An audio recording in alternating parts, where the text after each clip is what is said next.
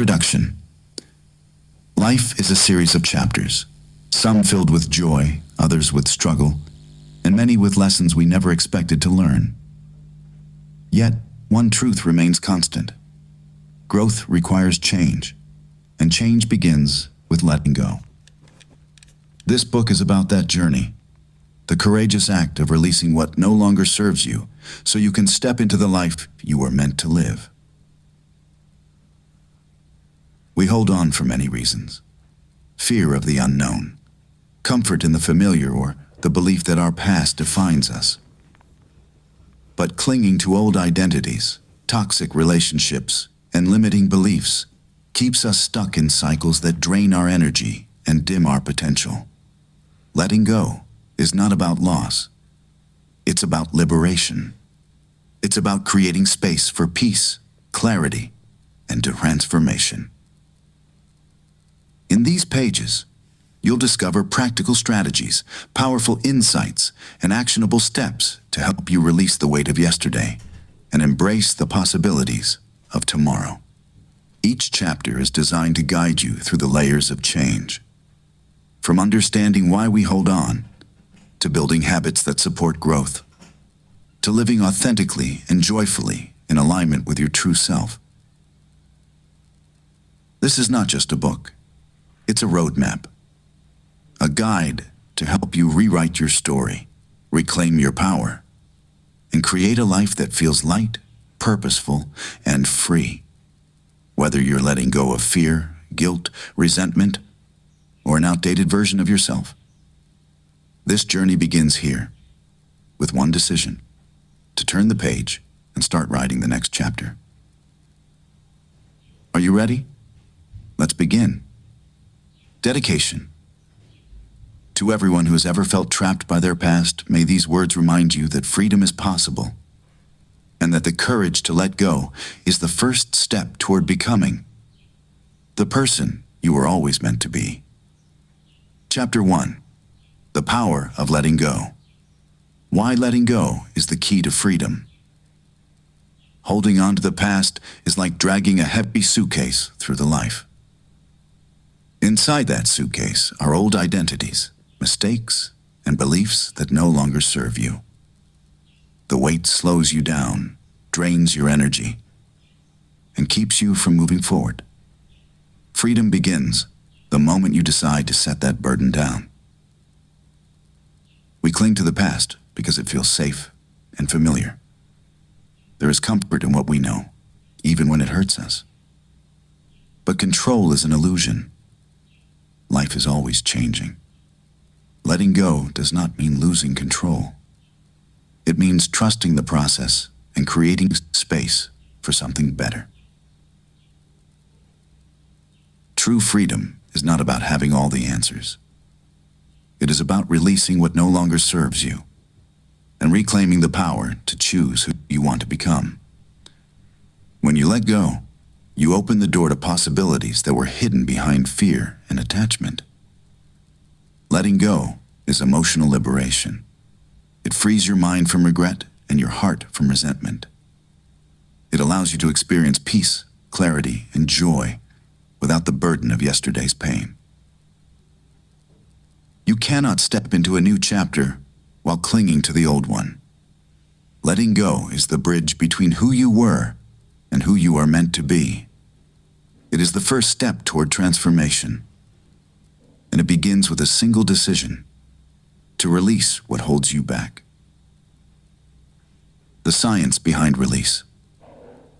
Letting go isn't just an emotional act. It's deeply rooted in how the brain works. Our minds are wired for safety and predictability, which is why holding on feels comfortable. When you cling to old habits or identities, the amygdala, the brain's fear center, becomes active. This is why change often feels like a threat. True release happens through neuroplasticity, the brain's ability to form new connections. Each time you choose a different thought or behavior, you create fresh neural pathways. With repetition, these new pathways strengthen while the old ones fade. This is how lasting transformation takes place. Resistance to change triggers stress hormones like cortisol, keeping you tense and anxious. But practices such as mindfulness and deep breathing calm the nervous system, lowering cortisol and activating the parasympathetic response, which brings clarity and peace. In this state, your brain is more open to growth. Psychologists call this process cognitive reframing, learning to see challenges as opportunities. When you reframe, you weaken the emotional grip of the past and allow your prefrontal cortex, the decision-making center, to guide you forward. Science confirms that letting go is not weakness. It's a deliberate act of rewiring your mind for freedom.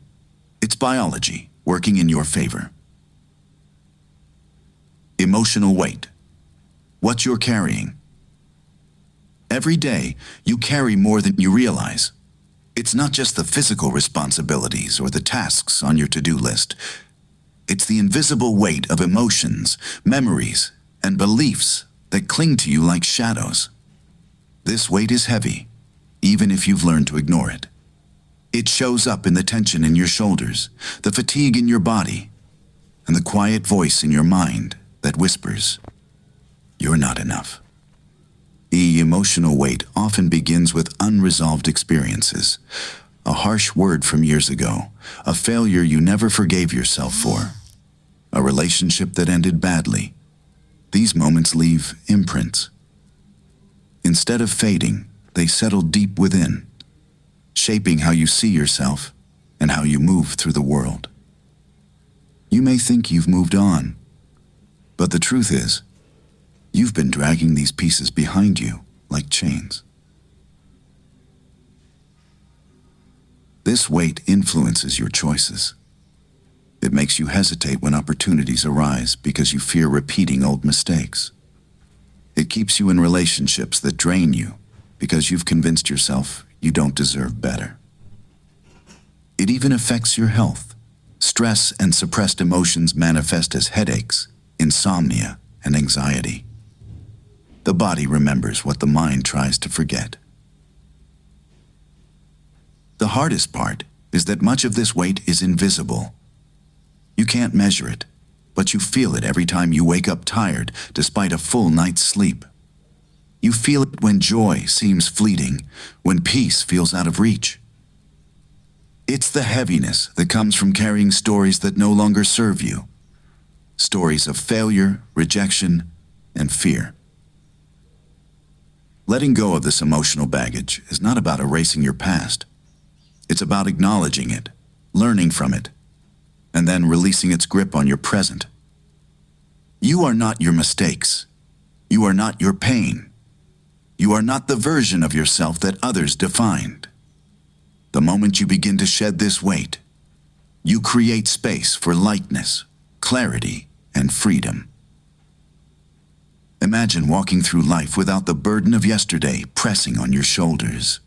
Imagine making decisions without fear, loving without hesitation, and waking up with a sense of possibility instead of dread.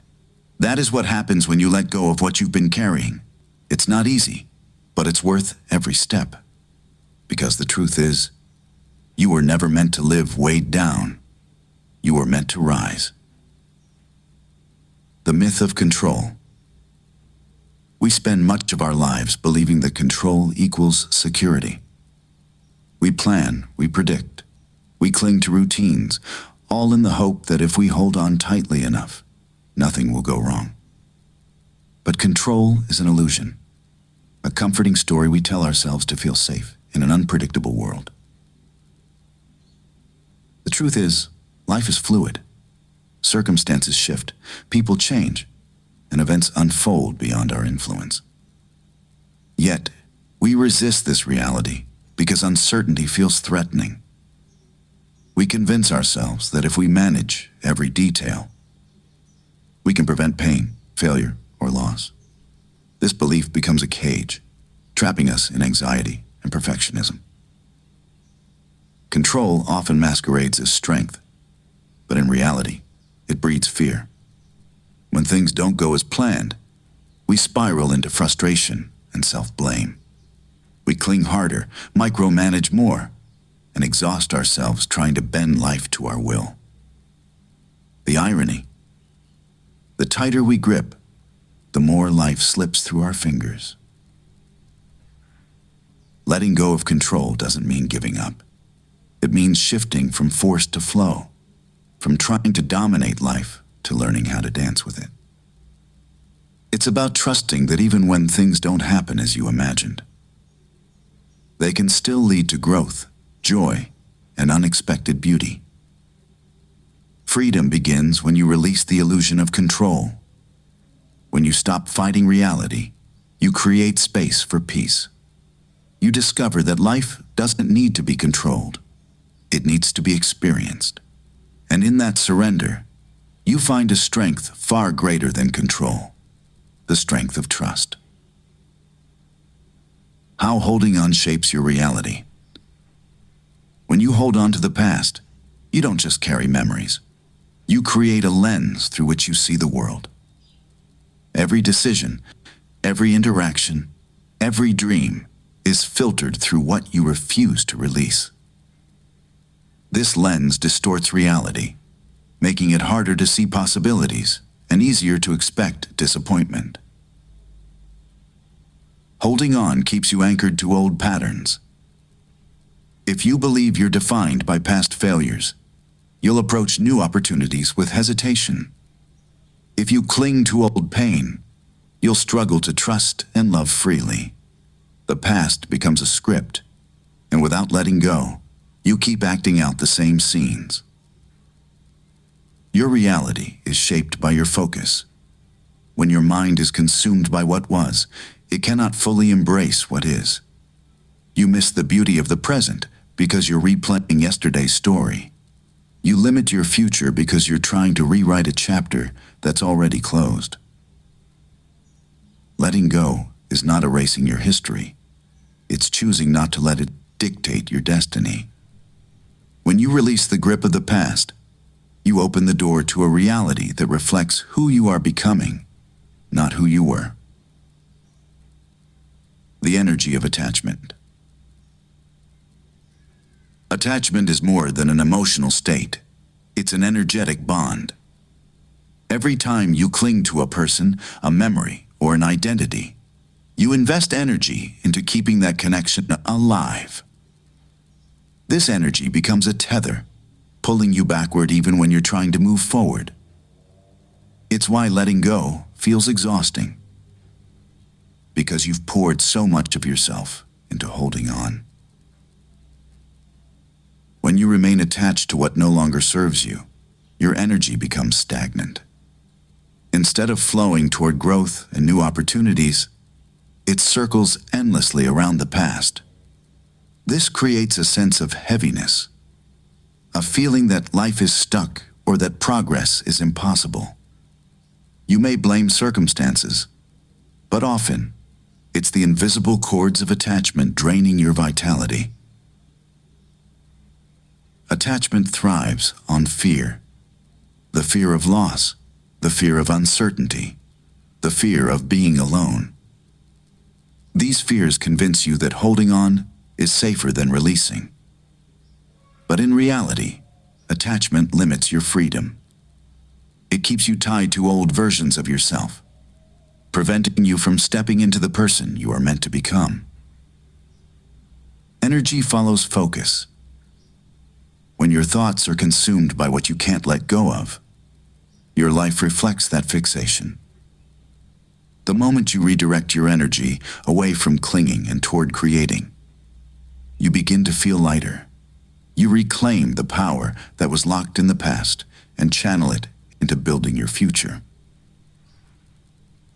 Letting go is not just emotional. It's energetic liberation. It's cutting the cords that bind you to yesterday so you can move freely into tomorrow. Why change starts with release. Change is often imagined as adding something new, a fresh habit, a new mindset, a different routine. But real transformation doesn't begin with addition. It begins with subtraction. Before you can step into the life you want, you must first let go of the life that no longer fits. Holding on to old patterns creates resistance. You can't pour new water into a cup that's already full. The beliefs, fears, and identities you cling to take up space that your future needs. When you release them, you create room for growth, clarity, and possibility. Change requires energy, and holding on drains that energy. Every time you replay old mistakes or cling to outdated roles, you invest emotional and mental power in what's behind you. That power could be fueling your next chapter, but only if you free it. Letting go is the foundation of transformation. It's the moment you stop fighting for what was and start preparing for what can be. Without release, change is temporary. With release, change becomes permanent because you've cleared the ground for something new to take root. Letting go versus giving up. Many people confuse letting go with giving up, but they are not the same. Giving up comes from defeat. It's the act of abandoning hope because you believe something is impossible. Letting go, on the other hand, is an act of strength. It's a conscious decision to release what no longer serves your growth. When you give up, you walk away empty-handed, often carrying bitterness or regret. When you let go, you walk away lighter, carrying wisdom and peace. Giving up says, I can't. Letting go says, I choose not to. One is rooted in powerlessness, the other in empowerment. Letting go is not quitting on life or dreams. It's quitting on the things that keep you stuck. The toxic relationships, the limiting beliefs, the outdated versions of yourself. It's saying goodbye to what drains your energy so you can invest in what fuels your purpose. The difference lies in intention. Giving up closes doors. Letting go opens them. It creates space for new opportunities, healthier connections, and a future aligned with who you truly are. The ripple effect of liberation. Letting go is never just about one thing. When you release what no longer serves you, the impact spreads far beyond the initial act. It's like dropping a stone into a still pond. The ripples move outward, touching every area of your life. The first ripple is internal. You feel lighter, clearer, and more at peace. The mental clutter begins to fade, and with it, the constant tension that once felt normal. This inner calm creates space for creativity, confidence, and joy to return. The second ripple reaches your relationships. When you let go of resentment, toxic attachments, or unrealistic expectations, you stop projecting old wounds onto others. You become more present, more compassionate, and more open to healthy connections.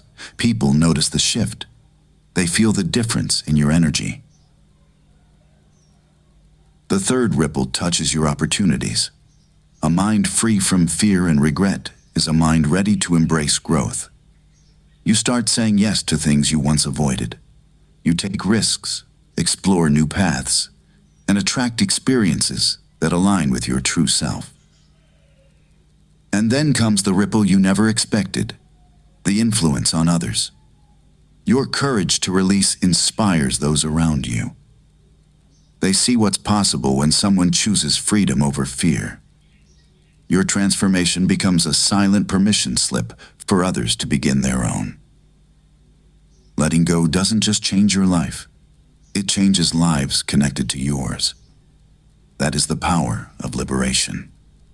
It starts with you, but it never ends with you. A new beginning awaits. Every ending carries the seed of a new beginning. When you let go of what no longer serves you, you create space for something greater, something aligned with who you are becoming. This is not just a chapter closing. It is the start of a story you have yet to write. The beauty of a new beginning is that it doesn't demand perfection. It asks only for willingness, the courage to step forward even when the path is unclear. You don't need to have all the answers. You simply need to trust that life will meet you where you are and guide you toward where you're meant to be. A new beginning is freedom. It's waking up without the weight of yesterday pressing on your shoulders. It's making choices from a place of hope rather than fear. It's discovering that the future is not a continuation of the past. It's a canvas waiting for your colors. When you release the old, you invite the new. You open doors you didn't know existed. You attract opportunities that once seemed out of reach. And most importantly, you rediscover yourself, not the version shaped by pain or expectation, but the one born from possibility. This is the promise of letting go. Not emptiness, but expansion. Not loss, but liberation. A new beginning is waiting for you. All it needs is your yes. Chapter 2. Who is the old you? The layers of identity. Identity is not a single, solid structure. It's a collection of layers built over time. Each layer represents experiences, beliefs, roles, and expectations that have shaped how you see yourself. Some layers are authentic, born from your true nature. Others are imposed by family, culture, or circumstances, forming masks you wear to fit in or feel safe. The first layer often begins in childhood. It's shaped by the messages you received. What was praised, what was criticized, what was considered acceptable. These early impressions become the foundation of your self-concept. As you grow, more layers form. The student, the professional, the parent, the friend. Each role adds weight, and sometimes those roles become cages. Then there are the invisible layers, the beliefs you've absorbed without question. I'm not good enough. I have to earn love. Success means sacrifice. These statements settle deep within, influencing every choice you make. Over time, you forget they are not truths. They are borrowed ideas. The challenge is that many of these layers are outdated. They belong to a version of you that no longer exists. Yet, you keep wearing them because they feel familiar. Letting go means peeling back these layers, examining which ones reflect your authentic self, and which ones are holding you back. When you begin to shed what isn't yours, you uncover something powerful, the core of who you are. Beneath the expectations, the roles, and the borrowed beliefs lies a self that is whole, worthy, and free. That is the you that deserves to lead your life, not the one buried under layers of someone else's story. How your past defines you. Your past is more than a collection of memories. It's the blueprint that shaped your identity. Every experience, every success, every failure leaves an imprint on how you see yourself and how you navigate the world. These imprints become patterns, and those patterns often dictate your choices without you even realizing it. The lessons you learned as a child, the words spoken by parents, teachers, and peers, they all form the foundation of your beliefs. If you were praised for achievement, you may tie your worth to success. If you were criticized for mistakes, you may fear failure and avoid risks. These early messages echo through adulthood, influencing your confidence, relationships, and ambitions. Past pain has a powerful grip. A broken trust can make you guarded. a rejection can make you doubt your value. These wounds create invisible walls that keep you from stepping into new opportunities. You think you're protecting yourself, but in reality, you're limiting yourself. Even your triumphs can hold you back. When you cling to old victories, you may resist change because you fear losing what once defined you. You stay in roles that feel safe, even when they no longer align with your growth. The truth is, your past shapes you, but it doesn't have to define you forever. You can honor your history without being imprisoned by it. Letting go means choosing which parts of your story to carry forward and which to leave behind. It's the act of rewriting the narrative so your future reflects who you are becoming, not just who you were. The stories you tell yourself. Every person lives inside a narrative, a story woven from experiences, beliefs, and interpretations. These stories shape how you see yourself and how you move through the world. They can empower you or imprison you, depending on the words you choose and the meaning you attach to events. Often these stories begin in childhood. Maybe you were told you were smart, so you grew up believing your worth depended on achievement. Or perhaps you were told you were difficult, and that label became a silent script guiding your relationships. Over time, these narratives harden into identity, and you stop questioning whether they're true. The stories you tell yourself influence every decision. If your inner dialogue says, "I'm not good enough," you'll hesitate to pursue opportunities. If it says, "I always fail," you'll avoid risks. These stories become self-fulfilling prophecies, not because they're reality, but because you act as if they are. The danger lies in repetition. The more you repeat a story, the deeper it embeds in your subconscious. It becomes automatic, running in the background, like a program you forgot to uninstall. You don't even notice it's there. You just live by its rules. But here's the truth. Stories can be rewritten. You are not bound to the narrative you inherited or created. You can choose words that empower instead of limit. You can replace "I can't" with "I'm learning." You can turn "I'm broken" into "I'm healing." When you change the story, you change the outcome. Letting go begins with questioning the script. Whose voice wrote it?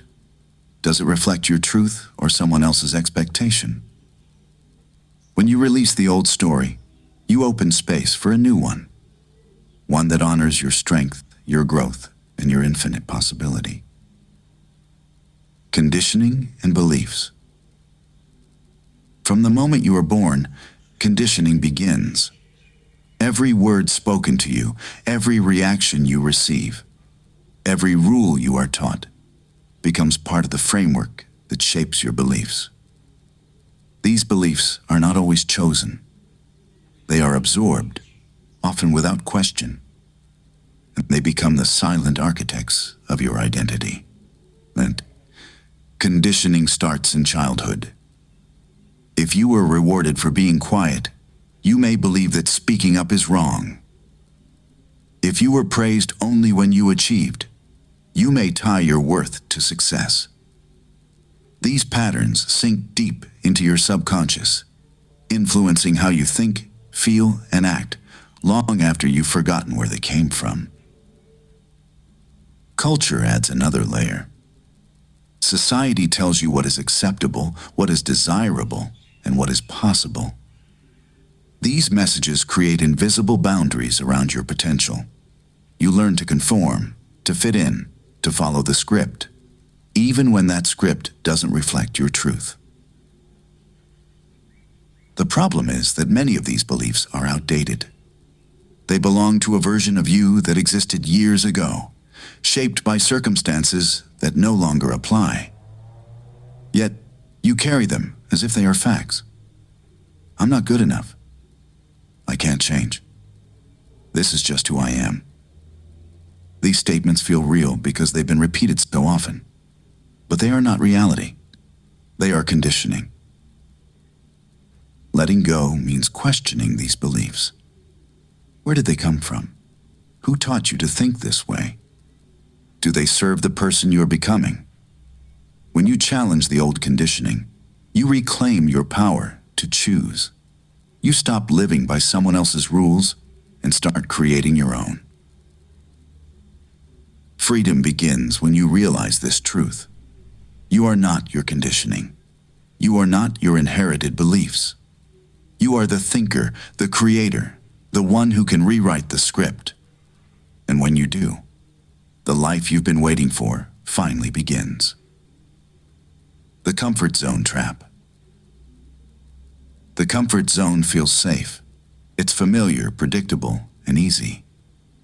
Inside it, you know what to expect, and that certainty gives you a sense of control. But here's the truth. The comfort zone is not a sanctuary. It's a cage. It keeps you from growing, from evolving, from discovering what you're truly capable of. We stay in our comfort zones because they protect us from fear. Fear of failure, fear of rejection, fear of the unknown. The mind whispers, "Stay here, it's safer." And so we settle. We choose routine over risk, even when that routine is suffocating. We convince ourselves that comfort equals happiness, but deep down, we feel restless. We know there's more, yet we hesitate to reach for it. The trap is subtle. It doesn't announce itself. It disguises stagnation as stability. You tell yourself, "I'm fine where I am." But fine is not fulfillment. Fine is not freedom. Fine is the slow erosion of dreams under the weight of fear. Growth lives outside the comfort zone. Every breakthrough, every transformation begins with discomfort. It's the leap into uncertainty that teaches you resilience, courage, and strength. Yes, it's scary. Yes, it's hard. But staying stuck is harder, because the longer you cling to comfort, the smaller your world becomes. Letting go of the old you means stepping beyond what feels safe. It means trading predictability for possibility. It means trusting that discomfort is not danger. It's the birthplace of change. And when you take that step, you discover something extraordinary. The life you've been longing for was never inside the comfort zone. It was waiting just beyond its walls. Are you living someone else's dream? It's easy to wake up one day and realize the life you're living doesn't feel like yours. Maybe you chose a career because it pleased your parents. Maybe you stayed in a relationship because it looked good from the outside. Maybe you pursued goals that society told you were important. Status, wealth, recognition, without asking if they truly mattered to you. This is the danger of living someone else's dream. It feels safe. It feels acceptable, but it rarely feels fulfilling. You follow a script written by others, and at first, it seems easier than writing your own. But over time, the weight of that script becomes suffocating. You start to wonder why success feels empty, why happiness feels out of reach, why you feel disconnected from yourself. Living someone else's dream often begins with good intentions. You want to make people proud. You want to belong. You want to avoid conflict. But in the process, you silence your own voice. You ignore the whispers of your soul, the ones that tell you what you truly desire. And the longer you ignore them, the louder the emptiness becomes. The truth is, no one else can define your purpose. No one else can decide what will bring you joy. When you chase a dream that isn't yours, you trade authenticity for approval. You sacrifice freedom for acceptance. And that trade always costs more than you realize. Letting go means reclaiming your life. It means asking hard questions. What do I really want? What matters to me, not to them? It means having the courage to disappoint others so you can finally stop disappointing yourself. Because the only dream worth living is the one that belongs to you. The role of ego in identity. Ego is the part of you that craves recognition, control, and certainty. It's not inherently bad. It serves a purpose. Ego helps you navigate the world, set boundaries, and protect yourself. But when ego becomes the foundation of your identity, it traps you in a cycle of comparison, fear, and attachment. The ego thrives on labels, job titles, achievements, possessions, and social status. It whispers, "You are what you have. You are what others think of you." And so, you cling to roles and accomplishments because they make you feel secure. But this security is fragile. The moment something changes, a job loss, a failed relationship, the ego panics, and you feel like your entire sense of self is crumbling. Ego also resists change. It fears uncertainty because uncertainty threatens its control. When you try to let go of old patterns, the ego fights back, convincing you to stay where it's safe, even if that safety costs you growth. It tells you, if you let go, you'll lose who you are. But the truth is, you're not losing yourself. You're shedding what was never truly you. The authentic self exists beneath the ego. It doesn't need validation or titles. It doesn't measure worth by comparison. It simply is, whole, complete, and free. Letting go of ego-driven identity doesn't mean abandoning ambition or confidence. It means releasing the need to define yourself by external markers and embracing the deeper truth of who you are. When you loosen the grip of ego, you discover a life that feels lighter, more peaceful, and more real. You stop performing for approval and start living for purpose. And that is where true freedom begins, not in feeding the ego, but in transcending it. When familiar feels safe. Familiarity is comforting. It gives us a sense of stability in a world that is constantly changing. The routines we follow, the roles we play, the relationships we maintain, they all create a predictable rhythm that feels secure. But what feels safe isn't always what serves us. We cling to the familiar because it shields us from uncertainty. The unknown triggers fear, and fear convinces us that staying put is the wiser choice. So we remain in jobs that drain us, relationships that limit us, and habits that hold us back. Not because they bring joy, but because they bring certainty. The danger of this comfort is that it becomes a trap. Familiarity can blind us to possibility. It can make us believe that growth is risky and that change is dangerous. We tell ourselves, better the devil you know, and in doing so, we settle for less than we deserve. Letting go means stepping beyond what feels safe. It means trusting that discomfort is not a sign of failure. It's a sign of expansion. The unfamiliar may feel intimidating, but it is where transformation lives. Every breakthrough begins with a moment of uncertainty, a leap into something new. When you release the grip of familiarity, you open the door to freedom. You discover that safety was never in the known. It was in your ability to adapt, to grow, and to create a life that reflects your true self. Familiarity feels safe, but freedom feels alive. The illusion of permanence. We live as if life will always stay the same.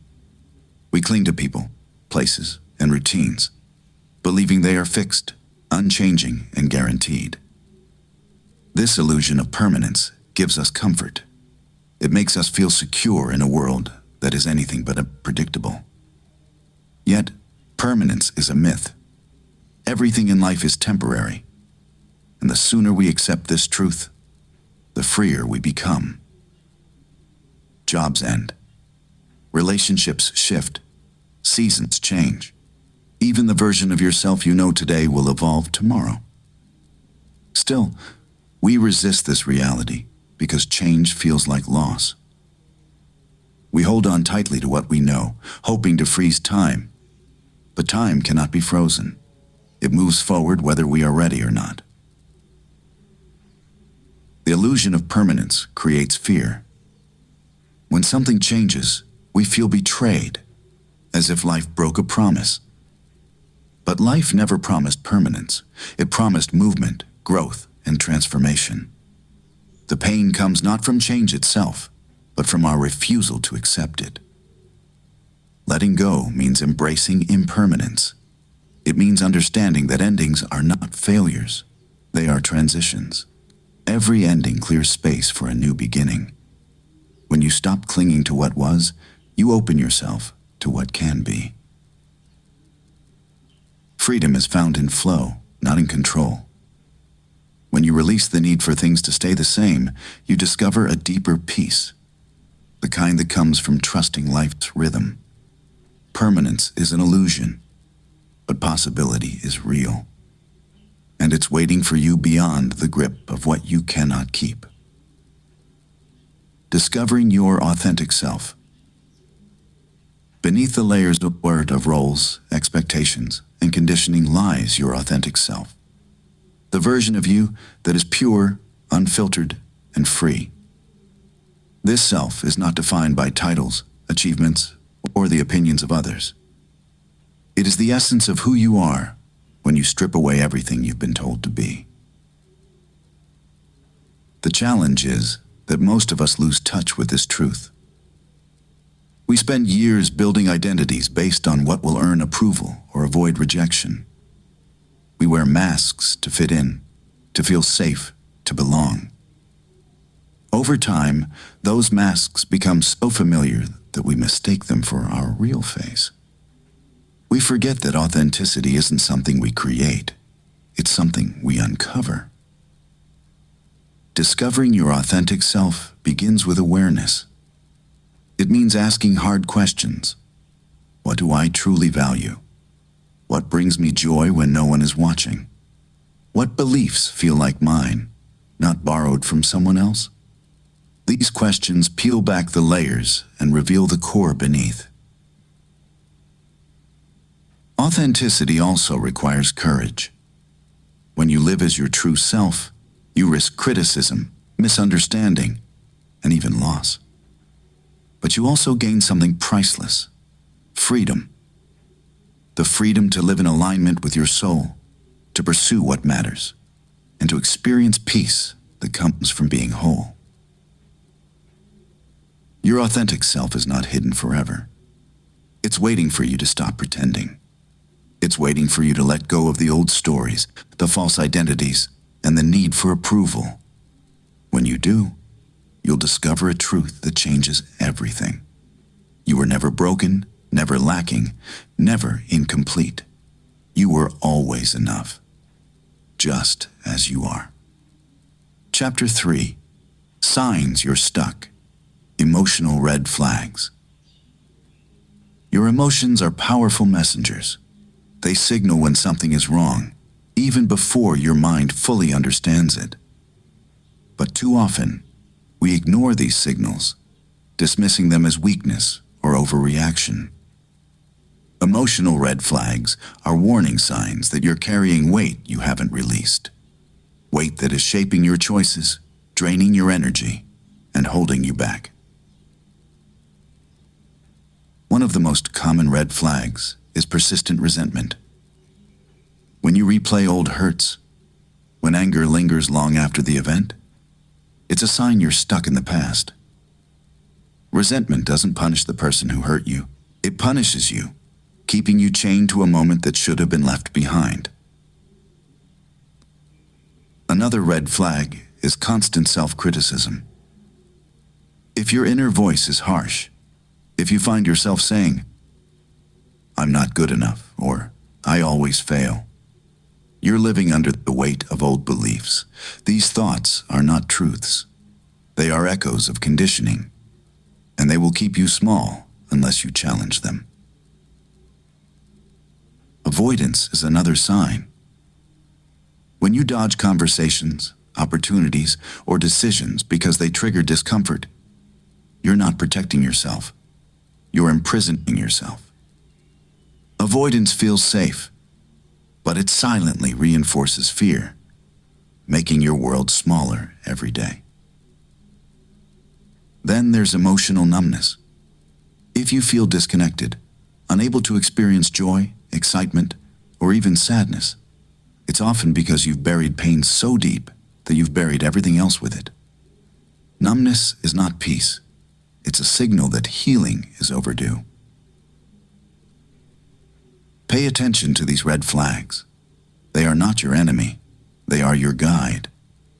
They point to the places where letting go is needed most. When you listen, when you respond, you begin the process of release. And with release comes freedom, the kind that allows you to feel fully, live boldly, and love without fear. Repeating patterns. Life has a way of revealing what we refuse to learn.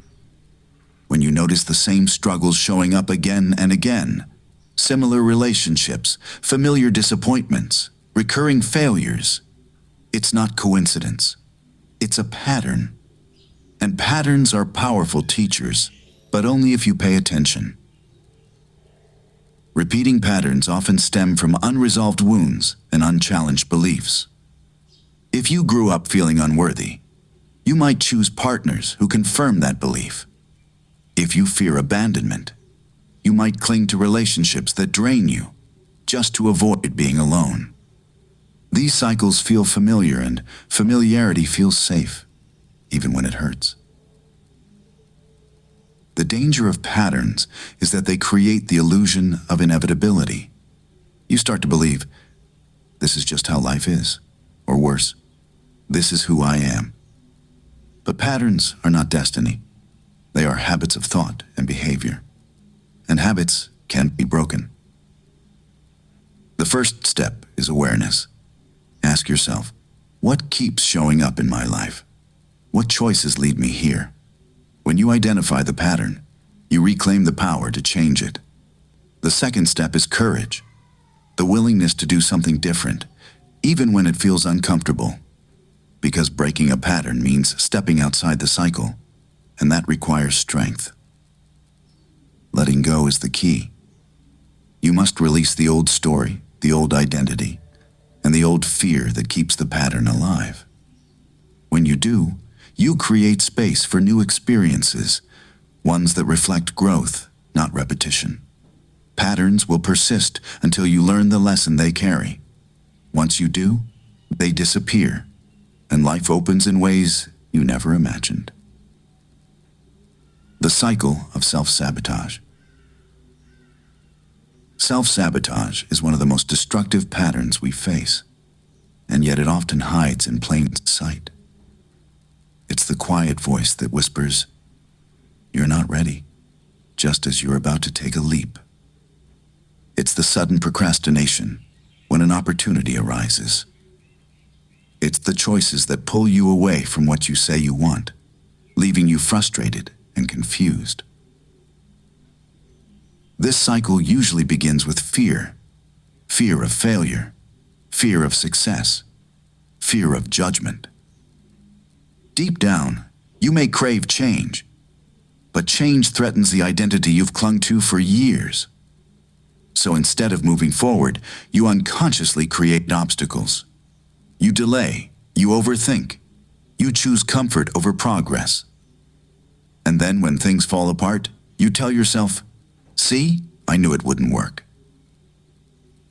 Self-sabotage thrives on limiting beliefs. If you believe you're not worthy of success, you'll find ways to prove yourself right.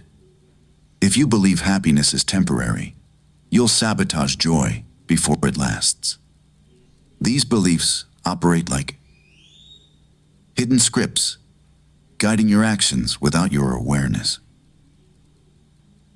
The cycle is reinforced by guilt and shame. After sabotaging yourself, you feel guilty for not trying harder. That guilt feeds the belief that you're incapable, which triggers more fear, and the cycle begins again. It's a loop that keeps you stuck, not because you lack ability, but because you haven't challenged the story behind your actions. Breaking free starts with awareness. Notice the patterns. Ask yourself, what am I afraid of? What belief is driving this behavior? Then, replace those beliefs with truths that empower you. Letting go of self-sabotage means letting go of the old identity that fears growth. It means stepping into discomfort and trusting that you are capable of more than your fears allow. The cycle ends when you choose courage over comfort, action over avoidance, and self-compassion over self-criticism.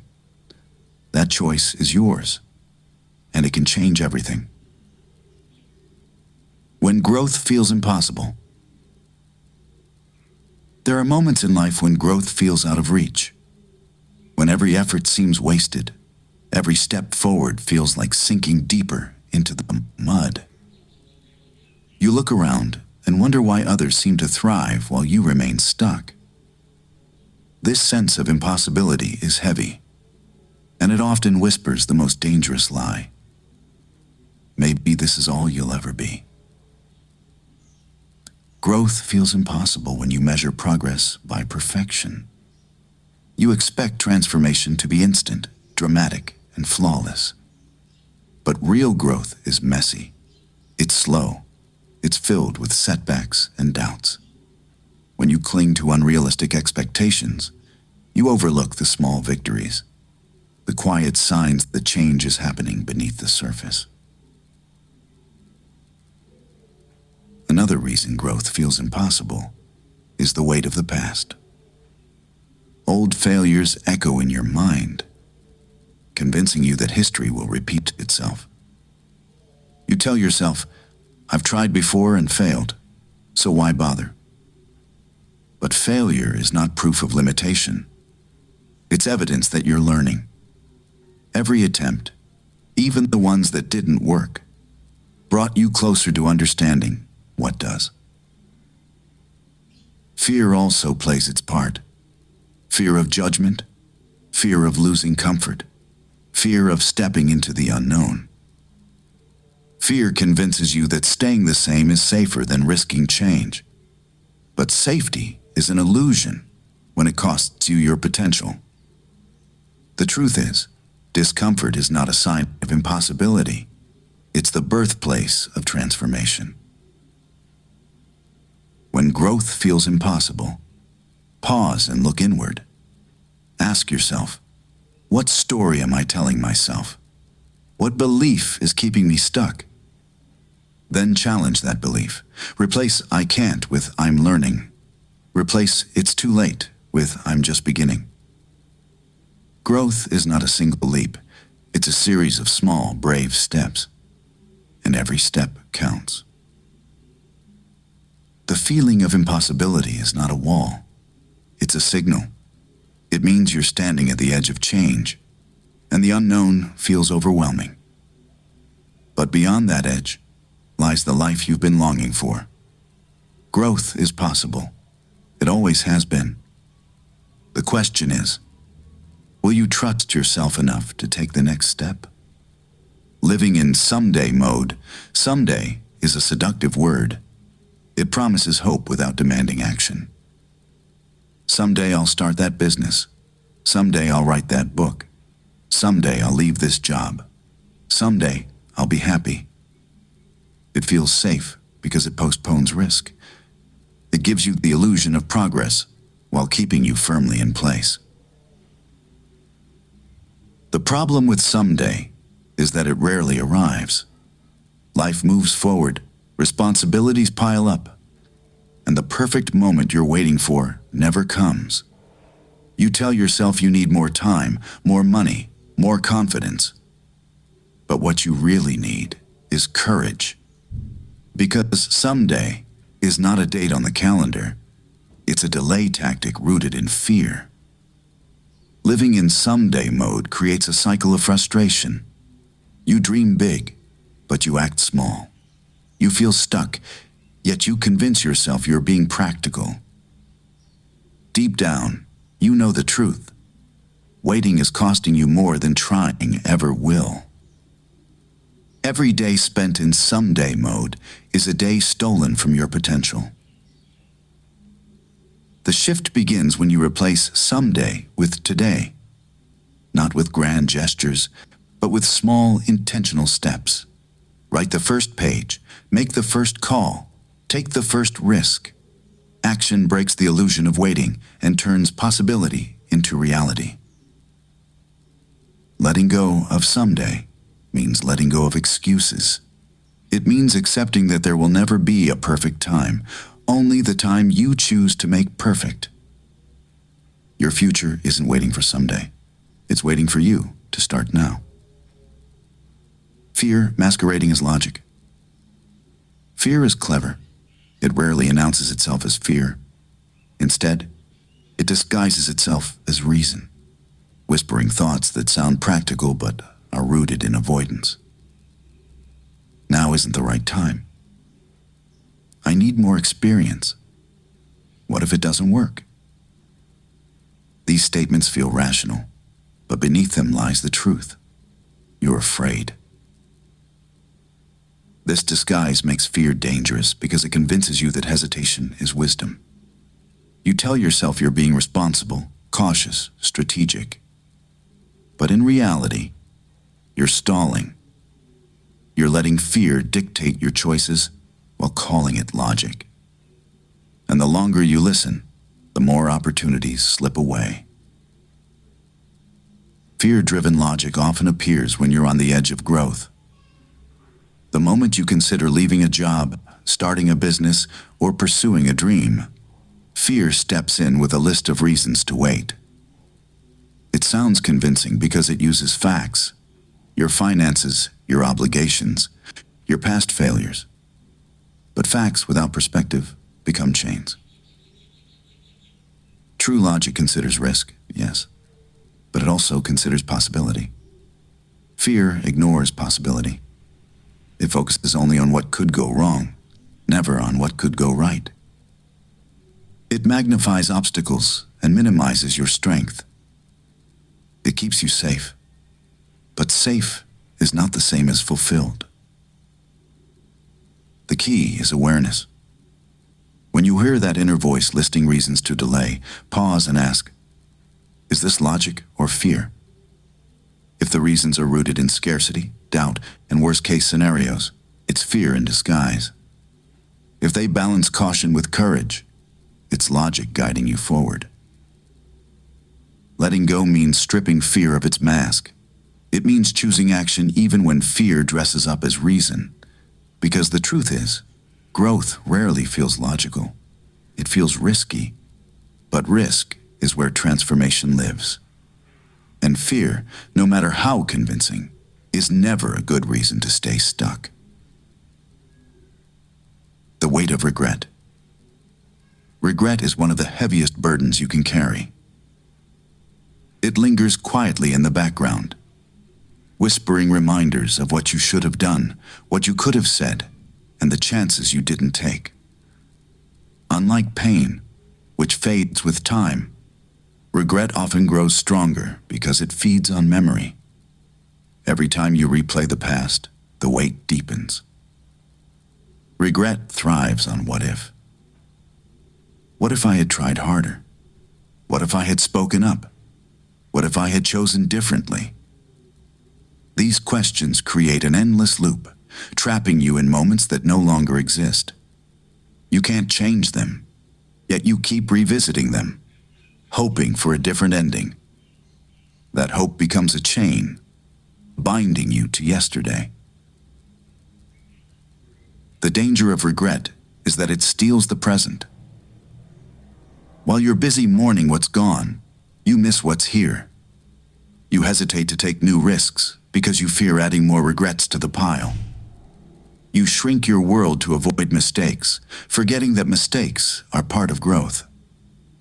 In trying to protect yourself, you end up limiting yourself. Letting go of regret doesn't mean pretending the past didn't happen. It means accepting that it did, and choosing to learn instead of linger. Every regret carries a lesson about courage, about timing, about listening to your heart. When you extract the lesson, you transform regret from a weight into wisdom.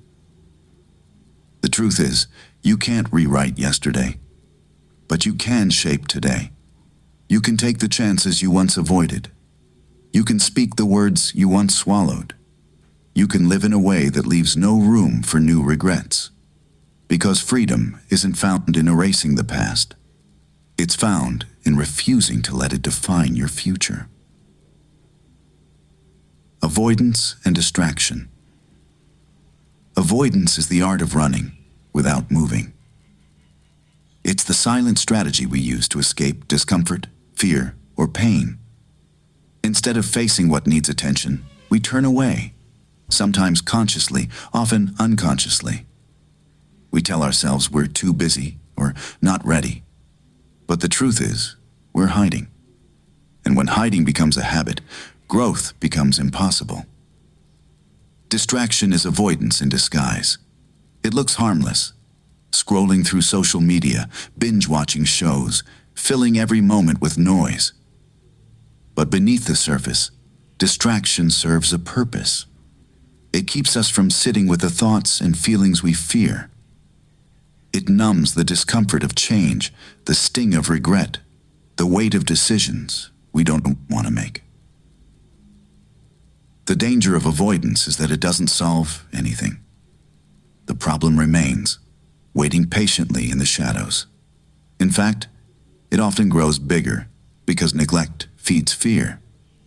The more you avoid, the more intimidating the issue becomes. What started as a small step you could have taken turns into a mountain you're terrified to climb. Distraction offers temporary relief, but it steals time and clarity. Every hour spent escaping is an hour lost to progress. You convince yourself you're relaxing, but deep down, you know you're running. And running from yourself is a race you can never win.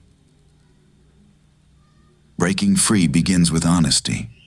Ask yourself, what am I avoiding? What am I distracting myself from?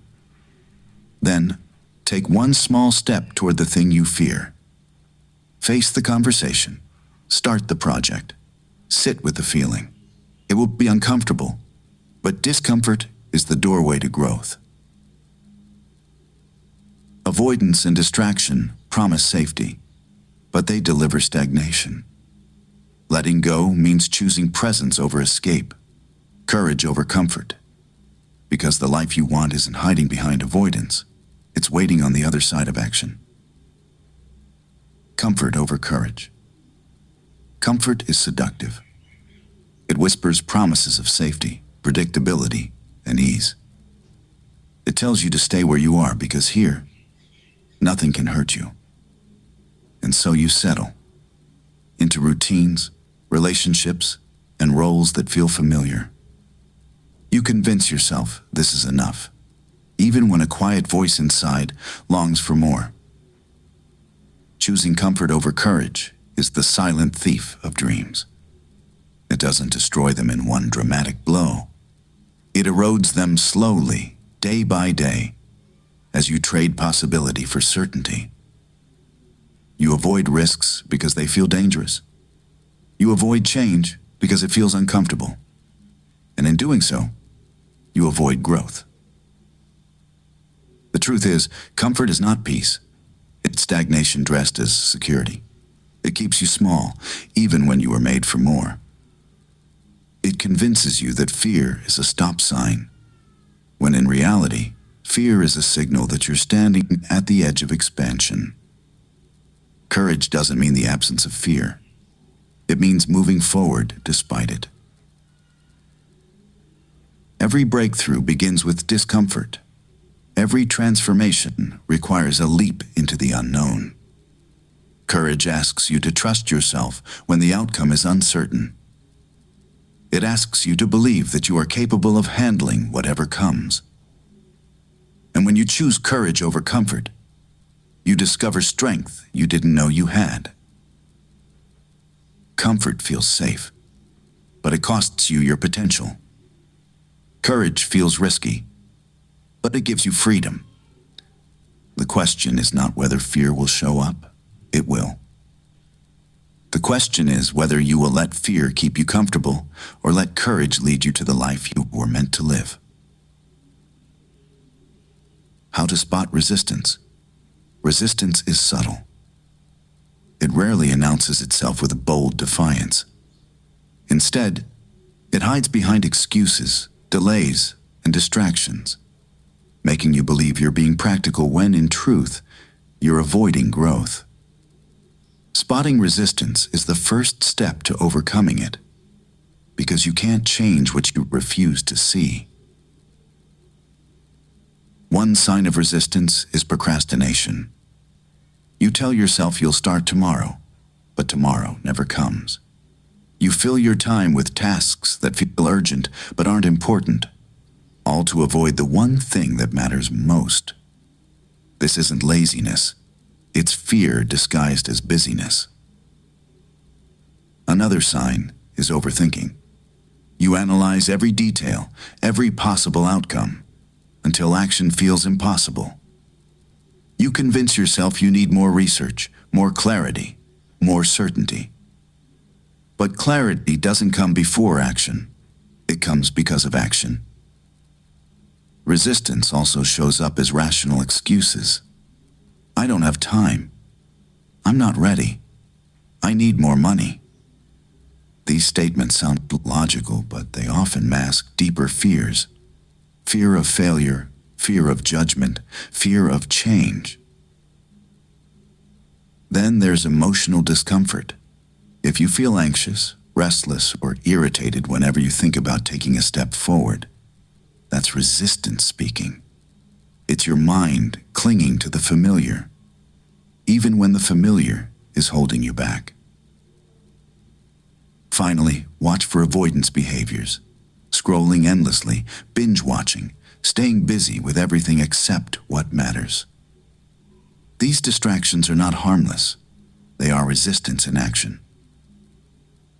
Spotting resistance requires honesty. Ask yourself, am I delaying because I truly need more time or because I'm afraid? Am I planning because it's necessary or because it's safer than doing? When you name resistance, you strip it of power. And when you act despite it, you break the cycle that keeps you stuck. Chapter 4. The cost of holding on. Emotional drain and burnout. Burnout doesn't happen overnight.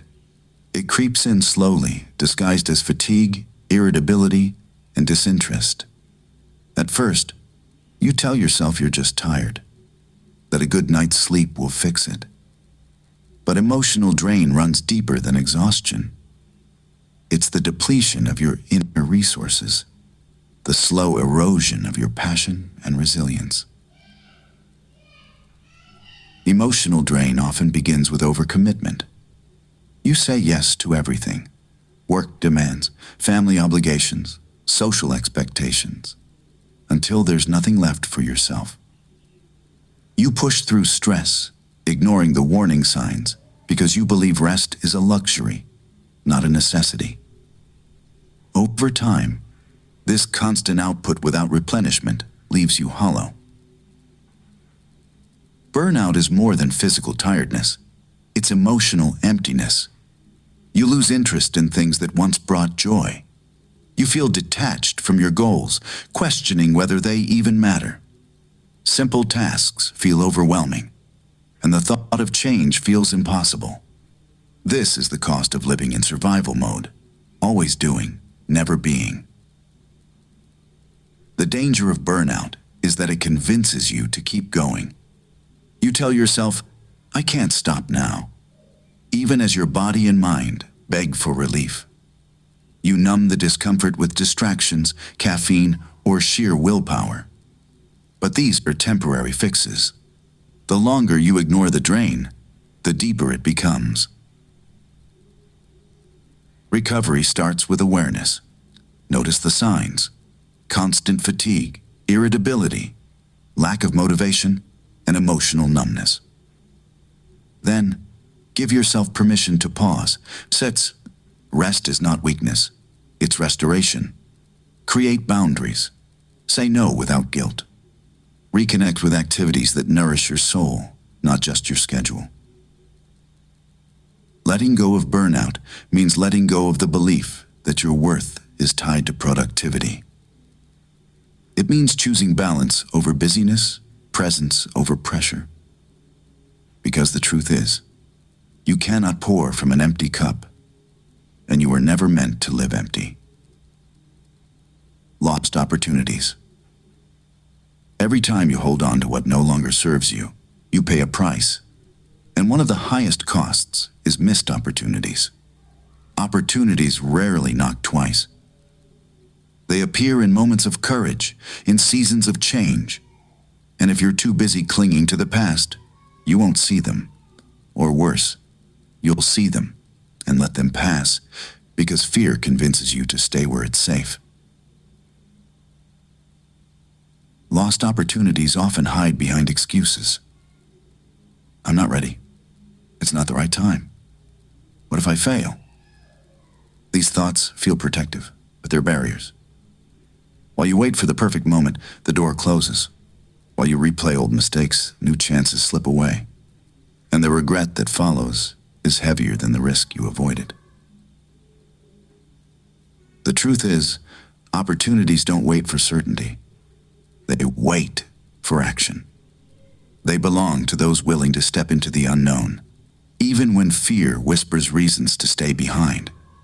Every time you choose comfort over courage, you trade possibility for predictability. You settle for what is instead of reaching for what could be. Letting go is the key to reclaiming opportunities. When you release the old stories, the old fears, and the old identity, you create space for new doors to open. You begin to notice chances you once overlooked. You start saying yes to things that align with your growth instead of your limitations. Lost opportunities are not just about missed success. They're about missed versions of yourself. The person you could have become, the life you could have lived, the joy you could have felt.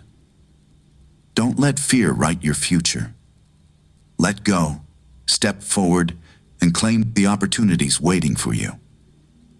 Because the greatest risk isn't trying and failing. It's never trying at all.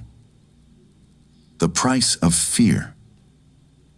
Fear is one of the most expensive emotions you can afford. And yet, most people pay its price every day without realizing it. Fear doesn't just stop you from taking risks. It robs you of opportunities, drains your energy, and limits your potential. It convinces you that safety is worth more than growth. But the truth is, the cost of fear is far greater than the cost of failure. Fear charges you in silence. It takes away your dreams while making you believe you're being practical. You tell yourself, I'm not ready, or it's too risky. And those words feel responsible. But behind them lies the truth. Fear is stealing your future. Every time you choose fear over courage, you trade possibility for predictability. You settle for less because fear whispers that less is safer. The price of fear isn't just missed chances. It's missed versions of yourself. The confident you who could have spoken up. The bold you who could have started that business. The fulfilled you who could have walked away from what was draining your soul. Fear keeps those versions locked away. And the longer you listen, the smaller your life becomes. Fear also costs you peace. It fills your mind with what-if scenarios, turning uncertainty into anxiety. It keeps you awake at night, replaying worst-case outcomes that rarely happen. It convinces you that control is the answer. But control is an illusion, and fear knows it. Letting go of fear doesn't mean you'll never feel afraid. It means you stop letting fear make your decisions. It means you choose courage, even when your hands shake. Because the truth is, fear will always have a price. But so will freedom. The question is, which one are you willing to pay? How attachment blocks abundance. Attachment feels like love, like loyalty, like security. But in reality, it often becomes a chain that limits your growth. When you cling to people, possessions, or outcomes, you create resistance. You tell life, I only want this, and nothing else will do. That rigidity closes the door to abundance because abundance requires openness. Attachment is rooted in fear. The fear of loss, the fear of uncertainty, the fear that without this one thing, you won't be okay.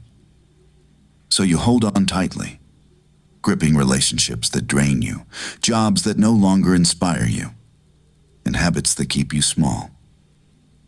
You believe that letting go means losing everything. But the truth is, holding on is what keeps you from receiving more. Abundance flows where there is space. When your hands are clenched around what no longer serves you, they cannot receive what's meant for you. Life cannot fill a cup that's already overflowing with old stories, old pain, and old identities. The tighter you cling, the less room you leave for new opportunities, new connections, and new experiences. Attachment also creates suffering. When things change, as they inevitably do, you feel shattered because your sense of self was tied to what you held. You confuse impermanence with failure, forgetting that endings are not punishments, they are invitations to grow. Letting go of attachment doesn't mean you stop caring. It means you stop controlling. It means you trust that what is meant for you will stay, and what leaves was never yours to keep. When you release the need to cling, you open the door to abundance, not just in material things, but in peace, joy, and freedom. Because abundance isn't about having more, it's about being free enough to receive what life has been waiting to give you. Stress and physical health. Stress is not just an emotional experience, it's a physical one. When you hold on to tension, fear, or unresolved emotions, your body responds as if it's under constant threat. This triggers the fight or flight response, flooding your system with stress hormones like cortisol and adrenaline. These chemicals are helpful in short bursts, but when stress becomes chronic, they wreak havoc on your health. Prolonged stress weakens the immune system, making you more vulnerable to illness. It raises blood pressure, strains the heart, and disrupts digestion. Sleep suffers because your body stays alert, even when you try to rest. Over time, this imbalance can lead to headaches, fatigue, weight fluctuations, and even serious conditions like heart disease or diabetes. Stress also affects the brain. High cortisol levels impair memory, reduce focus, and increase anxiety. You may feel irritable, restless, or emotionally numb, all signs that your body is carrying more than it can handle. And the longer you ignore these signals, the deeper the damage becomes. Holding on to emotional baggage amplifies stress. Every unresolved conflict, every unspoken fear adds weight to your nervous system. You might not notice it immediately, but your body does. It stores tension in muscles, alters breathing patterns, and keeps you in a state of hypervigilance. Letting go is not just a mental exercise. It's a physical necessity.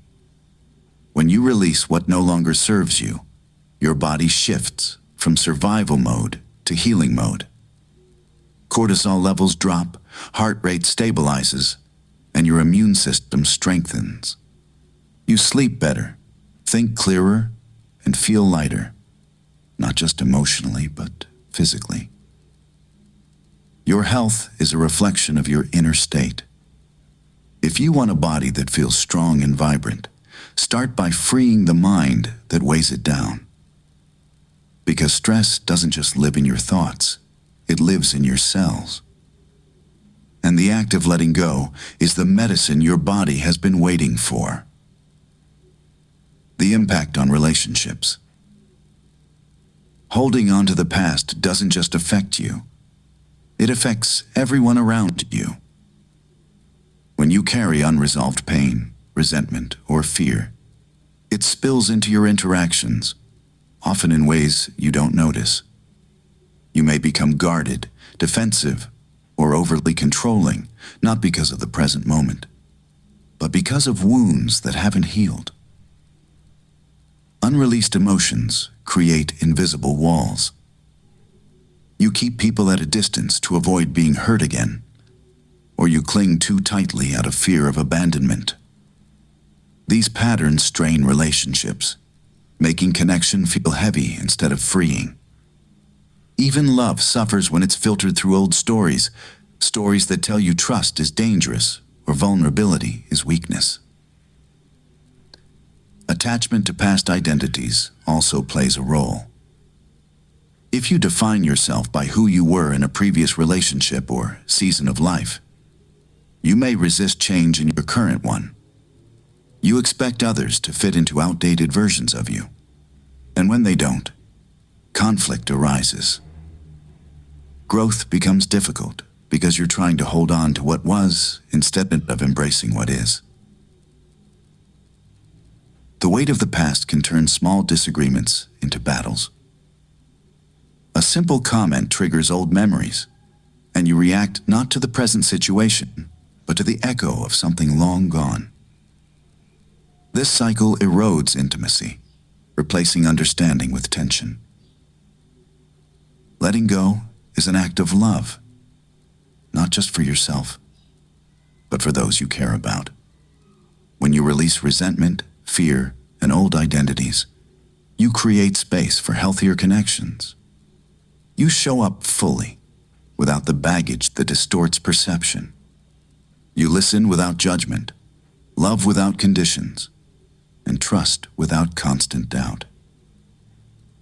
Relationships thrive in freedom, not in chains. When you let go of what weighs you down, you give others the gift of your authentic self, and that is the foundation of true connection. Creativity suffers when you cling. Creativity thrives in openness. It needs space to breathe, to explore, to imagine without limits. But when you cling to the past, old ideas, old identities, old ways of doing things, you close that space. You trap your mind in repetition, forcing it to recycle what's familiar instead of reaching for what's possible. Attachment creates rigidity. You hold on to what worked before, afraid to try something new because failure feels threatening. You tell yourself, "This is how I've always done it." And that phrase becomes a prison. Innovation cannot live in a mind that fears change. It requires flexibility, curiosity, and the willingness to risk imperfection. Clinging also drains mental energy. When your thoughts are consumed by what you've lost or what you're trying to preserve, there's little room left for inspiration. Creativity demands freedom. Freedom from fear, freedom from judgment, freedom from the need to control every outcome. When you're attached, that freedom disappears. The irony is that creativity often emerges from uncertainty. The unknown sparks ideas, challenges assumptions, and invites new perspectives. But if you cling to certainty, you shut the door on that spark. You choose safety over possibility, and in doing so, you silence the voice of imagination. Letting go is not just an emotional act, it's a creative one. When you release the old, you make space for the new. You allow ideas to flow without the weight of expectation. You give yourself permission to experiment, to fail, to learn. And in that space, creativity flourishes, not because you forced it, but because you freed it. If you feel stuck, ask yourself, what am I holding on to?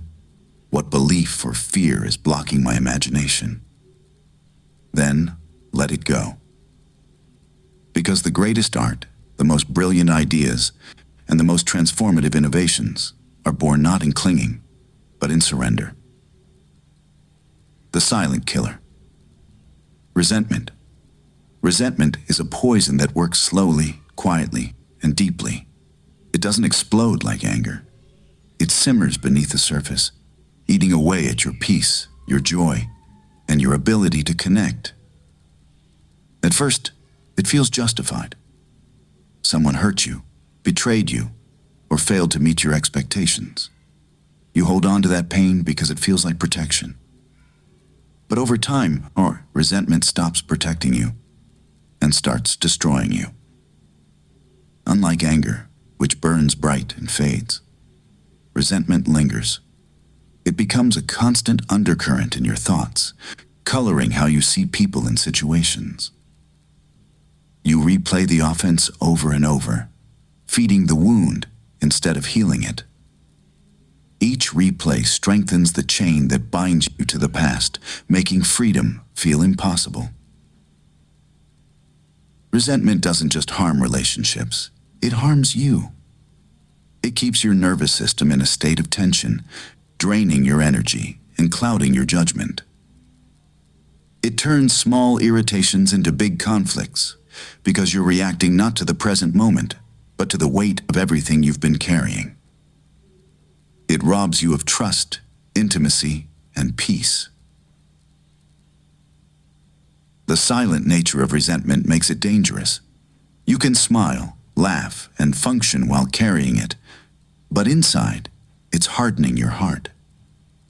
It convinces you that forgiveness is weakness, that letting go means letting someone win. But forgiveness isn't about them. It's about you.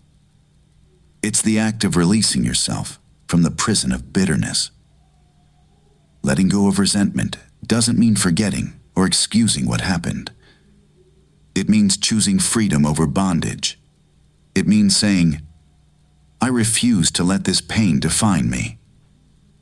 When you release resentment, you reclaim your energy, your clarity, and your ability to love fully. Because resentment may be silent, but its destruction is loud, and the only way to silence it is to let it go. Time you'll never get back. Time is the most precious resource you have, and the one you can never recover. Every moment spent clinging to the past, replaying old mistakes, or holding on to what no longer serves you, is time stolen from your present and your future. You may not notice it at first because the loss is quiet, but it accumulates until you look back and wonder where the years went. When you refuse to let go, you live in yesterday. You carry conversations that ended long ago, regrets that should have been lessons, and identities that have expired. While you're stuck in what was, life moves forward without you. Opportunities pass, relationships shift, and dreams fade. Not because they weren't possible, but because you were too busy holding on. The cost of wasted time is more than missed chances. It's missed living. You can't fully experience joy when your mind is trapped in old pain. You can't embrace growth when your energy is tied to what's gone.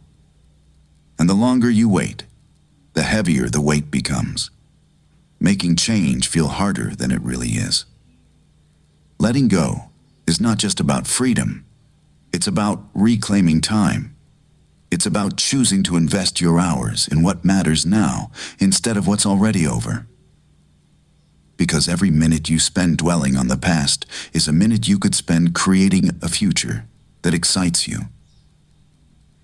You can't get back the time you've lost, but you can stop losing more. The question is, will you keep paying the price of yesterday, or will you start living today? The hidden financial cost. Holding on doesn't just drain your energy, it drains your wallet. The financial cost of clinging to the past is often invisible, but it adds up in ways you might not expect. When you refuse to let go of outdated habits, toxic relationships, or limiting beliefs, you make choices that keep you stuck, and those choices have a price. Consider the cost of staying in a job that no longer fulfills you because you fear change. You sacrifice potential income, growth opportunities, and the chance to build wealth doing something you love. Or think about the money spent maintaining appearances, buying things to impress others, funding lifestyles that reflect an identity you've outgrown. These expenses aren't investments, they're distractions. Emotional attachment can also lead to poor financial decisions. You hold on to possessions that drain resources, homes too big for your needs, cars that strain your budget. Because they symbolize success or security, you cling to relationships that require constant financial rescue, pouring money into situations that never change. All because letting go feels harder than paying the price. Then there's the hidden cost of delay.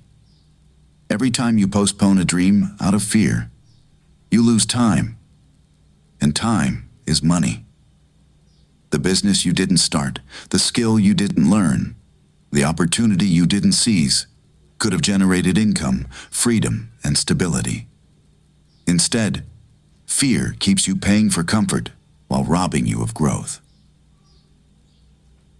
Letting go isn't just emotional liberation, it's financial wisdom. When you release what no longer serves you, you stop bleeding money into dead ends. You start investing in what matters, your future, your peace, your purpose. Because the truth is, holding on is expensive, and freedom is priceless. Chapter 5. Fear of change. Why change feels threatening. Change is one of the most natural parts of life, yet it often feels like the most terrifying. The reason is simple. Change disrupts the familiar. It challenges the patterns and routines that give us a sense of safety. When you step into the unknown, your brain interprets it as risk, even if that change is positive. The mind craves certainty. It wants to predict outcomes, control situations, and avoid surprises. Change removes that control, replacing it with uncertainty. And uncertainty triggers fear. Fear of failure, fear of judgment, fear of losing what you know, even if what you know is holding you back. Another reason change feels threatening is identity. We build our sense of self around roles, habits, and beliefs. When those shift, it feels like losing a part of who we are. You wonder, if I'm not this person anymore, who am I? That question can feel overwhelming, so you cling to the old, even when the old no longer fits. Change also threatens comfort. Growth requires discomfort, and discomfort feels unsafe. Your nervous system reacts as if you're in danger, even though you're simply evolving. This is why resistance shows up, not because you're incapable, but because your mind is wired to protect you from the unfamiliar. The truth is, change isn't the enemy. Fear is. And fear is a sign that you're standing at the edge of transformation. When you learn to see fear as a signal, not a stop sign, you unlock the courage to move forward. Because what feels threatening today is often the very thing that will set you free tomorrow. The brain's bias for safety. Your brain is designed to keep you alive, not necessarily to keep you happy. Its primary job is survival, and that means it favors safety over risk, even when that risk could lead to growth. This bias for safety is hardwired into your biology, and it explains why change feels so uncomfortable. The brain loves patterns. Familiar routines signal predictability, and predictability feels safe. When you step outside those patterns, the brain interprets it as danger. It activates the amygdala, the fear center, flooding your body with stress hormones like cortisol and adrenaline. This response is useful when facing real threats, but when applied to personal growth, it becomes a barrier. This bias also explains why we cling to the past. Old habits and identities feel secure because they're known. The unknown triggers uncertainty, and uncertainty feels like risk. So, even when the old ways hurt us, the brain convinces us to stay because discomfort is preferable to perceived danger. The challenge is that safety and stagnation often look the same. Your brain doesn't distinguish between staying in a toxic relationship and avoiding a predator. It just wants to minimize perceived threat. That's why fear shows up when you try to change careers, start a business, or leave behind limiting beliefs. It's not proof you're on the wrong path. It's proof your brain is doing its job. The key is awareness. When fear arises, remind yourself, this is my brain protecting me, not predicting my future. Then take small steps into the unknown. Each step rewires your neural pathways, teaching your brain that growth is not danger, it's opportunity. Over time, the bias for safety weakens, and the bias for possibility strengthens. Your brain will always seek safety, but you can teach it that freedom is safe too. And that begins the moment you choose courage over comfort. Common fears about change. Change is exciting in theory, but in reality, it often awakens deep fears. Fears that feel so real they can paralyze progress. These fears don't mean you're weak. They mean you're human. Understanding them is the first step to overcoming them. One of the most common fears is fear of failure. You worry that if you take the leap, you'll fall flat. This fear convinces you that staying where you are is safer, even when it costs you happiness. But failure isn't the enemy. It's the teacher that shapes success. Then there's fear of judgment. You wonder what people will think if you change careers, end a relationship, or pursue a dream. This fear keeps you living for approval instead of authenticity. The truth? People will always have opinions, but they don't have to define your choices. Another powerful fear is fear of losing security. Change often means stepping into uncertainty, and uncertainty feels risky. You cling to the familiar because it feels stable, even when it's suffocating. But security without fulfillment is a cage, not a comfort. Fear of the unknown is universal. We crave predictability, and change removes it. Your mind imagines worst-case scenarios, convincing you that the unknown is dangerous. Yet, the unknown is where growth lives. It's where new opportunities and possibilities are born. Finally, there's fear of success. The fear that if you achieve what you want, you won't be able to handle it. This fear hides behind self-sabotage, keeping you small because greatness feels overwhelming. These fears are normal, but they're not truth. They're signals that you're standing at the edge of transformation. Letting go means moving forward despite them, because the life you want is always on the other side of fear. Transformation. Transformation is more than change. It's a rebirth. Change can be surface level, like rearranging furniture in the same old room. Transformation, however, tears down the walls and builds something entirely new. It's not about tweaking habits. It's about redefining who you are at your core. True transformation begins with awareness. You cannot become what you want to be until you understand what's holding you back. It requires honesty, the courage to face your fears, your patterns, and the stories you've been living. This is the hardest part, because it means confronting truths you've avoided for years. Transformation also demands release.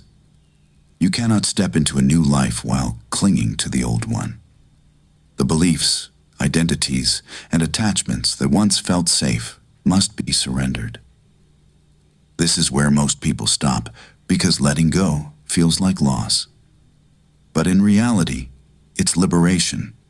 You're not losing yourself. You're shedding what was never truly you. The process is uncomfortable. It will challenge everything you thought you knew. You'll question your worth, your direction, and your strength. But discomfort is not a sign you're failing. It's proof you're evolving. Growth is never painless, but it is always worth it. Transformation is not instant.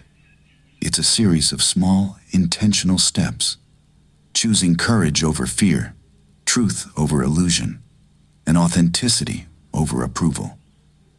Over time, these choices compound, and one day you look in the mirror and realize you're no longer the person you were. You've become someone stronger, freer, and more aligned with your purpose. This is the promise of transformation. Not perfection, but wholeness. Not a new mask, but your true face. And it begins the moment you decide that the old you is no longer enough for the life you're meant to live. The unknown versus the familiar. The familiar feels safe because it's predictable. You know the rules, the routines, and the outcomes. It gives you a sense of control, even when it limits your growth. The unknown, on the other hand, feels intimidating. It's a space without guarantees, where certainty disappears and possibilities multiply. And that's why most people cling to the familiar, even when it costs them their dreams. The brain is wired to prefer what it knows. Familiarity signals security, while uncertainty triggers fear. You imagine worst-case scenarios, convincing yourself that stepping into the unknown is dangerous. But here's the truth.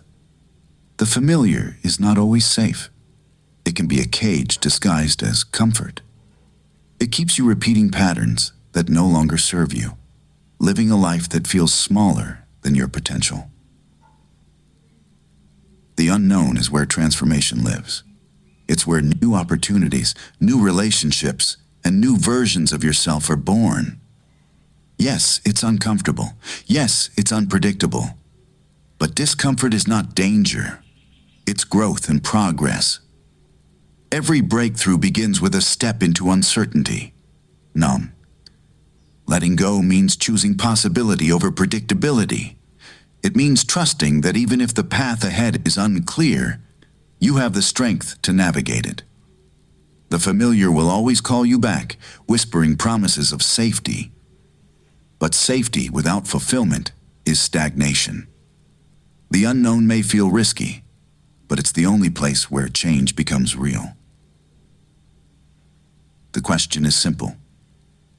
Will you cling to what you know, or will you dare to discover what you've never imagined? Because the life you want isn't hiding in the familiar. It's waiting in the unknown. How fear shapes decisions. Fear is one of the most influential forces in decision-making, and yet it often operates in silence. It doesn't shout, it whispers. It disguises itself as caution, logic, or practicality, convincing you that avoidance is wisdom. But beneath those rational-sounding thoughts lies a simple truth. Fear is steering the wheel. When fear drives your choices, you play small. You choose the safe job over the dream career because risk feels unbearable. You stay in relationships that drain you because loneliness feels scarier than unhappiness. You postpone goals, telling yourself you're waiting for the right time, when in reality, you're waiting for fear to disappear, a moment that never comes. Fear narrows your vision. Instead of seeing possibilities, you see problems. Instead of imagining success, you imagine failure. This distorted lens makes every option look dangerous, even when it's the path to growth. And the more you focus on what could go wrong, the more paralyzed you become. The irony is that fear often masquerades as protection. It tells you it's keeping you safe, but what it's really doing is keeping you stuck. Safety without progress is stagnation, and stagnation, over time, becomes suffering. The key is awareness. When you feel torn between choices, ask yourself, is this decision rooted in possibility or fear? If fear is the loudest voice, challenge it. Fear is not a stop sign. It's a signal that you're standing at the edge of expansion. The life you want will always require courage, and courage is not the absence of fear. It's the decision to move forward despite it. Every time you choose fear, you shrink. Every time you choose courage, you grow. The question is, which will you choose today? Breaking the fear loop. Fear is powerful because it's cyclical. It starts with a thought, what if I fail? Which triggers anxiety. That anxiety leads to avoidance, and avoidance reinforces the fear. Each time you choose safety over action, the loop tightens, making fear feel even more real. Breaking this cycle isn't about eliminating fear, it's about interrupting its rhythm. The first step is awareness. You can't break what you don't see. Notice the patterns, the excuses, the delays, the distractions. Ask yourself, am I avoiding this because it's truly impossible, or because I'm afraid? Naming fear strips it of its disguise. Next, challenge the thought. Fear thrives on worst-case scenarios, so flip the script. Instead of asking, what if I fail? Ask, what if I succeed? What if this works? This shift doesn't erase fear, but it balances the perspective, giving hope a voice. Then, take a small step. Action is the antidote to fear. You don't need to leap. You just need to move. Send the email. Make the call. Write the first page. Each step proves to your brain that the danger it imagined isn't real. Over time, these steps weaken the loop. Finally, practice self-compassion.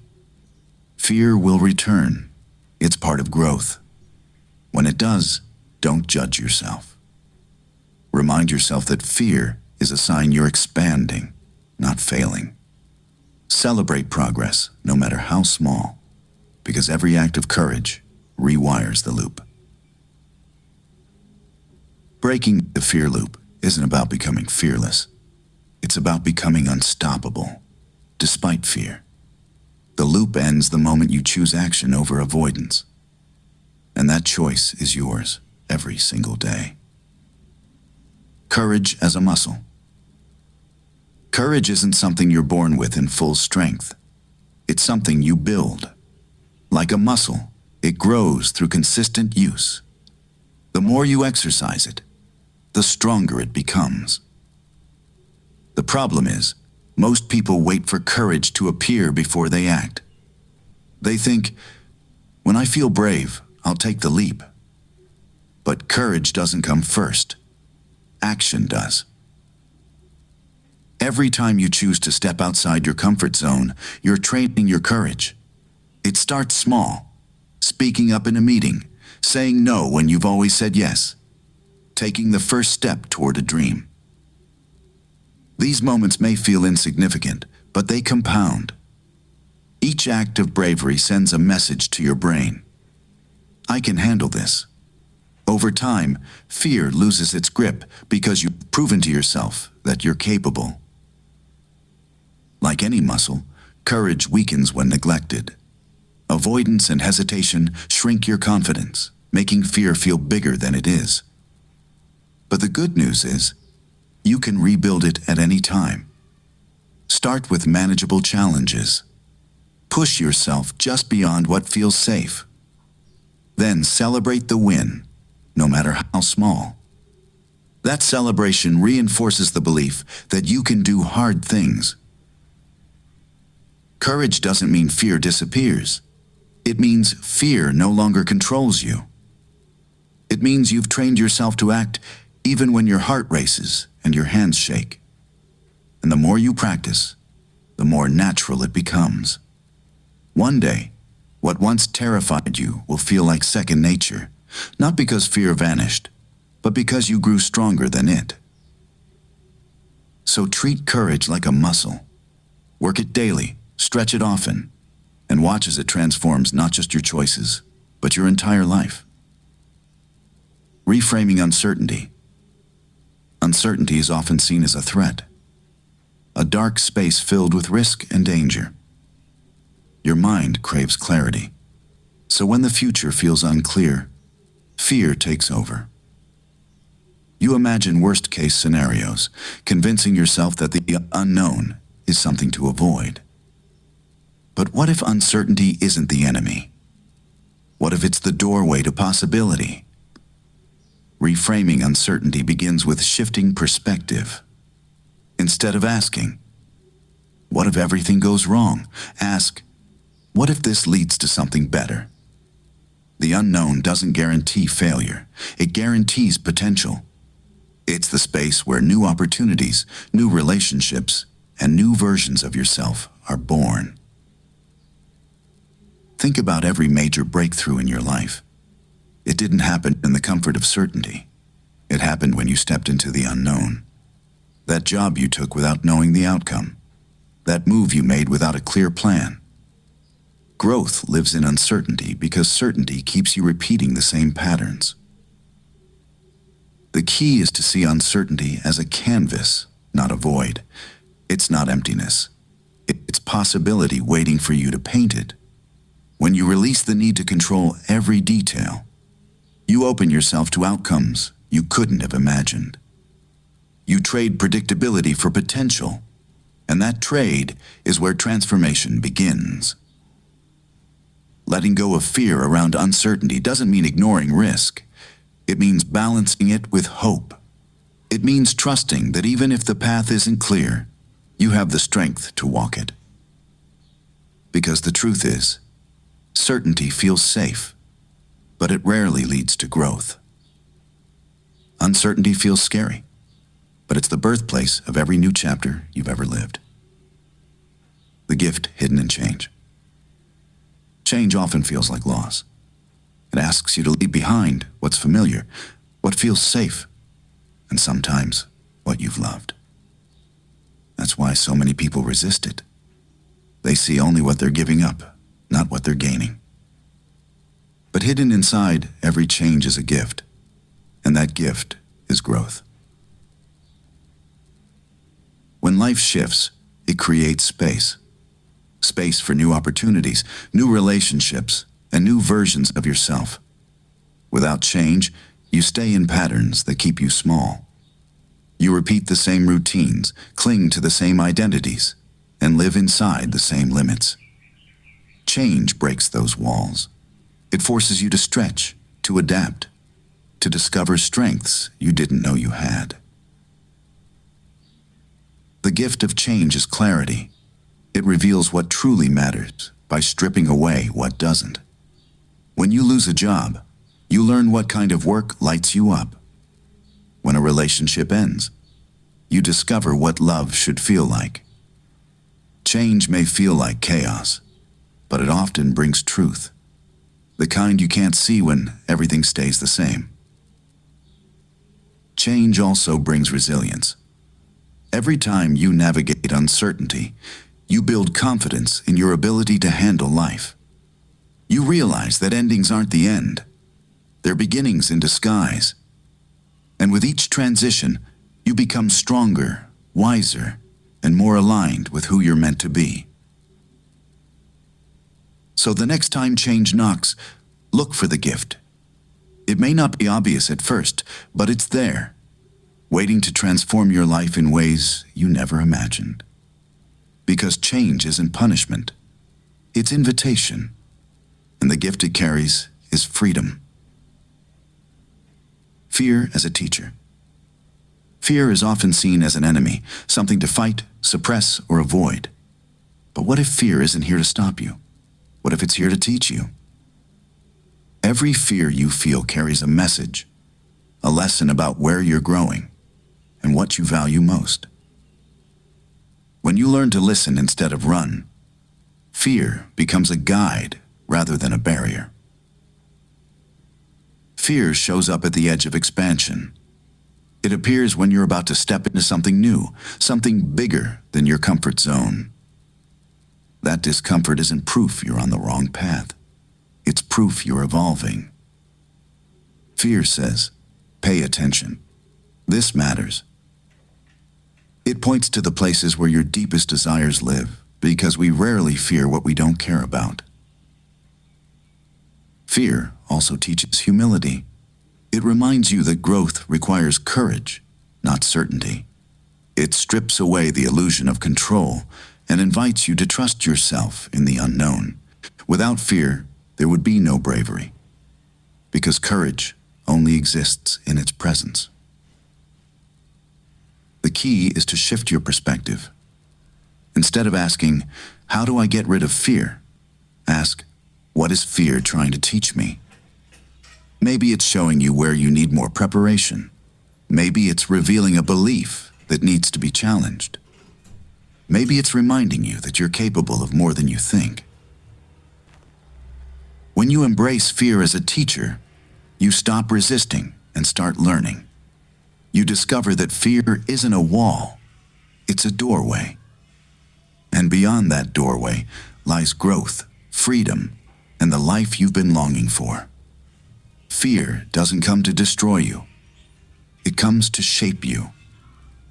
The question is, will you let it? Chapter 6. Breaking free from limiting beliefs. What are limiting beliefs? Limiting beliefs are deeply ingrained thoughts or assumptions that restrict your potential. They are the silent rules you live by. Rules that tell you what you can and cannot do, often without you realizing it. These beliefs shape your decisions, your actions, and ultimately, your life. The most dangerous part, they feel like truth, even when they're not. A limiting belief might sound like, I'm not good enough. I'll never succeed. People like me don't get opportunities. These statements aren't facts. They're interpretations formed from past experiences, cultural conditioning, or repeated messages you've absorbed over time. Most limiting beliefs originate in childhood. Maybe you were told you weren't smart enough, or you saw someone fail and decided risk was dangerous. Over time, these ideas settle into your subconscious, influencing every choice you make. They become invisible barriers, keeping you from pursuing dreams, taking chances, or embracing change. The problem with limiting beliefs is that they create self-fulfilling prophecies. If you believe you can't succeed, you hesitate to try. If you believe you're unworthy of love, you sabotage relationships. belief shapes the behavior, and the behavior reinforces the belief. The good news. Limiting beliefs can be changed. They are not permanent. They are learned, and anything learned can be unlearned. The first step is awareness, noticing the thoughts that hold you back. The second step is challenge, asking, is this really true? Where did this belief come from? And the final step is replacement, choosing empowering beliefs that align with the life you want. You are not your limiting beliefs. You are the thinker, the creator, the one who can rewrite the script. And when you do, you open the door to freedom, growth, and possibility. How they sneak in. Limiting beliefs rarely announce themselves. They slip into your mind quietly, often disguised as truth. They begin as small thoughts, innocent, almost logical, and over time, they harden into unquestioned rules that shape your life. Most limiting beliefs enter through repetition. When you hear the same message over and over, you're not smart enough. Money is hard to earn. People like you don't succeed. Your brain accepts it as fact. These messages can come from parents, teachers, peers, or society. At first, they're just words. But repeated often enough, they become your reality. They also sneak in through experience. A single failure can plant the seed of doubt. I'm not capable. A broken relationship can whisper, I'm not lovable.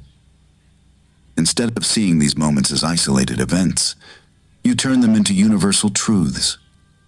One setback becomes a story you tell yourself forever. Culture and environment play a role too. Social norms, media, and community expectations shape what you believe is possible. If you grow up in an environment where dreams are dismissed, you may adopt the belief that ambition is unrealistic. These beliefs feel inherited, but they're learned. And anything learned can be unlearned. The most dangerous way limiting beliefs sneak in is through silence. You never question them. You accept them because they feel familiar. They hide in your subconscious, influencing choices without your awareness. You think you're making decisions freely, but you're following a script written years ago. The good news: awareness breaks the spell. When you start noticing these beliefs, you reclaim the power to challenge them. Ask yourself, where did this belief come from? Is it true or just repeated? Because the moment you question a limiting belief, it begins to lose its grip. And that's where freedom starts. The power of words and thoughts. Words are not just sounds, they are seeds. Every word you speak, every thought you repeat, plants something in your mind. Over time, those seeds grow into beliefs, and those beliefs shape your reality. This is why the language you use matters more than you think. Thoughts create patterns. When you constantly tell yourself, I'm not good enough, your brain begins to accept it as truth. It doesn't question whether the statement is accurate. It simply obeys the repetition. The same is true for positive thoughts. When you affirm, I am capable, you strengthen neural pathways that support confidence and action. Words carry energy. Negative words drain, positive words empower. Think about how you feel when you say, I can't versus I'll try. One closes doors, the other opens them. Your vocabulary becomes the lens through which you see possibility or limitation. The danger lies in unconscious language. Phrases like, that's just how I am, or I'll never change sound harmless. But they reinforce stagnation. They lock you into old identities and block growth. Every time you speak defeat, you invite it to stay. The good news? You can choose your words. You can train your thoughts. Start by noticing the language you use about yourself and your life. Replace "I can't" with "I'm learning." Replace "it's impossible" with "I'll find a way." These shifts may seem small, but they rewire your mind for possibility. Your words are powerful tools. Use them to build, not break. Use them to create, not confine. Because the reality you live tomorrow begins with the thoughts you think today, and the words you choose to speak. Identifying your mental blocks. Mental blocks are invisible barriers that keep you from moving forward. They're not physical obstacles. They're patterns of thought that limit your ability to act, create, or grow. The challenge is that most mental blocks operate silently. You don't see them. You feel them as hesitation, procrastination, or self-doubt. To overcome them, you must first identify them. One common mental block is fear of failure. It whispers, "What if I try and fall short?" This fear convinces you to stay in your comfort zone, avoiding risks that could lead to growth. Another is perfectionism, the belief that everything must be flawless before you start.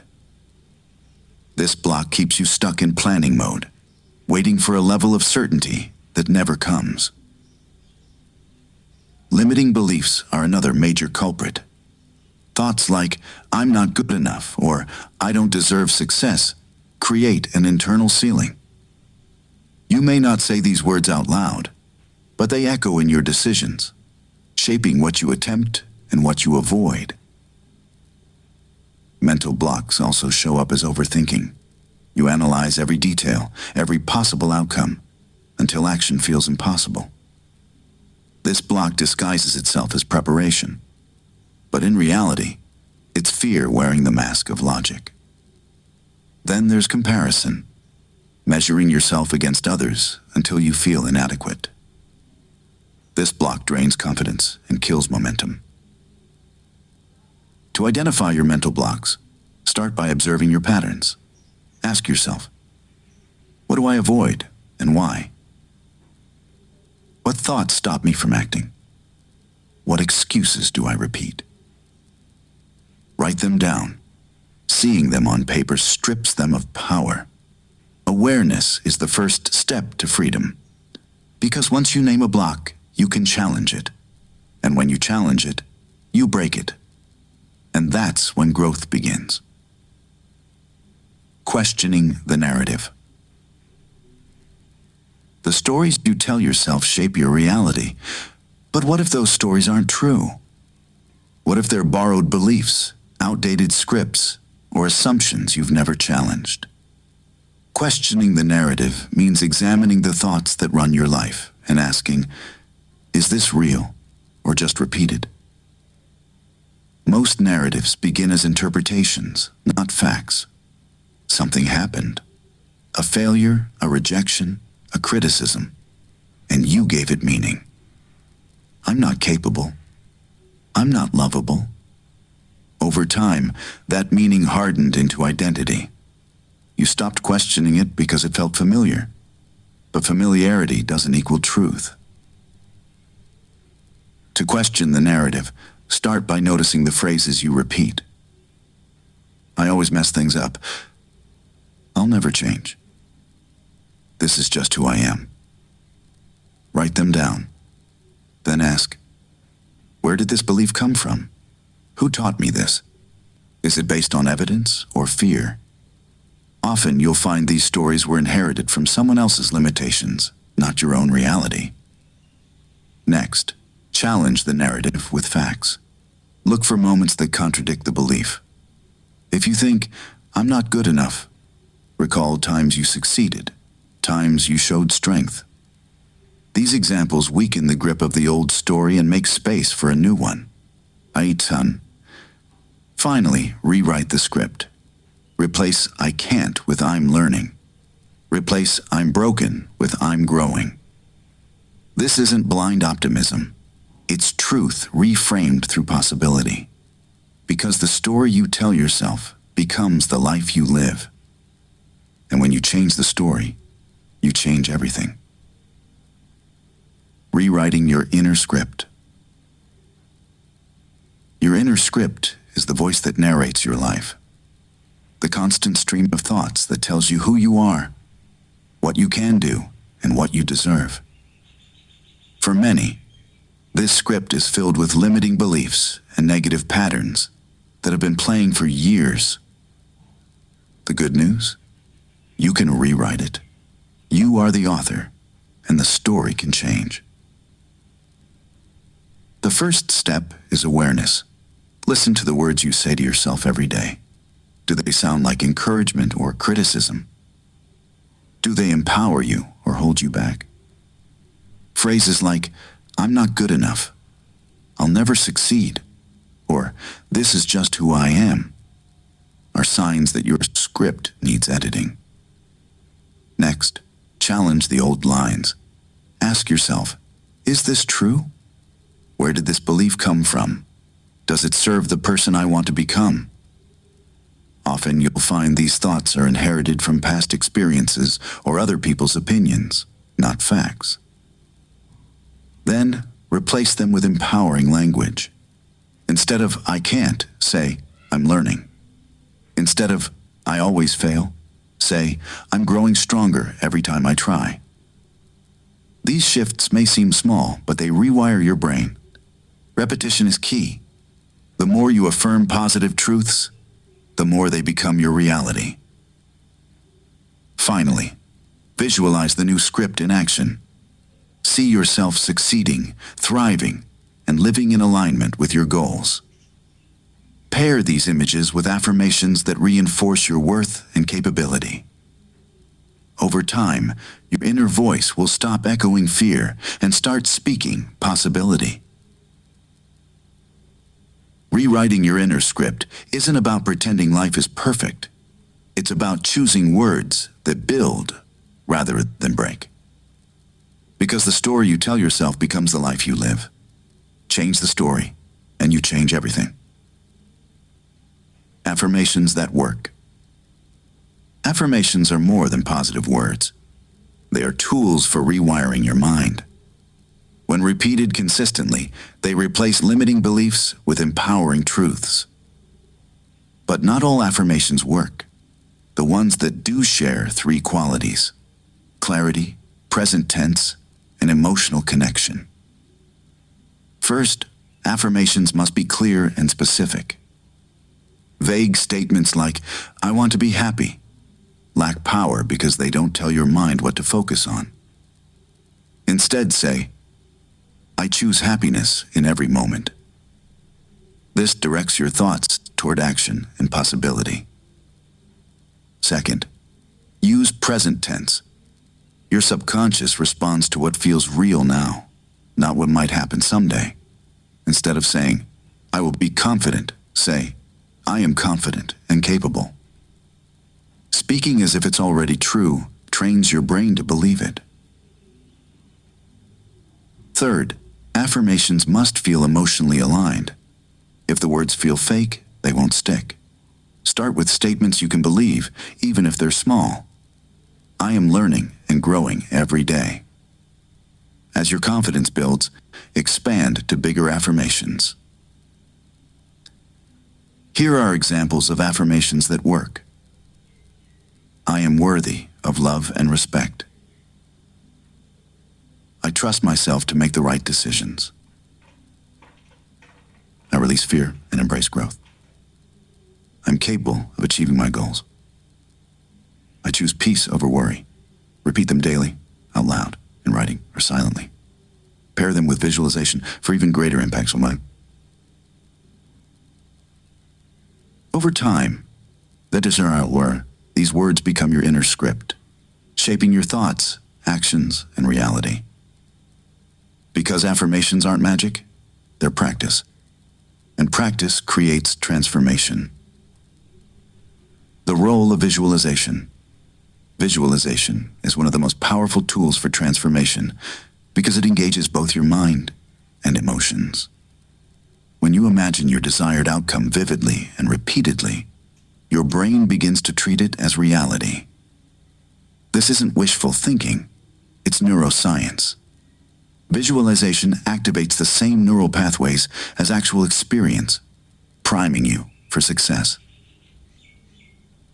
When you picture yourself achieving a goal, speaking confidently, living freely, embracing change, you create a mental blueprint. This blueprint guides your actions, decisions, and habits. It shifts your focus from fear to possibility, making courage feel natural instead of forced. Effective visualization goes beyond seeing. It involves feeling. Don't just imagine the scene. Immerse yourself in it.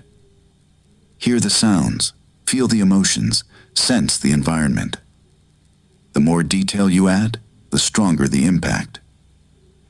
Pair this with affirmations like, "I am capable," or "I embrace growth" to reinforce the belief. Visualization also helps break limiting beliefs. When your mind sees a new reality repeatedly, it begins to question the old narrative. It starts asking, "What if this is possible?" That question opens the door to action, and action turns vision into reality. Make visualization a daily practice. Spend a few minutes each morning or evening picturing the life you want, the person you're becoming, and the steps you'll take. Over time, this mental rehearsal builds confidence, reduces fear, and accelerates change. Because the truth is, you can't step into a life you can't see. Visualization gives you that vision, and once you see it clearly, you're far more likely to create it. Belief versus reality. Beliefs are powerful. They shape how you see the world, how you interpret events, and how you respond to challenges. But here's the truth. Beliefs are not facts. They are perceptions, mental constructs formed from experiences, conditioning, and repetition. Reality, on the other hand, exists independent of those perceptions. When your beliefs align with reality, life feels balanced. When they don't, you live in distortion. But many limiting beliefs feel absolute because they've been repeated for years. I'm not good enough. I'll never succeed. These statements sound like a truth, but they're interpretations, stories you've told yourself based on past pain or fear. Reality is different. Reality says you've succeeded before, you've grown before, and you're capable of doing it again. The danger of unchecked beliefs is that they create self-fulfilling prophecies. If you believe you can achieve something, you act in ways that confirm that belief, hesitating, avoiding, sabotaging. Reality doesn't stop you. Your belief does. And because you never challenge it, the cycle continues. Breaking free begins with questioning. Is this belief based on evidence or emotion? Does it reflect who I am now or who I was years ago? Often you'll find that the belief is outdated, inherited, or simply false. Reality is not your enemy. It's your ally. It offers proof of your strength, your resilience, and your ability to change. When you replace limiting beliefs with empowering truths, you align your inner world with reality. You stop living in fear's illusion and start living in possibility. Because the life you want isn't blocked by reality. It's blocked by the beliefs you've been holding. Change the belief, and reality expands.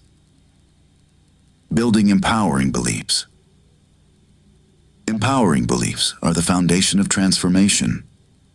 They are thoughts that expand your possibilities instead of shrinking them. Unlike limiting beliefs, which keep you stuck, empowering beliefs fuel confidence, resilience, and action. The good news? You can build them intentionally. The first step is awareness. Identify the beliefs that hold you back, Those silent scripts that say, "I'm not good enough," or "I'll never change." Write them down. Seeing them on paper makes them easier to challenge. Next, flip the narrative. For every limiting belief, create an empowering alternative. If you believe, "I always fail," replace it with, "Every attempt makes me stronger." If you think, "I'm not worthy of success," affirm, "I deserve success and I'm capable of achieving it." These new beliefs should feel possible, even if they stretch you. Then reinforce through repetition. Your brain learns through consistency. Speak your empowering beliefs daily, out loud, in writing, or silently. Pair them with visualization to strengthen the connection between thought and action. Imagine yourself living these truths, and let that image sink in. Finally, act in alignment. Beliefs grow stronger when supported by behavior. If you affirm, "I am confident," take small steps that reflect confidence, like speaking up in a meeting or setting a boundary. Each action proves the belief true, creating a feedback loop that solidifies it. Building empowering beliefs is not about ignoring reality. It's about creating a mindset that supports growth. Because the life you want begins with the thoughts you choose. Change your beliefs, and you change your future. Chapter 7. Healing Emotional Wounds. Why healing matters. Healing is not optional. It's essential. When you carry unprocessed pain, it doesn't disappear. It hides. It settles in your mind, your body, and your choices, shaping how you live without you even realizing it. Unhealed wounds become invisible chains, keeping you tied to the past and blocking the future you deserve. Pain that isn't healed turns into patterns. It shows up as fear of intimacy, self-sabotage, or constant anxiety. You think you're protecting yourself, but what you're really doing is limiting yourself. Every unresolved hurt whispers lies. You're not enough. You can't trust anyone. These lies become beliefs, and those beliefs dictate your life. Healing matters because it restores freedom. It allows you to respond to life instead of reacting from old wounds. It gives you clarity, peace, and the ability to love without fear. Without healing, you repeat cycles, choosing the same relationships, making the same mistakes, feeling the same pain. Healing breaks those cycles. It also matters for your health. Emotional pain doesn't just live in your mind, it lives in your body. Stress, tension, and suppressed emotions weaken your immune system, disrupt sleep, and drain energy. Healing releases that weight, allowing your body to recover and thrive. Most importantly, healing reconnects you with yourself. Beneath the layers of hurt is a self that is whole, worthy, and capable of joy. When you heal, you uncover that truth. You stop living as a reflection of your pain and start living as a reflection of your potential. Anin. Healing is not about forgetting. It's about transforming. It's about turning wounds into wisdom and pain into power. Because the life you want isn't built on brokenness. It's built on wholeness. And that begins the moment you choose to heal. The layers of emotional pain. Emotional pain is rarely simple. It doesn't exist as a single wound. It forms in layers, each one adding weight and complexity to your experience. These layers build over time, often without your awareness, until they shape how you think, feel, and live. The first layer is the initial hurt. The moment something happened that broke your trust, shattered your confidence, or left you feeling abandoned. This layer is raw and sharp, but it's only the beginning. The second layer is the meaning you attach to the pain. Instead of seeing the event as isolated, you turn it into a story. I'm not good enough. I can't trust anyone. This interpretation becomes a belief, and that belief begins to define you. The third layer is suppression. You push the pain down because facing it feels overwhelming. You tell yourself, I'm fine, while carrying the weight silently. Suppression doesn't erase pain. It buries it, allowing it to grow roots deep in your subconscious. The fourth layer is behavioral patterns.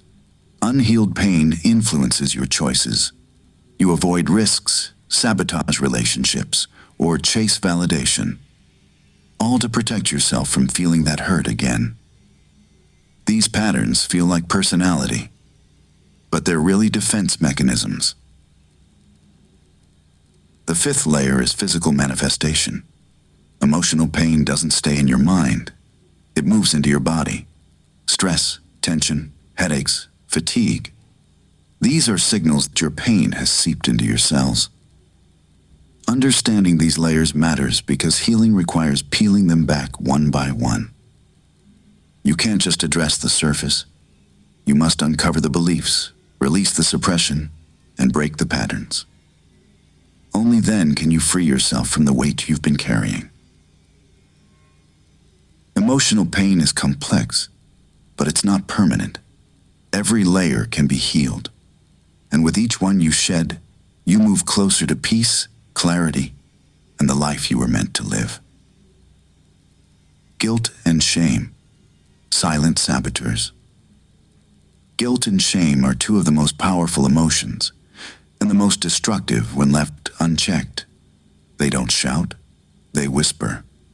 They hide in the background, shaping your choices, draining your confidence, and sabotaging your growth without you even realizing it. Guilt says, I did something wrong.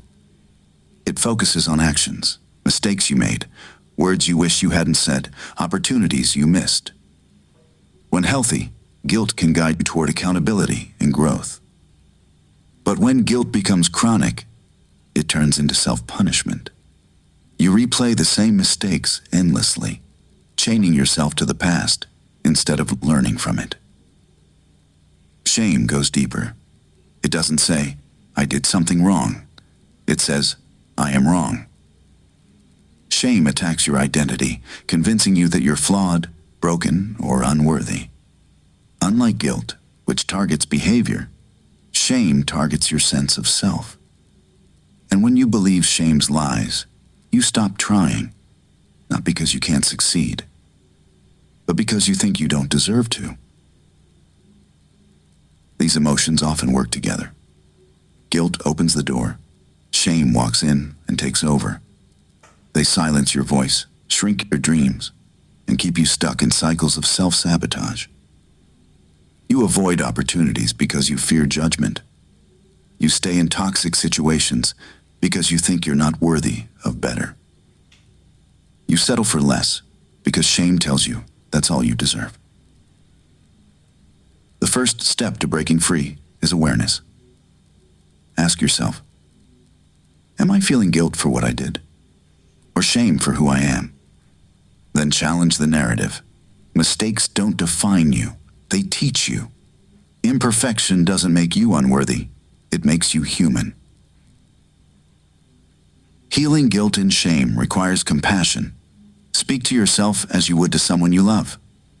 Replace I'm broken with I'm growing. Replace I'm not enough with I am learning and evolving every day. Because the truth is, guilt and shame are not your identity. They are signals that you need healing. And when you let them go, you reclaim your power, your peace, and your worth. The art of forgiveness. Forgiveness is often misunderstood. Many believe it means excusing the wrong, forgetting the pain, or reconciling with the person who hurt you. But true forgiveness is none of these. It is not about condoning the act. It is about freeing yourself from the grip of resentment and anger. Forgiveness is an act of liberation. a gift you give to yourself. When you hold on to bitterness, you carry the weight of the offense everywhere you go. It colors your thoughts, drains your energy, and keeps you tethered to the past. You think you're punishing the other person, but in reality, you're punishing yourself. Forgiveness releases that weight. It says, I choose peace over pain. The art of forgiveness begins with understanding that it is a process, not a single moment. It starts with acknowledging the hurt, naming what happened and how it affected you. Pretending you're fine only buries the wound deeper. Healing requires honesty. Next, shift the focus from blame to freedom. Forgiveness is not about letting someone win. It's about reclaiming your power. When you forgive, you stop allowing the past to dictate your present. You break the chain that binds you to what was and open the door to what can be. Forgiveness also involves empathy, not for the sake of excusing behavior, but for understanding that hurt people often hurt others. This perspective softens the grip of anger and makes space for compassion. And compassion is the soil where forgiveness grows. Finally, remember that forgiveness doesn't always mean reconciliation. You can forgive and still choose distance. You can forgive and still set boundaries. Forgiveness is about inner peace, not external approval. The art of forgiveness is the art of letting go. It's choosing freedom over bitterness, love over hate, and growth over stagnation. Because when you forgive, you don't just heal the wound. You heal yourself. Releasing anger and resentment. Anger and resentment are heavy emotions. They feel powerful at first, like armor protecting you from pain. But over time, they become chains. They keep you tethered to the past, draining your energy and clouding your peace. Releasing them isn't about pretending the hurt didn't happen. It's about choosing freedom over bitterness. The first step is acknowledgement. You can't release what you refuse to face. Name the anger, admit the resentment, understand where it comes from and why it feels so strong. Suppressing these emotions only buries them deeper, where they continue to influence your thoughts and actions. Next, express without destruction. Anger needs an outlet, but not one that harms you or others. Write it down. Speak it aloud in a safe space. Move your body, exercise, dance, or even scream into a pillow. Expression is release, and release is healing. Then shift the focus from blame to liberation. Holding on to resentment doesn't punish the person who hurt you. It punishes you. Every time you replay the offense, you reopen the wound. Forgiveness becomes essential here, not as a gift to them, but as a gift to yourself. Forgiveness says, I refuse to carry this weight any longer. Finally, replace anger with intention. Fill the space it occupied with peace, gratitude, or purpose. Practice mindfulness. Breathe deeply.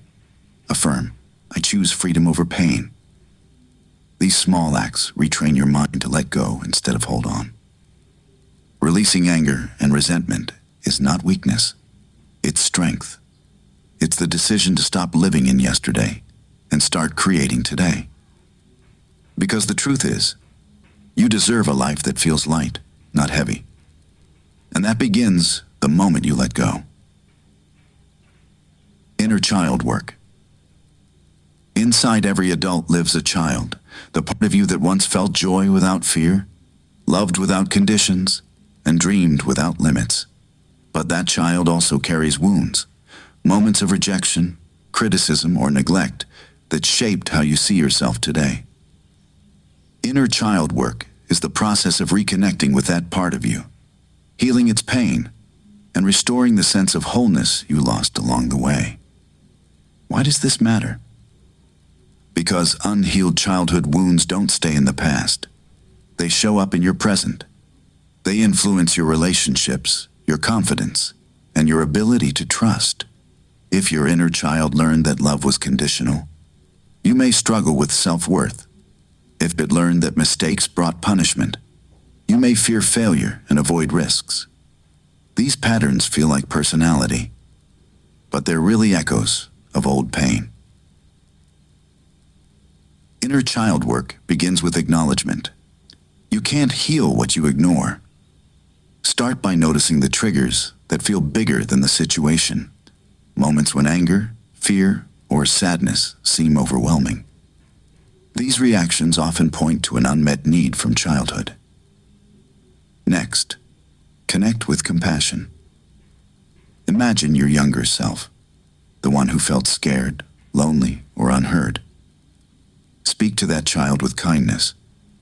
You are safe now. You are loved. You are enough. This simple act begins to rewrite the messages that shaped your identity. Then, give your inner child what it missed. Maybe it needed reassurance, play, or permission to express feelings. You can provide that now through journaling, visualization, or creative activities. These practices aren't childish, they're healing. Finally, integrate the lessons.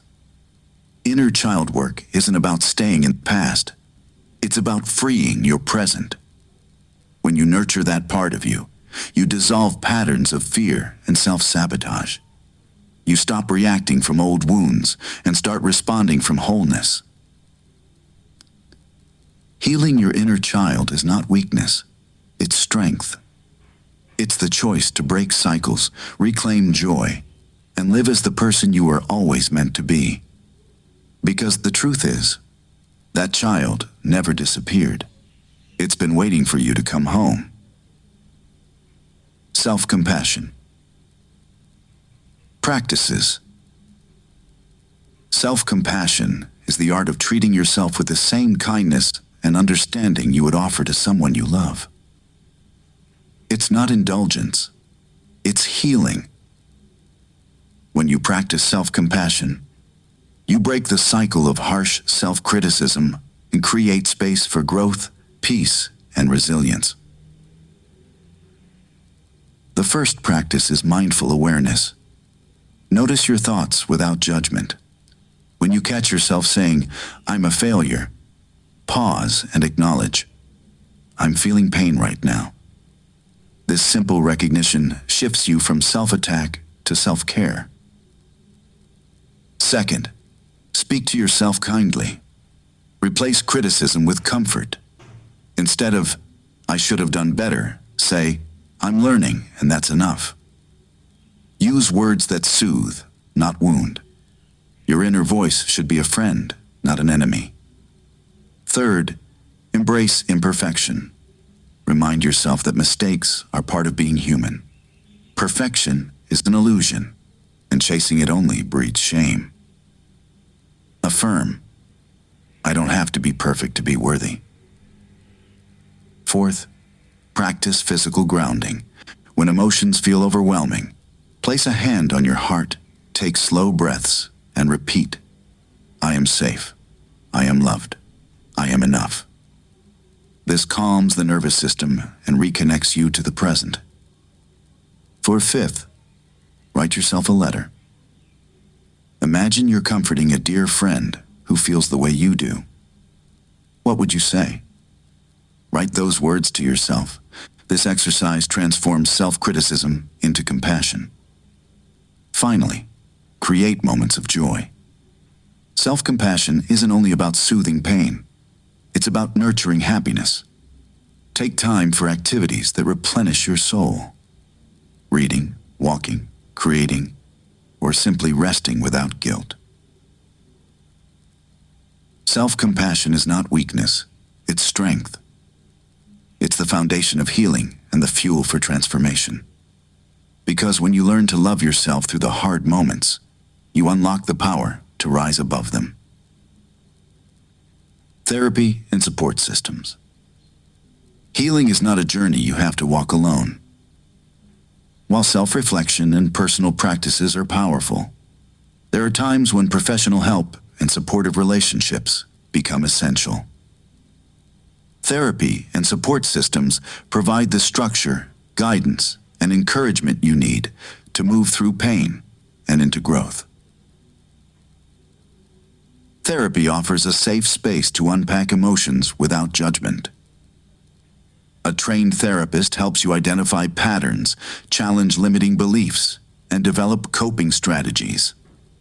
They provide tools for managing anxiety, processing trauma, and building resilience. Therapy isn't about weakness.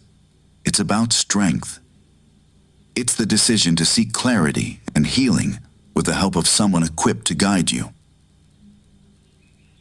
There are different forms of therapy to consider. Cognitive behavioral therapy, CBT, for reframing negative thoughts. Trauma-informed therapy for deep emotional wounds.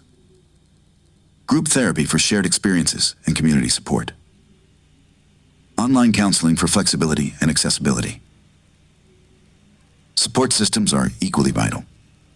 These include friends, family, mentors, or communities that offer encouragement and understanding. Surrounding yourself with people who respect your journey creates an environment where growth feels possible. Support systems remind you that you're not alone, even when the path feels heavy. Building a strong support network requires intentionality. Choose people who uplift rather than drain you. Share your goals and struggles honestly. Allow yourself to receive help without guilt, because asking for support is not a sign of weakness. It's a sign of wisdom. Therapy and support systems are bridges. They connect you from isolation to connection, from confusion to clarity, from pain to peace. Healing is hard, but with the right help, it becomes not only possible, it becomes transformative. Healing through expression. Expression is one of the most powerful tools for emotional healing. When pain stays locked inside, it festers. It grows heavier, shaping your thoughts and behaviors in ways you may not even notice. But when you give that pain a voice, through words, art, or movement, you begin to release its grip. Expression transforms silence into freedom. Writing is one of the simplest and most effective forms of expression. Journaling allows you to pour out thoughts without judgment, creating space for clarity and release.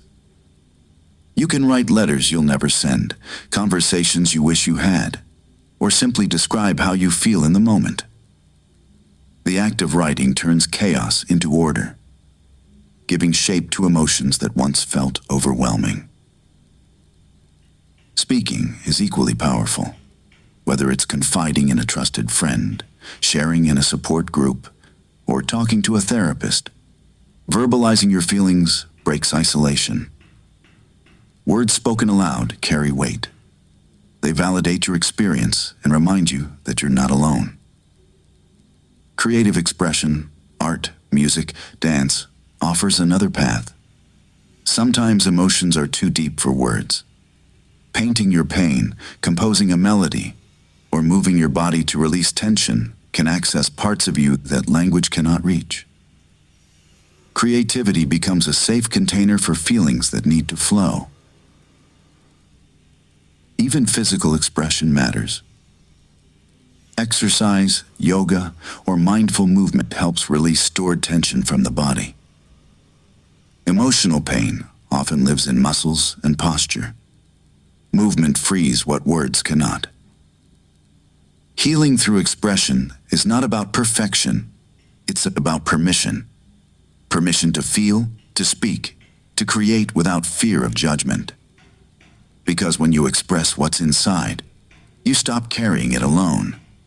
You transform pain into art, silence into voice, and wounds into wisdom. And in that process, you reclaim your power to heal. Moving forward without baggage. Moving forward doesn't mean forgetting the past. It means refusing to let it weigh you down.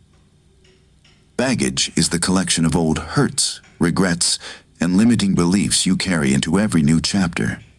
It shapes your choices, clouds your vision, and keeps you tethered to what no longer serves you. To create the life you want, you must travel light. The first step is acknowledgement. You can't release what you deny.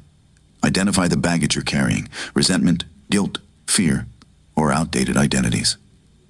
Ask yourself, what am I holding on to that belongs to yesterday? Awareness is the key that unlocks the door to freedom. Next, extract the lesson and let go of the weight. Every experience, even the painful ones, carries wisdom. Take the lesson, but leave the burden. You don't need to carry the entire story to keep the insight. Holding on to pain doesn't honor the past, it prolongs it. Then create rituals of release. Write down what you're ready to let go of and burn the paper. Speak affirmations like, I release what no longer serves me.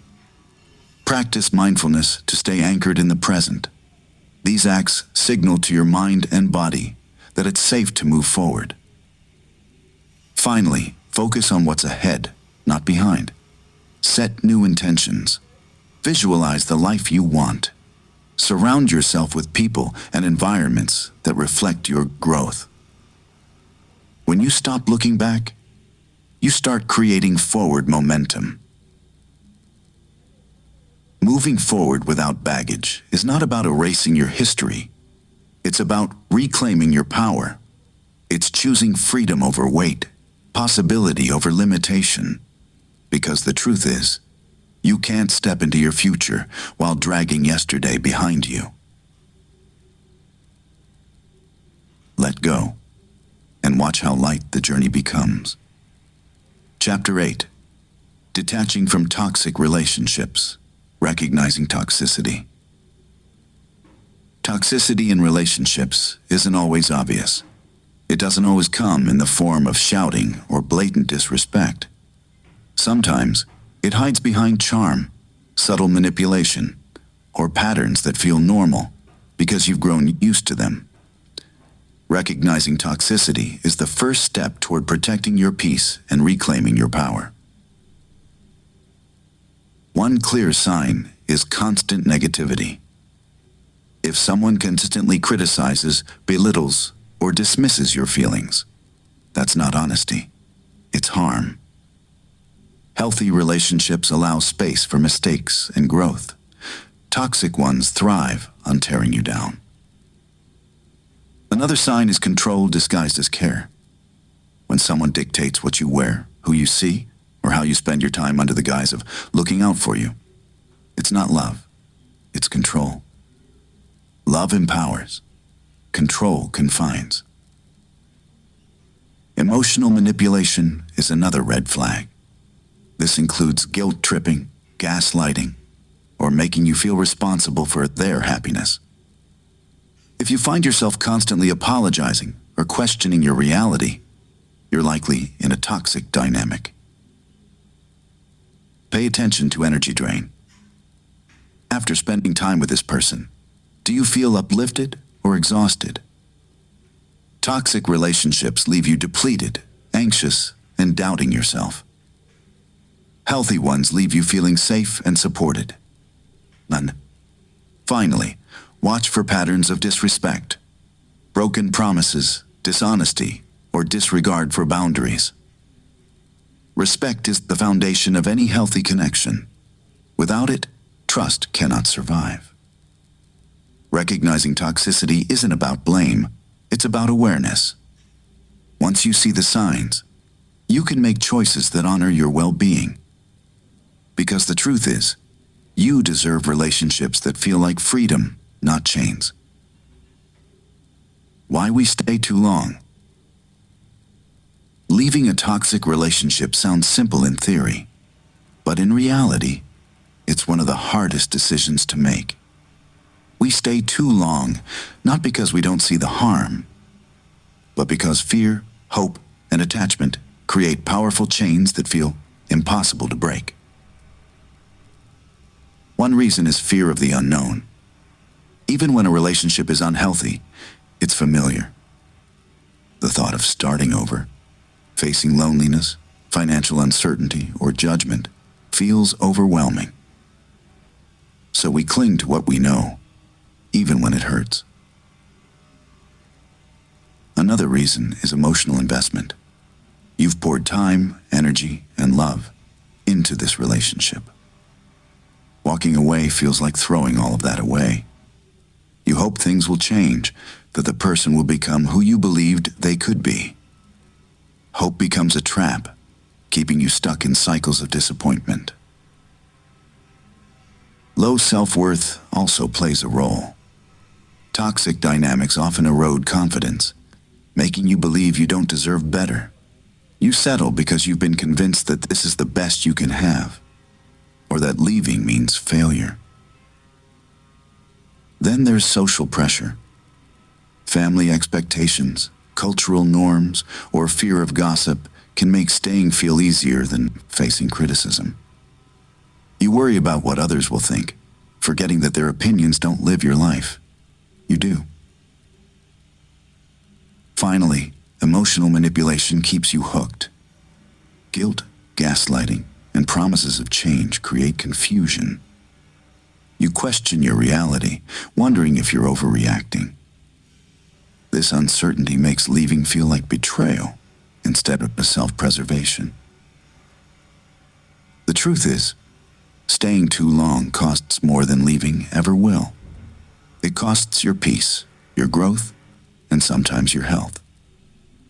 Recognizing these reasons isn't about shame. It's about clarity. Because once you understand why you stay, you can find the strength to go. And when you do, you open the door to freedom, the kind you've been longing for all along.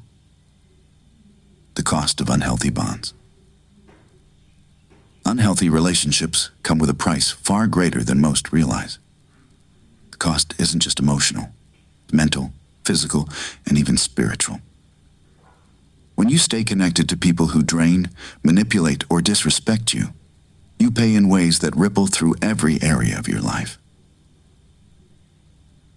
The first cost is peace of mind. Toxic bonds keep you in a constant state of tension. You replay arguments, anticipate conflict, and walk on eggshells to avoid triggering drama. This mental strain robs you of clarity and focus, making even simple decisions feel overwhelming. Next is self-worth. Unhealthy relationships often chip away at your confidence. Criticism, neglect, or emotional manipulation can make you question your value. Over time, you start believing the lies, that you're not enough, that you deserve this treatment, that leaving isn't an option. There's also a physical toll. Chronic stress from toxic dynamics elevates cortisol levels, leading to fatigue, headaches, and even long-term health issues like high blood pressure or weakened immunity. Your body carries the weight of emotional chaos. The cost extends to time and opportunity. Every hour spent managing drama or recovering from emotional wounds is time stolen from your goals, passions, and growth. You miss chances for healthy connections because you're entangled in unhealthy ones. Finally, there's the cost to your future. Staying in toxic bonds keeps you stuck in cycles that repeat. You can't step into the life you deserve while clinging to relationships that diminish you. Freedom requires release, and release opens the door to peace, joy, and possibility. Unhealthy bonds may feel familiar, but familiarity isn't worth the price. The question isn't whether leaving will cost you, it's whether staying will cost you more. And the truth is, it always does. Boundaries as self-love. Boundaries are not walls. They are doors with locks you control. They are the lines that define where you end and others begin, protecting your energy, your time, and your emotional well-being. Setting boundaries isn't selfish. It's an act of self-love. It says, I value myself enough to protect my peace. Without boundaries, life becomes chaotic. You say yes when you mean no.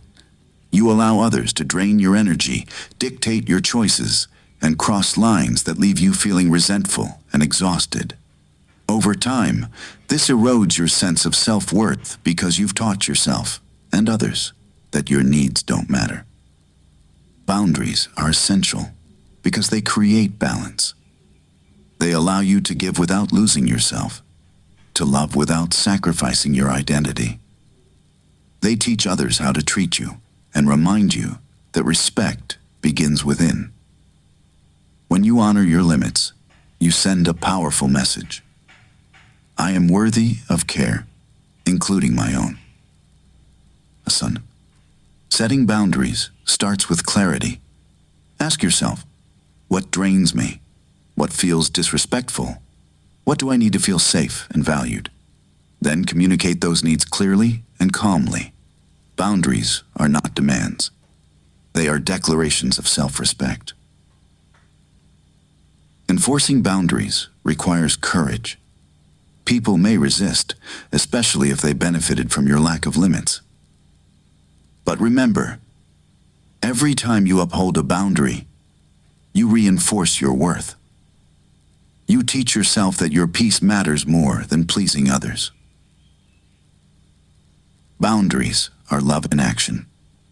They protect your mental health, preserve your energy, and create space for relationships that feel mutual and healthy. Because the truth is, you can't pour from an empty cup, and boundaries ensure your cup stays full. How to let go without guilt. Letting go is hard enough, but doing it without guilt can feel impossible. Guilt creeps in when you believe that releasing something or someone means you're being selfish, ungrateful, or disloyal.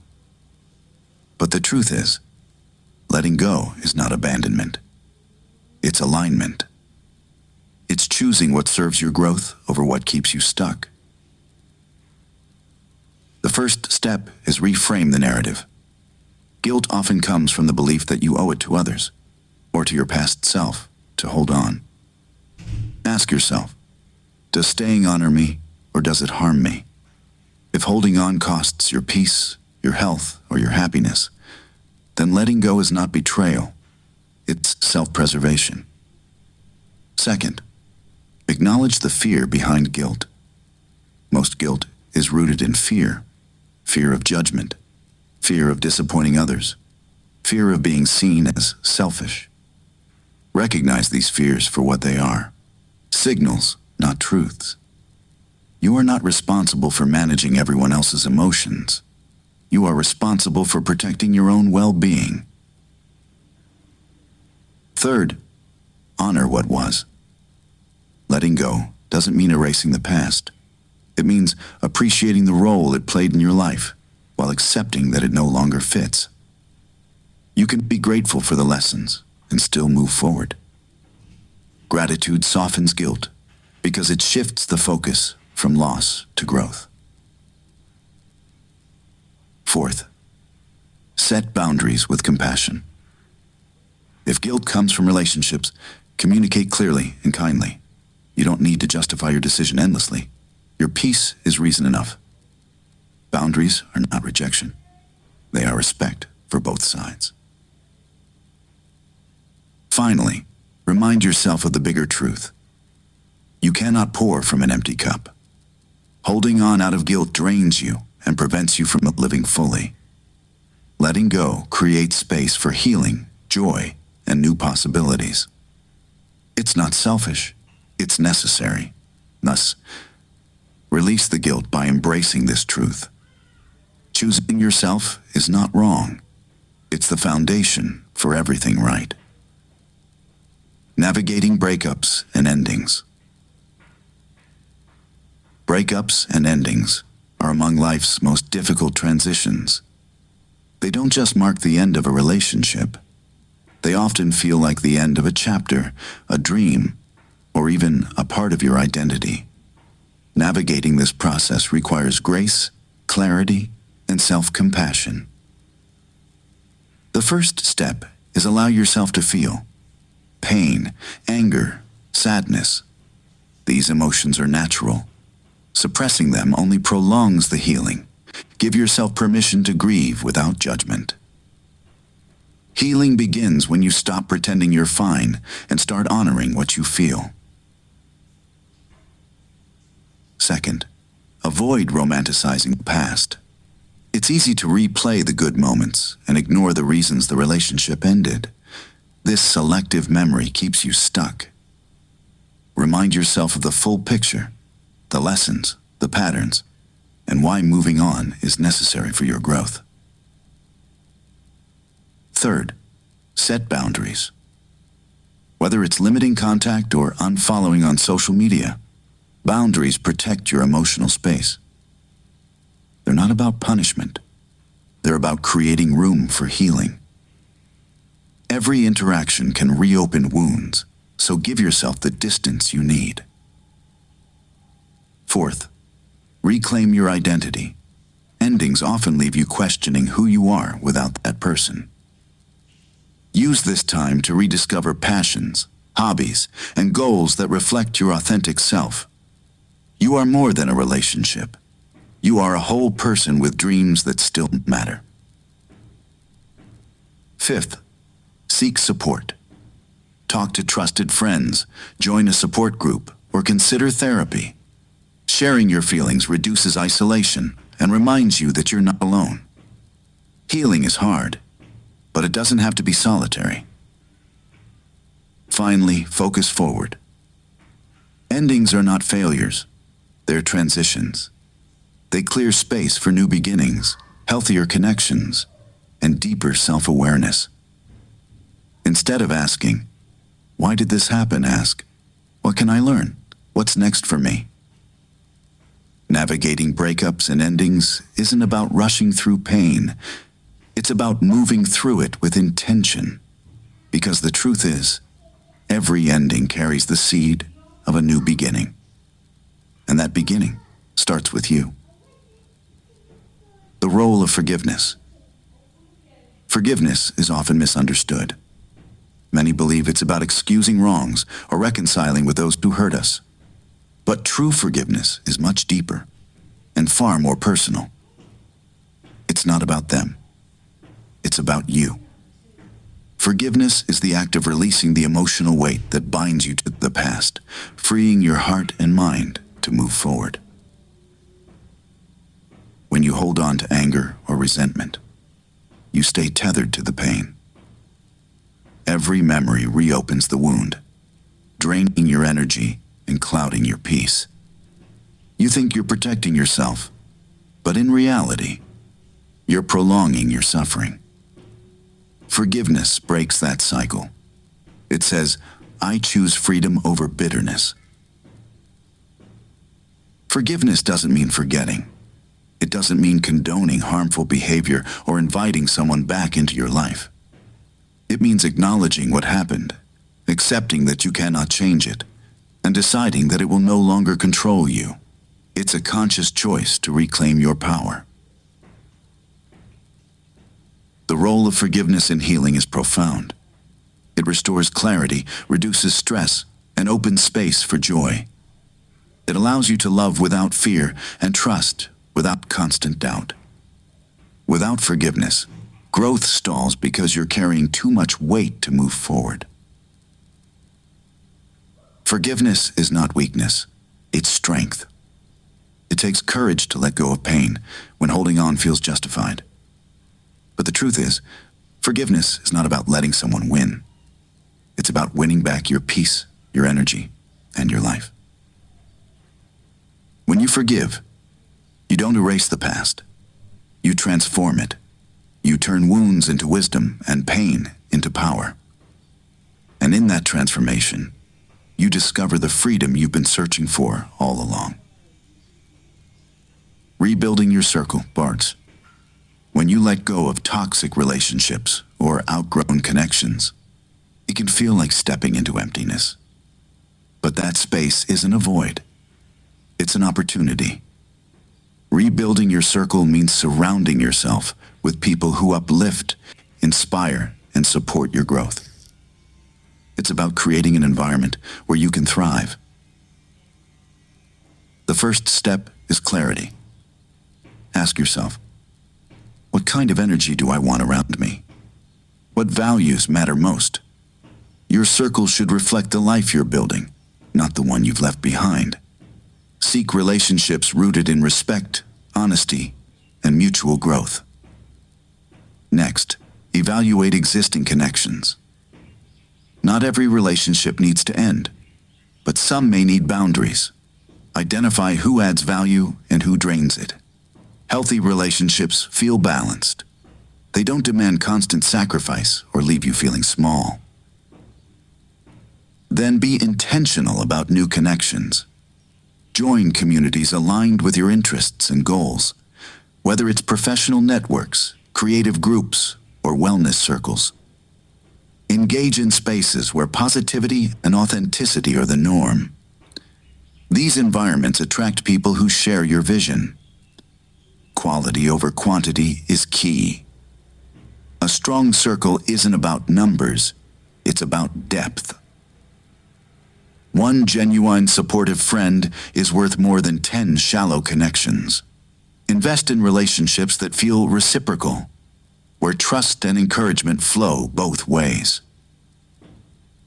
Finally, be the energy you want to attract. Show up with kindness, integrity, and openness.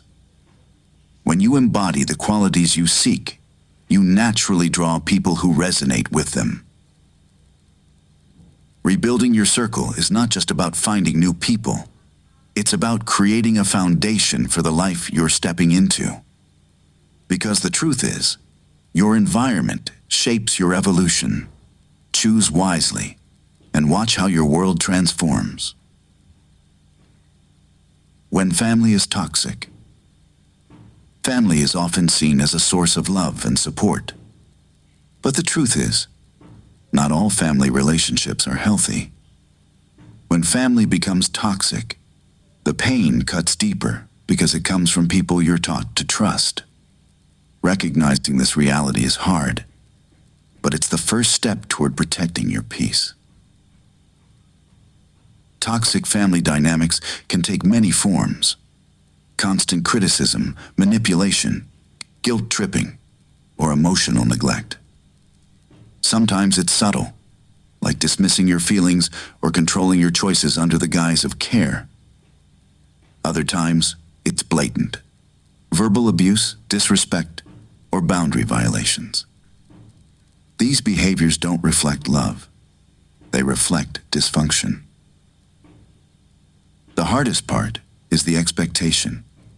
Society tells you that family is forever, that blood is thicker than water. This belief traps many in harmful cycles because leaving or setting boundaries feels like betrayal. But staying in toxicity isn't loyalty. It's self-sacrifice. And sacrificing your mental health for the sake of tradition is not love, it's harm. So how do you navigate this? First, acknowledge the truth. Stop minimizing or excusing behavior that hurts you. Naming it as toxic is not disrespect, it's clarity. Second, set boundaries. Decide what you will and won't tolerate. Boundaries may include limiting contact, refusing certain conversations, or creating physical distance. Boundaries are not punishment, they're protection. Third, release guilt. Choosing your well-being over family expectations is not selfish. It's necessary. You can love someone and still refuse to accept their harmful behavior. Finally, seek support. Surround yourself with people who respect your boundaries and remind you that you're not wrong for choosing peace. When family is toxic, letting go or creating distance can feel like the hardest thing you'll ever do. But remember this: your health, your happiness, and your future matter. You are allowed to choose freedom, even when it means stepping away from those who share your blood. Because love should feel safe, and if it doesn't, it's okay to walk away. Choosing healthy connections. Healthy connections are the foundation of a fulfilling life. They nurture your growth, respect your boundaries, and bring peace instead of chaos. Unlike toxic relationships that drain your energy, healthy ones replenish it. Choosing these connections requires intention, clarity, and courage. Start with self-awareness. You attract what you believe you deserve. If you carry wounds or limiting beliefs, you may settle for relationships that reflect those fears. Healing yourself is the first step toward choosing better. When you value yourself, you naturally seek people who value you too. Look for mutual respect. Healthy connections honor individuality. They don't demand control or constant compromise. They allow space for differences without judgment. Respect is the foundation. Without it, trust cannot survive. Pay attention to energy. After spending time with someone, do you feel lighter or heavier? Uplifted or drained? Healthy relationships leave you feeling seen, heard, and supported. Toxic ones leave you questioning your worth. Communication is key. Healthy connections thrive on honesty and openness. They allow you to express feelings without fear of ridicule or retaliation. They resolve conflict with understanding, not manipulation. Shared values matter. You don't need identical interests, but core values like integrity, kindness, and growth should align. When values clash, relationships struggle. When they align, they flourish. Finally, choose quality over quantity. A few genuine, supportive relationships are worth more than a crowd of shallow ones. Invest in connections that feel reciprocal, where love and respect flow both ways. Choosing healthy connections isn't about perfection. It's about intention. It's about surrounding yourself with people who reflect the life you're building, not the one you've outgrown. Because the truth is, your circle shapes your future. Choose wisely and watch how your world transforms. Chapter 9, the role of self-acceptance. What self-acceptance really means. Self-acceptance is not about settling for less or ignoring areas where you want to grow. It's about embracing your whole self, the strengths, the flaws, the scars, and the dreams, without judgment. It means acknowledging that you are worthy of love and respect exactly as you are, even while you work toward becoming the best version of yourself. True self-acceptance is freedom. It frees you from the exhausting chase for perfection and the constant need for approval. It allows you to say, "I am enough today," instead of waiting for some future version of yourself to feel worthy. It's not complacency. It's the foundation for growth. When you accept yourself, you create a safe space within to evolve without shame. Self-acceptance also means owning your story. The mistakes, the lessons, the victories, they all shaped you.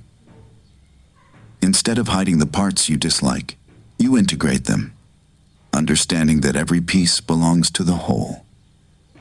You stop fighting who you are and start living from a place of authenticity. When you practice self-acceptance, you stop comparing your journey to others. You realize that your worth isn't measured by achievements or external validation. It's inherent.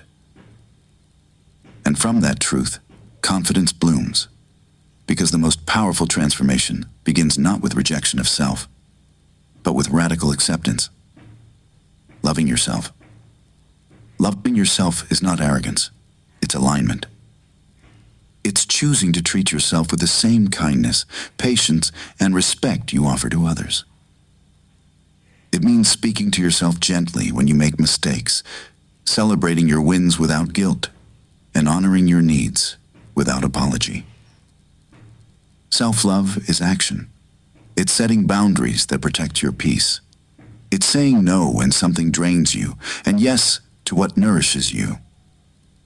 It's prioritizing rest, health, and joy, not as luxuries, but as necessities. When you love yourself, you stop abandoning your own well-being for the sake of pleasing others. Loving yourself also means forgiveness. You release the grip of past mistakes and stop punishing yourself for being human. You replace harsh self-criticism with compassion, reminding yourself that growth takes time and that imperfection is part of the journey. The truth is, loving yourself is the foundation for loving others. When you fill your own cup, you give from abundance, not depletion. You show up whole, not broken. And that wholeness creates relationships rooted in respect and authenticity. Start small. Speak kindly to yourself, honor your limits, and celebrate your progress. Because the greatest love story you'll ever live is the one you write with yourself. And it begins the moment you decide you are worthy of love, exactly as you are. Imperfection. Imperfection is not a flaw. It's a feature of being human. Yet, so many of us spend our lives chasing an illusion of perfection, believing that worth is measured by flawlessness. This pursuit becomes a prison, keeping us trapped in fear of mistakes, judgment, and failure. But the truth is, imperfection is where growth begins. Perfection suggests completion, an endpoint where nothing more can be added or improved. But life is movement, evolution, and change. If you were perfect, you would stop growing, and growth is the essence of living. Imperfection is proof that you are still becoming, still learning, still capable of transformation. The beauty of imperfection lies in authenticity. It allows you to show up as you are, without masks or pretenses. When you embrace your flaws, you invite connection, because real relationships thrive on honesty, not performance. Vulnerability, the courage to be imperfect, is what makes love and trust possible. Imperfection also teaches resilience. Mistakes are not evidence of failure. They are lessons that shape wisdom. Every stumble strengthens your ability to rise. Every flaw reminds you that progress matters more than perfection. Letting go of the need to be perfect is liberation. It frees you from comparison, from the exhausting chase for approval, and from the fear of not measuring up. It allows you to say, I am enough, even as I grow. Because the truth is, perfection is an illusion, but imperfection is real, and real is beautiful. Celebrate your imperfections. They are not weaknesses. They are the fingerprints of your humanity. And in those fingerprints lies the story of your strength, your courage, and your becoming. The trap of comparison. Comparison is one of the most subtle yet destructive habits we fall into. It starts innocently. You notice someone's success, beauty, or happiness, and before you know it, you're measuring your worth against theirs. The trap lies in the illusion that someone else's life is the standard for your own. But comparison doesn't inspire growth. It breeds insecurity. When you compare, you focus on what you lack instead of what you have.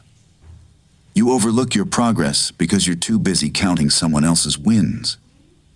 Social media amplifies this trap, showing curated highlights that make imperfection invisible. You forget that behind every perfect photo is a story you don't see, a struggle, a flaw, a fear. Comparison also distorts reality. You measure your beginning against someone else's middle or end. You judge your private battles against their public victories. This unfair scale keeps you feeling behind, even when you're exactly where you need to be. The truth is, your journey is yours alone. It has its own timing, its own lessons, its own beauty. When you stop comparing, you start appreciating. You see your strengths, your growth, and the unique path that belongs only to you. Breaking free from the trap of comparison begins with gratitude. Focus on what you have, not what you lack. Celebrate your progress, no matter how small. Remind yourself that success is not a race. It's a personal evolution. And most importantly, remember this: someone else's light doesn't dim yours. There is room for all of us to shine. Comparison steals joy. Self-acceptance restores it. Choose to measure your life not by others, but by your own growth. Because the only person you need to be better than is the person you were yesterday.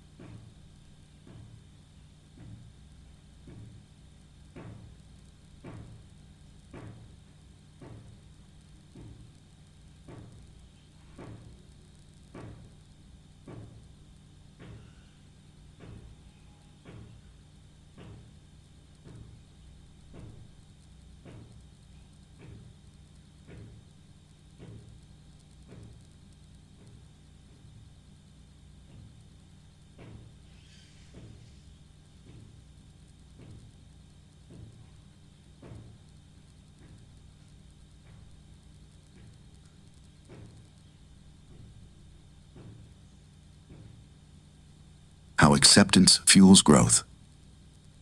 Acceptance is often misunderstood as passivity, as if accepting something means giving up on change.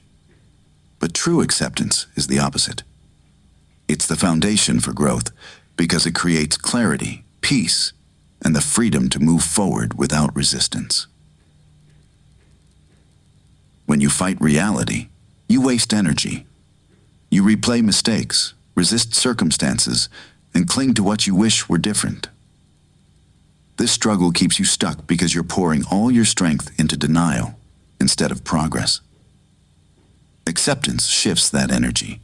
It says, "This is where I am, this is what happened, and now I choose what's next." Acceptance doesn't mean you approve of everything or stop striving for better. It means you stop pretending things are different than they are. You acknowledge the truth, your flaws, your past, your present situation, without judgment. From that place of honesty, real change becomes possible. Why? Because growth requires a starting point. You can't transform what you refuse to see. Acceptance gives you that starting point. It turns chaos into clarity, pain into perspective, and resistance into readiness. It allows you to learn from mistakes instead of being defined by them. Acceptance also softens self-criticism. When you stop attacking yourself for not being perfect, you create space for compassion. And compassion fuels persistence. You're more likely to keep going when you treat yourself with kindness instead of punishment. The truth is, acceptance is not surrender. It's empowerment. It's saying, I own my story, and I have the power to write the next chapter. Because when you accept where you are, you unlock the strength to become who you're meant to be. Self-worth versus achievement. Many people confuse self-worth with achievement, believing that their value depends on what they accomplish. This mindset creates a fragile sense of identity, one that rises with success and collapses with failure. But true self-worth is not earned through achievements. It is inherent. You are worthy simply because you exist. When your worth is tied to achievement, life becomes a relentless race. You chase goals not for joy, but for validation. Every milestone feels like proof that you matter. And every setback feels like evidence that you don't. This cycle breeds anxiety, perfectionism, and burnout because the finish line keeps moving. No amount of success can satisfy a worth that depends on doing instead of being. Self-worth is different. It says, I am enough, even when I fail. I am valuable, even when I rest. It allows you to pursue goals from a place of passion, not pressure. Achievements become expressions of your potential, not conditions for your existence. Separating self-worth from achievement doesn't mean abandoning ambition. It means building a foundation of unconditional value so that success enhances your life instead of defining it. When you know your worth, failure becomes feedback, not identity. You take risks without fear because your value isn't on the line. The truth is, achievement is temporary, but self-worth is permanent. One is external, the other is internal. When you root your identity in worth rather than wins, you create a life of freedom, resilience, and peace. Because you were never meant to earn your value. You were meant to live it. Practices for radical acceptance. Radical acceptance is the art of embracing reality fully, without resistance, judgment, or denial. It doesn't mean you approve of everything or stop striving for change. It means you stop fighting what already is, so you can reclaim your energy and move forward with clarity. Here are practical ways to cultivate radical acceptance. 1. Name what is. Start by acknowledging the truth of your situation. Say it out loud or write it down. This happened. This is where I am. Acceptance begins with honesty. You can't change what you refuse to see. 2. Release the shoulds. Notice how often you think, it shouldn't be this way. These thoughts fuel resistance and keep you stuck. Replace them with, it is what it is, and I choose my next step. This shift frees you from the grip of unrealistic expectations. 3. Practice mindful breathing. When emotions surge, pause and breathe deeply. Inhale acceptance, exhale resistance. Repeat affirmations like, I accept this moment as it is. This simple act calms the nervous system and anchors you in the present. 4. Separate reality from emotion. Feelings are valid, but they don't change facts. You can be angry, sad, or disappointed, and still accept reality. Remind yourself, my feelings matter, but they don't alter what is. This clarity helps you respond instead of react. 5. Use compassionate self-talk. Speak to yourself gently. I'm doing the best I can. It's okay to feel this way. Acceptance grows when you treat yourself with kindness instead of criticism. 6. Focus on what you can control. Radical acceptance doesn't mean passivity. It means redirecting energy. Ask, What's within my power right now? Then act on that. Let go of what's beyond your reach. 7. Create daily reminders. Write affirmations like, I accept what I cannot change. Place them where you'll see them often. Repetition rewires the mind for acceptance. Radical acceptance is not giving up. It's letting go of the fight against reality. It's choosing peace over resistance, clarity over chaos. And from that peace, true transformation begins. The link between acceptance and peace. Peace is not found in control. It's found in acceptance. When you resist reality, you create tension. You fight circumstances, replay mistakes, and cling to what you wish were different. This struggle drains your energy and clouds your mind. Acceptance dissolves that struggle. It says, this is what is, and I choose to move forward. Acceptance doesn't mean you approve of everything or stop striving for change. It means you stop wasting energy on what you cannot alter. You acknowledge the truth of the moment without judgment. And in doing so, you free yourself from the grip of resistance. That freedom is peace. Peace comes when you release the shoulds. It shouldn't have happened. They shouldn't have treated me that way. These thoughts keep you stuck in pain. Acceptance replaces them with clarity. It happened. I can't change the past, but I can choose my response now.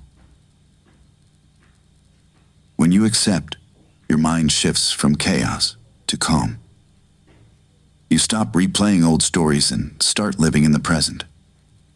You make decisions from a place of strength instead of fear. And you discover that peace isn't about perfect circumstances. It's about inner alignment. The link between acceptance and peace is simple. Resistance creates suffering. Acceptance creates serenity. The moment you stop fighting reality, you reclaim your power. And from that power, peace flows. Not because life is flawless, but because you've chosen to embrace it as it is. Why self-acceptance isn't settling. Self-acceptance is often misunderstood. People assume that accepting yourself means giving up on growth, abandoning ambition, or settling for less. But the truth is, self-acceptance is not complacency. It's the foundation for transformation. It's the starting point for every meaningful change. When you reject yourself, you create resistance.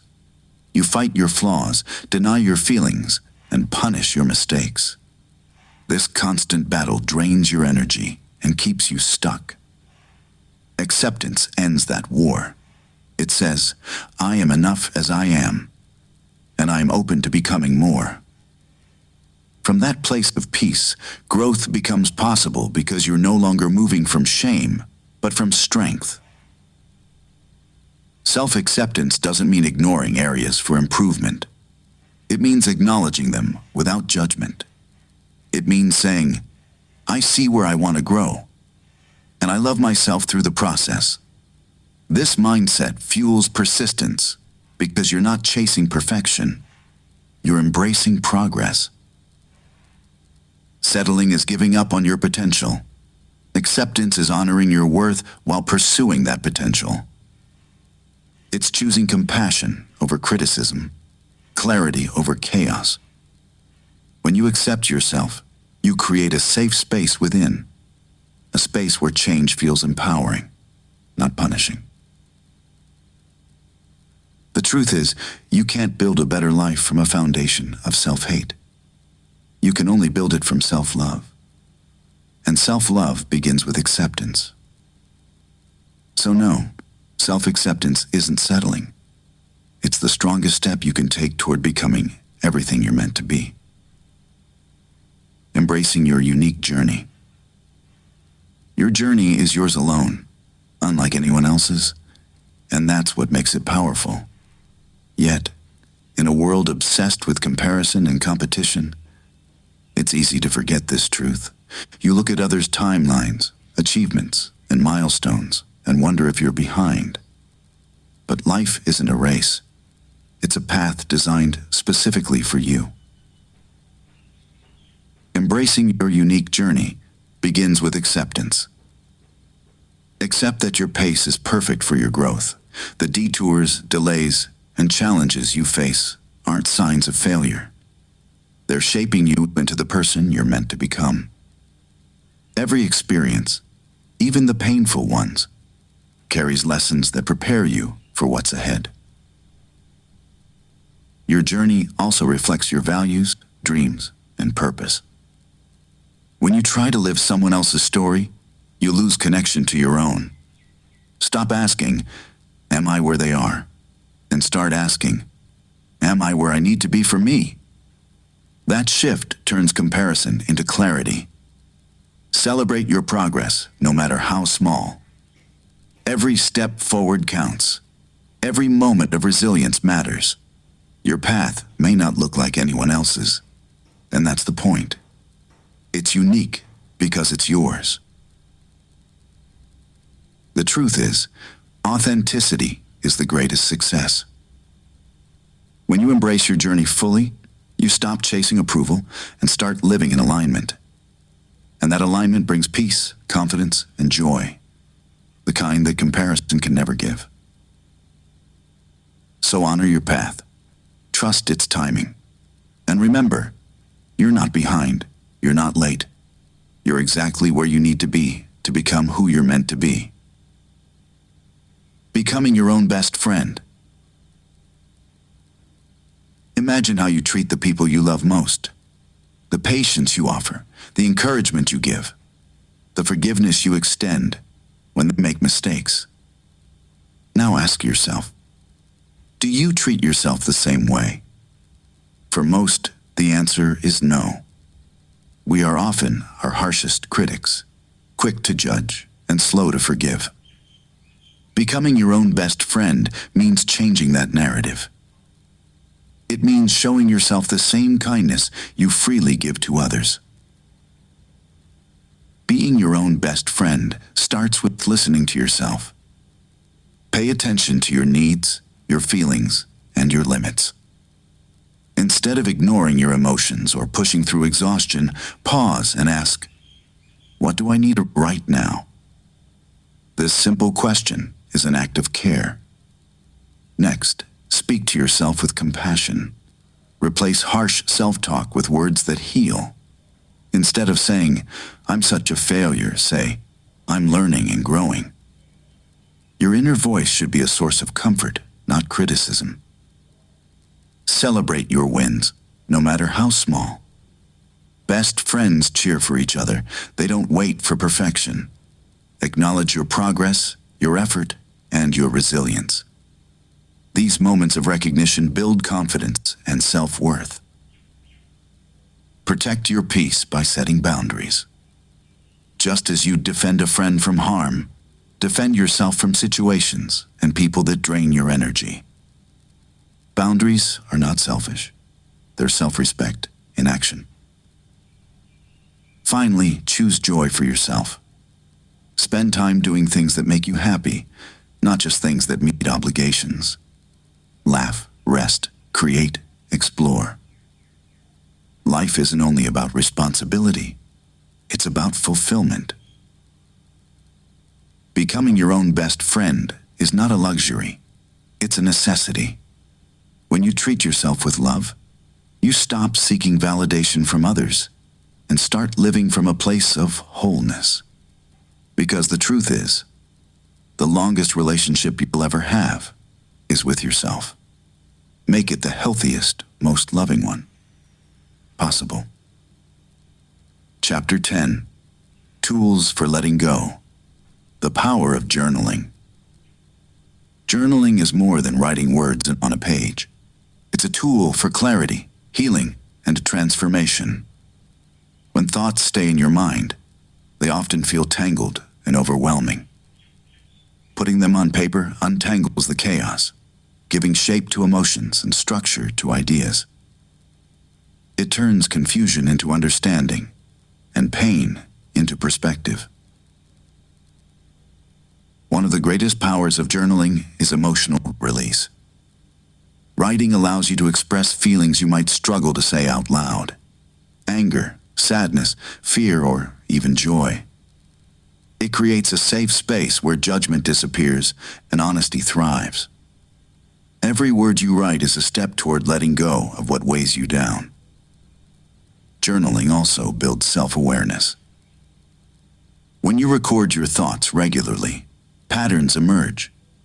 You begin to notice triggers, recurring beliefs, and cycles that keep you stuck. Awareness is the first step to change, and journaling shines a light on what you couldn't see before. Another benefit is mental clarity. Writing helps organize your thoughts, making decisions easier. It turns vague worries into concrete problems you can solve. It transforms big goals into actionable steps. When life feels overwhelming, journaling brings order to the chaos. Finally, journaling is a tool for growth and gratitude.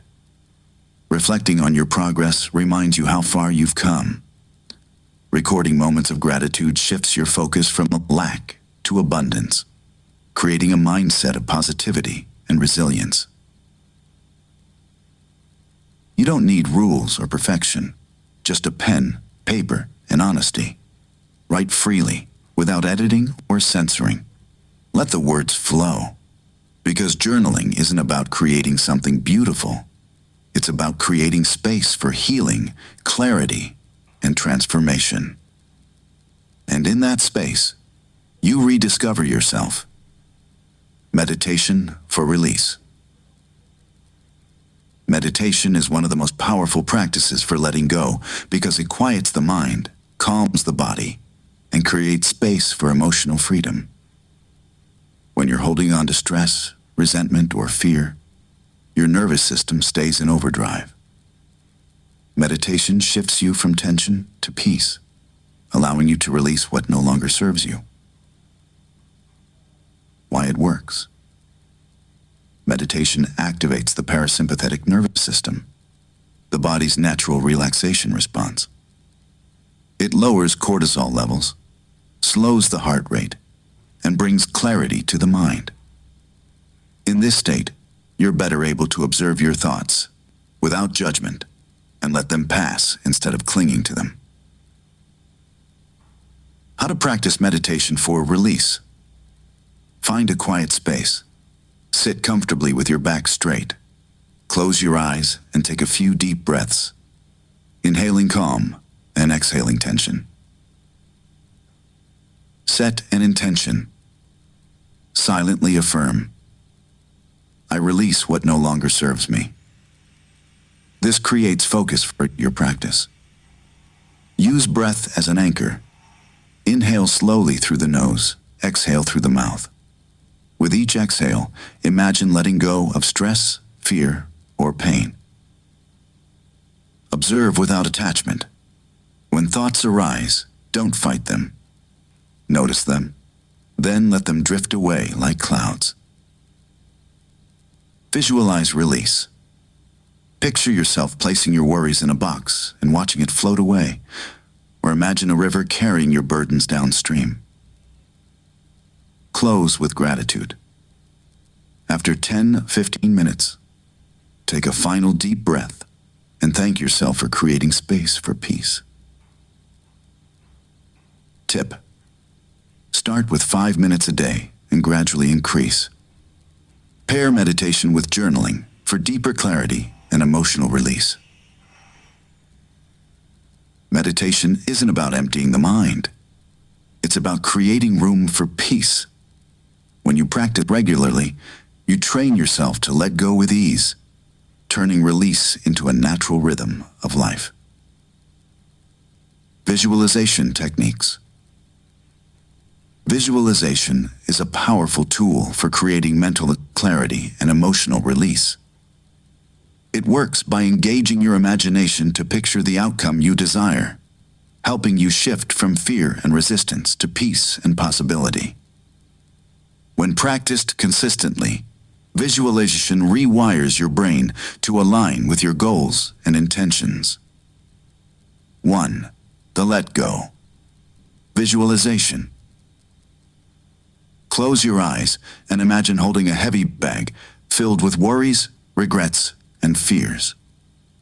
See yourself placing it on the ground and walking away lighter and freer. Feel the relief in your body as you release the weight. 2. The river technique. Picture a flowing river. Place your burdens, thoughts, emotions, or situations on leaves and watch them drift downstream. This imagery helps you detach from what you cannot control and trust the flow of life. 3. The light expansion. Visualize a warm, golden light at your heart center. With each breath, see it expanding through your body, dissolving tension and negativity. Imagine this light surrounding you, creating a shield of peace and strength. 4. Future self-visualization. See yourself 6 months or a year from now, calm, confident, and thriving. Notice what you're wearing, where you are, and how you feel. This technique connects you to possibility and motivates action. 5. The box release. Imagine a box in front of you. Place every worry or painful memory inside. Close the lid, lock it, and picture the box floating away into the horizon. Affirm silently, I release what no longer serves me. Tips for effective visualization. Pair visualization with deep breathing for relaxation. Use affirmations like, I am free, or I choose peace. Practice daily for 5-10 minutes to strengthen the effect. Visualization isn't fantasy. It's mental rehearsal for freedom and growth. When you see it clearly, you begin to believe it. And when you believe it, you start living it. Rituals for closure. Closure is essential for emotional healing because it signals to your mind and heart that a chapter has ended. Without it, you remain tethered to the past, replaying memories and carrying unresolved feelings. Rituals for closure provide a tangible way to release what no longer serves you and create space for new beginnings. 1. Write and release. Write a letter to the person, situation, or version of yourself you're letting go of. Express everything: gratitude, pain, forgiveness. When finished, destroy the letter by burning or tearing it. This act symbolizes release and finality. 2. The box ritual.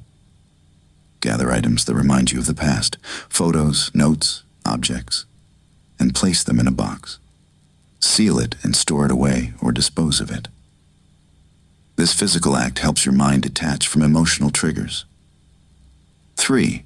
Water cleansing. Stand by a river, ocean, or even a bowl of water. Speak aloud what you're releasing, then imagine the water carrying it away. Water represents flow and renewal, making this ritual deeply symbolic. 4. Candle ceremony. Light a candle and sit in silence. Reflect on what you're letting go, then blow out the flame as a sign of closure. Affirm, this chapter is complete. I am ready for what's next. 5. Declutter your space. Remove physical reminders of the past from your environment. Clean, rearrange, or redecorate to create a space that reflects your new beginning. 6. Affirmation ritual.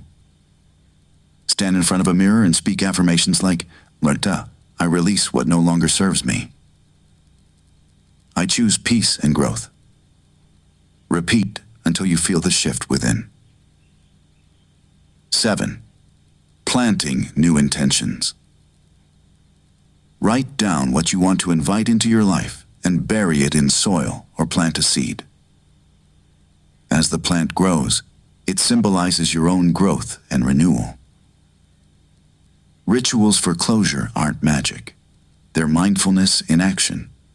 They give your emotions a physical outlet and help your mind accept what your heart already knows. It's time to move forward. Breathwork and emotional freedom. Breath is life, and it's also one of the most powerful tools for emotional release. When stress, fear, or anger build up, your breath becomes shallow and restricted. This signals your body to stay in survival mode, keeping emotions trapped. Breathwork reverses that pattern. It calms the nervous system, clears mental fog, and creates space for emotional freedom. Why breathwork works. Breathing deeply activates the parasympathetic nervous system, shifting you from fight or flight to rest and digest. This reduces cortisol, lowers heart rate, and brings your body into balance. When practiced intentionally, breathwork helps release stored tension and suppressed emotions, allowing you to feel lighter and more grounded. Simple breathwork techniques for release. 1. Box breathing, calm and control. Inhale for 4 counts, hold for 4 counts. Exhale for 4 counts, hold for 4 counts. Repeat for 5-10 cycles. This technique reduces anxiety and restores clarity. 2. 4-7-8. Breathing, deep relaxation. Inhale through the nose for 4 counts. Hold for 7 counts. Exhale slowly through the mouth for 8 counts. This pattern helps release tension and prepare for restful sleep. 3. Emotional release. Breath. Inhale deeply through the nose, filling your lungs completely. Exhale forcefully through the mouth with a sigh or sound. Repeat several times. This vocal exhale helps release pent-up emotions. 4. Alternate nostril breathing, balance and clarity. Close your right nostril, inhale through the left. Close the left nostril, exhale through the right. Continue alternating for 5 minutes. This technique balances energy and calms the mind. Tips for effective breathwork. Practice in a quiet space where you feel safe. Pair breathwork with affirmations like, I release what no longer serves me. Use it daily, especially during moments of stress or emotional overwhelm. Breathwork is more than a relaxation tool. It's a gateway to emotional freedom. Each inhale invites peace. Each exhale releases what weighs you down. When you master your breath, you master your state of mind. And that is where true liberation begins. Decluttering your space. Your physical environment reflects your inner state. When your space is cluttered, your mind often feels the same, overwhelmed, distracted, and heavy. Decluttering isn't just about tidiness. It's about creating room for clarity, peace, and growth. A clean, organized space signals to your brain that it's safe to relax and focus. Clutter carries emotional weight. Old items can hold memories, regrets, or identities you've outgrown. Keeping them around ties you to the past and blocks the energy of new beginnings. When you clear your space, you send a powerful message. I'm ready to move forward. Start small. Choose one area, a drawer, a shelf, or a corner. Decluttering in small sections prevents overwhelm and builds momentum. Ask the right question. Hold each item and ask, does this serve me now? If it doesn't add value, joy, or purpose, it's time to let it go. Sort into categories. Keep. Items you use and love. Donate. Things in good condition that someone else can enjoy. Discard. Broken or unnecessary items. Create space for what matters. Organize what remains so it feels intentional. A clear space invites calm and creativity. Add a touch of renewal. After decluttering, refresh the area. Add a plant, light a candle, or open a window. This signals a new chapter. Notice how you feel as you let go. Each item released is a piece of emotional weight lifted. Pair the process with affirmations like, I release what no longer serves me. I create space for peace and possibility. Decluttering your space is more than cleaning. It's an act of self-care. It clears not just your environment, but your mind, making room for clarity, creativity, and growth. When your space feels light, your life begins to feel that way too. Affirmations for liberation. Affirmations are powerful because they reprogram your mind to release fear, guilt, and limiting beliefs. When spoken consistently, they shift your inner dialogue from resistance to freedom. Here are affirmations designed to help you let go and embrace emotional liberation. I release what no longer serves me. I choose peace over pain. I am free from the weight of the past. I forgive myself and others completely. I trust the process of life and welcome change. I let go of fear and embrace courage. I'm worthy of love, joy, and new beginnings. I create space for growth and possibility. I am not my mistakes. I am my lessons. I allow myself to move forward with ease and grace. Repeat these affirmations daily, out loud, in writing, or silently during meditation. Pair them with deep breathing or visualization for greater impact. Each time you affirm these truths, you loosen the grip of old patterns and strengthen your commitment to freedom. Liberation begins in the mind. Speak it, believe it, and live it, because the words you choose shape the life you create. Gratitude as a reset button. Gratitude is one of the simplest yet most powerful tools for emotional reset. When life feels heavy, your mind often focuses on what's missing, what's wrong, or what's uncertain. Gratitude shifts that focus. It reminds you of what's good, what's working, and what's already present. This shift doesn't erase challenges, but it changes how you experience them. Gratitude works because it rewires your brain. When you consciously acknowledge what you appreciate, your mind releases dopamine and serotonin, the chemicals of happiness and calm. Over time, this practice trains your brain to look for positives instead of dwelling on negatives, creating resilience and peace. Start small. Each morning or evening, list 3 things you're grateful for. They don't have to be big. Sunlight through your window, a kind word from a friend, the strength to keep going. Write them down or speak them aloud. The act of naming gratitude makes it real. Use gratitude as a reset during stressful moments. Pause, take a deep breath, and ask, what can I appreciate right now? It might be the lesson in the struggle, the support you have, or simply the fact that you're still standing. Gratitude doesn't deny pain. It balances it with perspective. You can also create a gratitude ritual. Keep a journal dedicated to daily gratitude entries. Send a message of thanks to someone who made a difference. Practice gratitude meditation, focusing on what brings you joy. Gratitude is not just a feeling, it's a choice.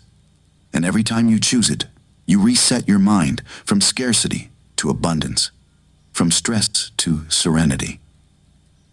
Because the truth is, even in the hardest seasons, there is always something to be thankful for.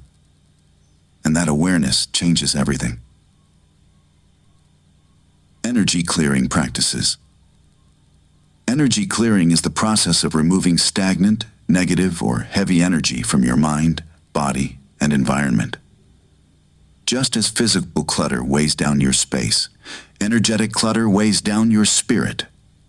Clearing it creates room for peace, clarity, and renewal. Emotions, thoughts, and interactions leave energetic imprints.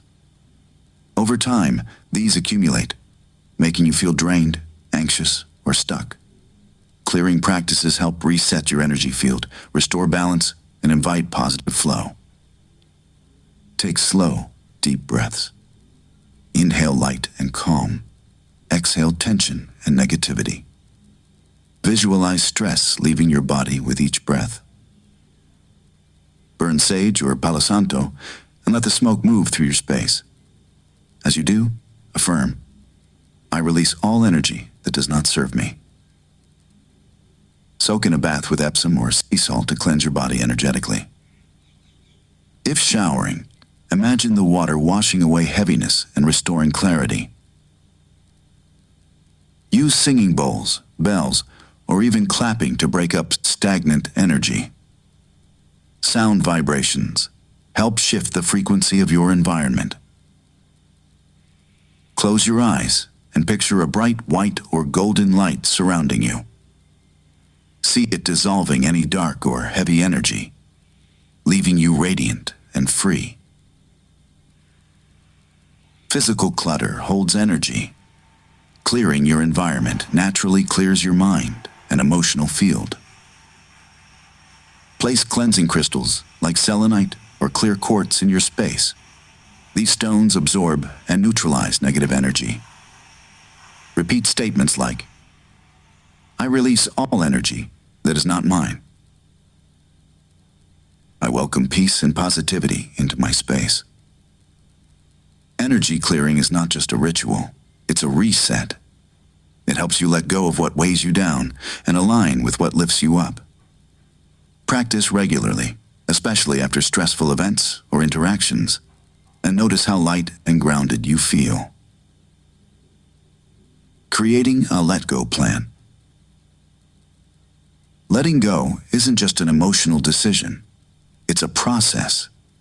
A let-go plan gives structure to that process, helping you move from intention to action with clarity and confidence.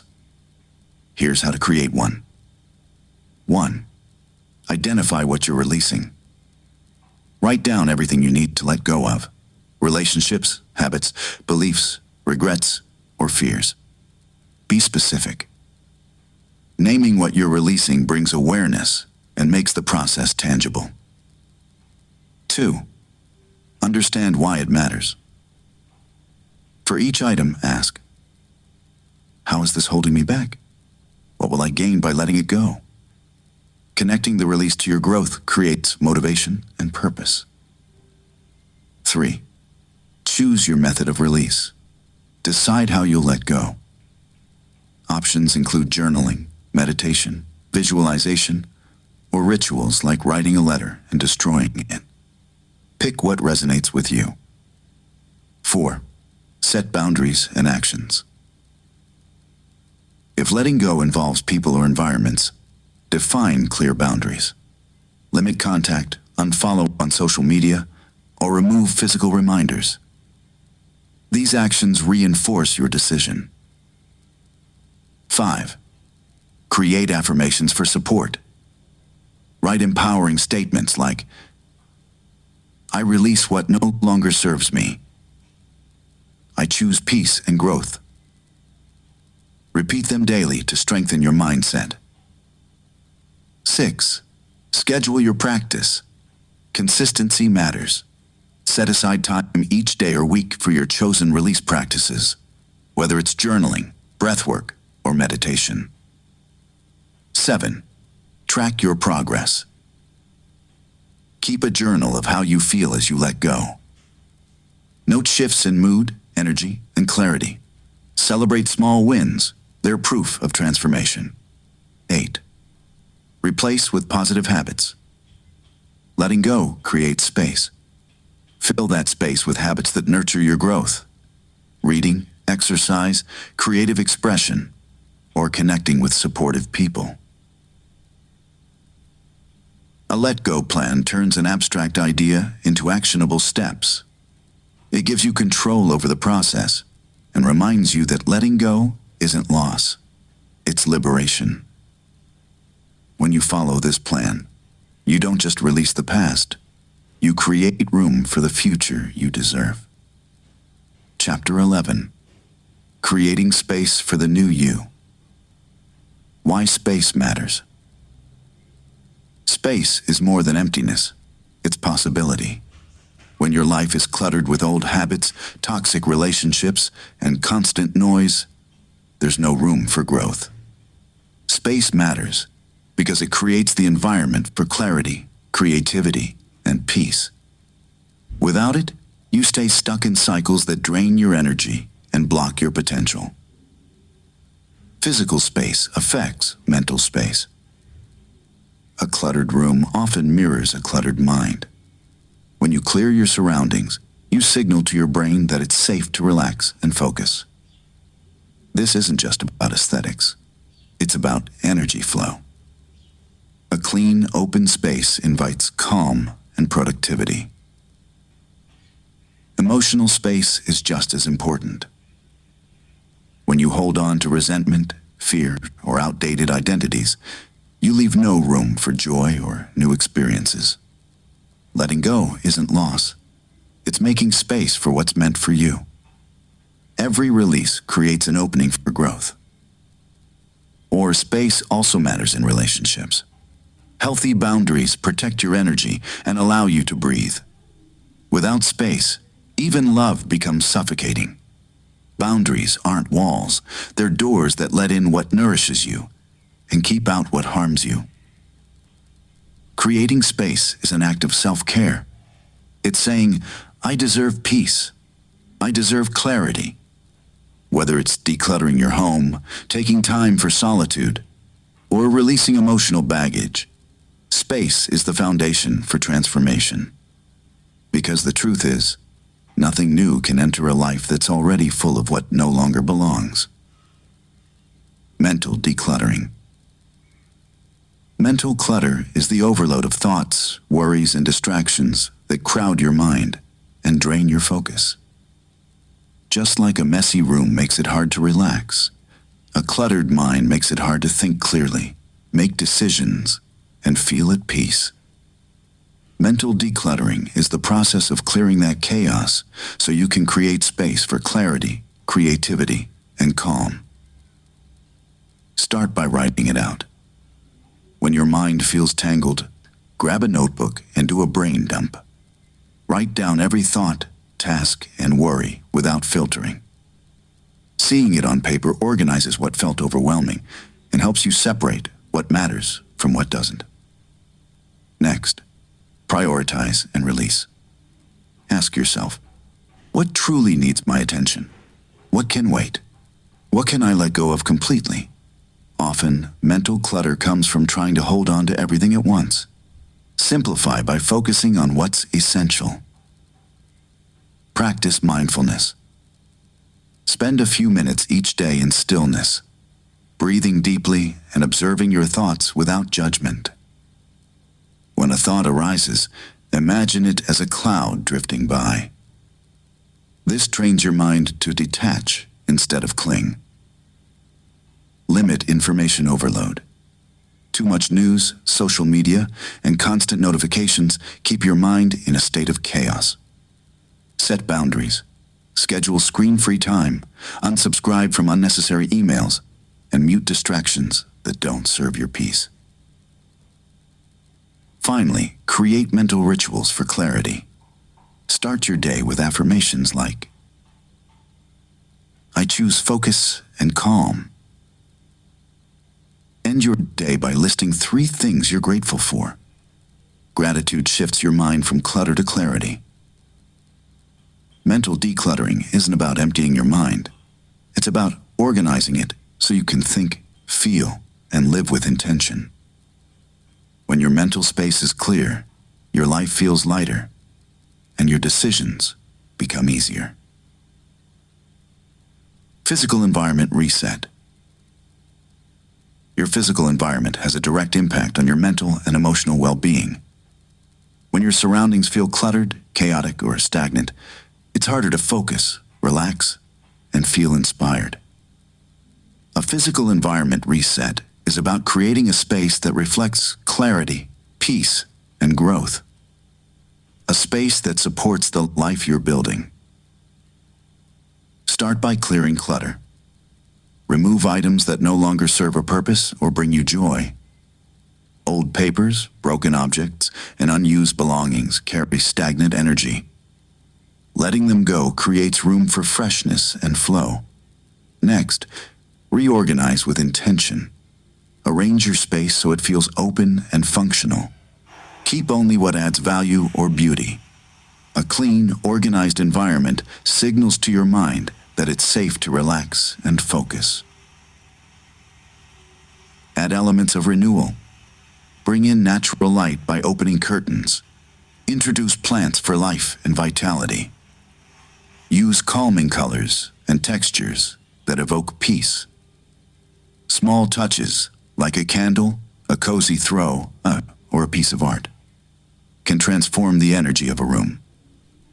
Consider sensory details. Soft lighting, soothing scents, and gentle sounds create an atmosphere of calm. Essential oils like lavender or eucalyptus can promote relaxation, while instrumental music can help clear mental noise. Finally, make it personal. Include items that inspire you, photos, affirmations, or symbols of your goals. Your environment should feel like a reflection of your values and aspirations, not just a collection of things. A physical environment reset isn't just about aesthetics. It's about energy. When your space feels light, organized, and intentional, your mind follows. You feel clearer, calmer, and more motivated to create the life you want. Because the truth is, transformation begins where you live. Digital detox strategies. Your digital world can easily become overwhelming. Constant notifications, endless scrolling, and information overload drain your focus and energy. A digital detox isn't about abandoning technology. It's about creating healthy boundaries so you can reclaim clarity and peace. Here's how to do it. 1. Set screen-free zones. Designate areas in your home, like the bedroom or dining table, as tech-free spaces. This helps you disconnect and be present. 2. Schedule device-free time. Choose specific hours each day to unplug. Start small, 30 minutes in the morning or before bed, and gradually increase. Use this time for reading, journaling, or simply resting. 3.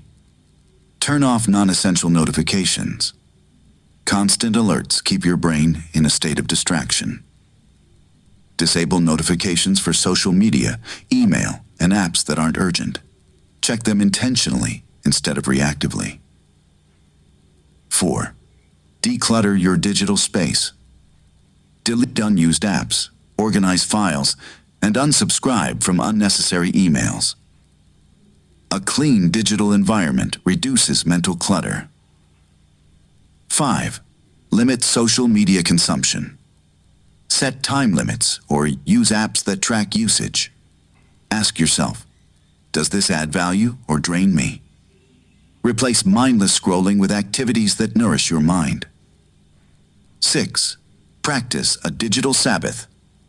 Take one day a week, or even a few hours, to go completely offline. Use this time to reconnect with nature, hobbies, or loved ones. 7. Create tech boundaries at work. Avoid checking emails after work hours. Communicate your availability clearly to prevent burnout. 8. Use mindful tech habits. Before picking up your phone, pause and ask, why am I doing this? Intentional use turns technology into a tool, not a trap. A digital detox isn't about restriction. It's about liberation. When you reduce digital noise, you create space for focus, creativity, and real connection. Start small, stay consistent, and watch how light and clear life feels when you unplug. Emotional clearing. Emotional clearing is the practice of releasing stored feelings that weigh you down. Anger, fear, guilt, resentment, or sadness. When these emotions remain unprocessed, they create mental clutter, physical tension, and even patterns of self-sabotage. Clearing them restores balance, peace, and emotional freedom. Start with awareness. Notice what you're feeling without judgment. Ask yourself, what emotion is present right now? Where do I feel it in my body? Naming emotions reduces their intensity and brings clarity. Next, express safely. Journaling is one of the most effective tools. Write freely about what you feel and why. Don't censor or edit. Let the words flow. If writing isn't enough, try speaking aloud in a private space or sharing with a trusted friend or therapist. Breathwork is another powerful method. Inhale deeply, exhale slowly, and imagine releasing tension with every breath. Pair this with affirmations like, I let go of what no longer serves me. Movement helps too. Exercise, yoga, or even dancing can release emotions stored in the body. Physical activity shifts stagnant energy and restores flow. For deeper clearing, practice visualization. Picture placing your heavy emotions in a box and watching it float away, or imagine a river carrying them downstream. This symbolic act signals your mind that it's safe to let go. Finally, replace what you release. After clearing, fill the space with gratitude, peace, or joy. Reflect on what you appreciate and affirm your readiness for new beginnings. Emotional clearing isn't about erasing feelings. It's about honoring them, learning from them, and then releasing their grip. When you clear emotional weight, you create space for clarity, strength, and serenity, the foundation for true transformation.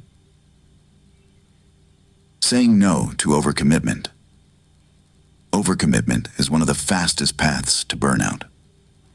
When you say yes to everything, work projects, social invitations, family obligations, you spread yourself so thin that there's no time left for rest, reflection, or self-care. Learning to say no isn't selfish. It's essential for protecting your energy and honoring your priorities. Start by recognizing your limits. You are human, not a machine. Every yes costs time, energy, and focus. Before agreeing to something, ask, do I have the capacity for this without sacrificing my well-being? Next, clarify your priorities. When you know what matters most, your health, your goals, your peace, it becomes easier to decline what doesn't align. Saying no to what drains you means saying yes to what truly matters. Practice simple, respectful responses. Thank you for thinking of me, but I can't commit right now. I appreciate the offer, but I need to focus on my current priorities. I'd love to help, but my schedule won't allow it. Avoid over-explaining. A clear, polite no is enough. Boundaries don't require guilt or lengthy justification. Finally, reframe your mindset.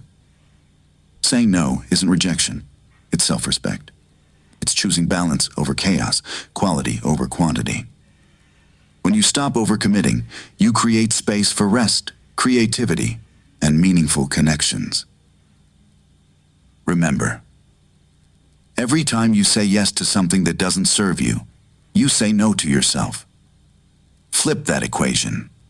Protect your time, guard your energy, and give yourself permission to prioritize your own well-being, because the truth is, you can't show up fully for others if you're running on empty.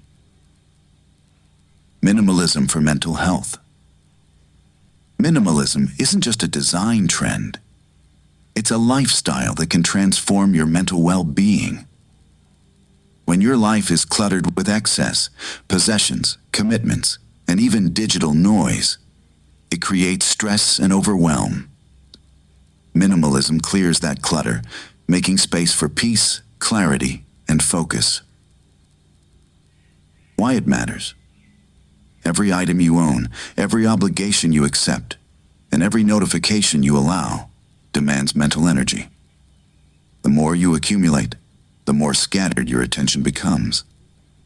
Minimalism reduces these demands, freeing your mind from constant decision fatigue and emotional weight. Start with your physical space. Declutter your home by keeping only what you use and love. A clean, simple environment signals calm to your brain and lowers stress levels. Less visual chaos means more mental clarity. Simplify your schedule. Overcommitment leads to burnout. Minimalism in time management means saying no to what doesn't align with your priorities. Focus on fewer tasks done well instead of juggling too many. Digital minimalism matters too. Limit screen time, unsubscribe from unnecessary emails, and remove apps that don't serve your goals. A streamlined digital life reduces anxiety and improves focus. Emotional minimalism is key. Let go of toxic relationships, grudges, and unrealistic expectations. Carrying emotional clutter is just as draining as physical clutter. Release what weighs you down to create space for joy and peace. Minimalism isn't about deprivation, it's about intention. It's choosing quality over quantity, clarity over chaos. When you embrace minimalism, you give your mind room to breathe, your heart space to feel, and your life the freedom to flourish. Creating sacred spaces. A sacred space is more than a physical area. It's an environment that nurtures peace, clarity, and connection. In a world filled with noise and distractions, having a space dedicated to stillness and renewal is essential for mental and emotional well-being. Creating a sacred space doesn't require luxury. It requires intention. Start with location. Choose a spot where you feel calm and undisturbed. It could be a corner of your bedroom, a cozy nook, or even a small outdoor area. The key is consistency. Returning to the same space trains your mind to associate it with peace. Clear the clutter. A sacred space should feel open and light. Remove unnecessary items and keep only what brings comfort or meaning. Simplicity invites serenity. Add elements that soothe your senses. Sight, soft lighting, candles, or natural light. Sound, gentle music, nature sounds, or silence. Smell, essential oils, incense, or fresh flowers. Touch, comfortable cushions, blankets, or textures that feel grounding. Include symbols of intention. This could be a journal, affirmations, spiritual items, or objects that inspire gratitude and mindfulness. These reminders anchor your purpose for being in the space. Make it personal. Your sacred space should reflect you, your values, your peace, your energy. There are no rules except one. It must feel safe and nourishing. Finally, use the space regularly. Meditate, journal, breathe, or simply sit in stillness. Let this space become your refuge, a place where you release stress, reconnect with yourself, and restore balance. Creating a sacred space is an act of self-love. It says, I deserve peace. I deserve time for me. And when you honor that truth, your life begins to feel lighter, calmer, and more aligned. Time management for growth. Time is one of your most valuable resources. and how you manage it determines whether you stay stuck or move forward. Growth requires intentional time management, not just for productivity, but for balance, clarity, and progress toward your goals. Start with priorities. Identify what truly matters: your health, your relationships, your personal and professional goals. When everything feels urgent, nothing gets done. Use the question, does this align with my growth? If the answer is no, it's not a priority. Plan with purpose. Break big goals into smaller, actionable steps and schedule them. Use a calendar or planner to block time for focused work, self-care, and rest. Treat these blocks as non-negotiable appointments with yourself. Avoid overcommitment. Every yes costs time and energy. Before agreeing to something, ask, will this move me closer to my goals or pull me away? Protect your time by saying no to what doesn't serve your growth. Use the power of focus. Multitasking scatters attention and slows progress. Instead, practice deep work. Dedicate uninterrupted time to one task at a time. Turn off notifications, silence distractions, and give your full attention to what matters. Schedule breaks and renewal. Growth isn't just about doing, it's about restoring. Short breaks improve focus and prevent burnout. Include time for mindfulness, exercise, or simply breathing. Review and adjust. At the end of each day or week, reflect. How did I spend my time? What worked? What needs improvement? This awareness helps you refine your approach and stay aligned with your goals. Time management for growth isn't about cramming more into your day. It's about creating space for what matters most. When you master your time, you master your life. Because the truth is, growth doesn't happen by chance. It happens by choice. Space as an act of self-care. Space is not just physical. It's emotional, mental, and spiritual. Creating space in your life is one of the most profound acts of self-care because it allows you to breathe, reflect, and restore. When your schedule, environment, and mind are overcrowded, stress becomes inevitable. Space brings balance. Physical space matters because clutter creates chaos. A clean, organized environment signals calm to your brain. Decluttering your home or workspace isn't just about aesthetics, it's about energy. When you clear what you don't need, you make room for peace and creativity. Mental space is equally vital.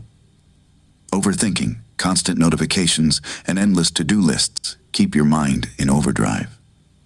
Self-care means pausing, unplugging, and practicing mindfulness. Give yourself permission to step away from noise and reconnect with stillness. Emotional space protects your well-being. Setting boundaries with people and commitments is not selfish, it's necessary. Saying no to what drains you creates room for what nourishes you. Healthy relationships thrive when you honor your limits. Creating space is a declaration. I matter. My peace matters. It's choosing simplicity over chaos, clarity over clutter. Whether it's 5 minutes of solitude, a quiet corner for reflection, or a day without obligations, space restores your energy and strengthens your resilience. Self-care isn't always about adding more. It's often about removing what weighs you down. Space is where healing begins, where creativity flows, and where you rediscover yourself. Give yourself that gift. You deserve it. Chapter 12. Building a vision for your future. Why vision is vital. Vision is blueprint for your future. Without it, life becomes reactive. You drift from one situation to another without direction or purpose. Vision gives clarity. It answers the question, where am I going? And transforms uncertainty into intention. When you have a clear vision, decisions become easier. You stop asking, should I do this? And start asking, does this align with my vision? That shift eliminates confusion and prevents wasted energy on things that don't serve your goals. Vision also fuels motivation. Challenges feel less overwhelming when you know what you're working toward. It turns obstacles into stepping stones because every effort connects to a bigger picture.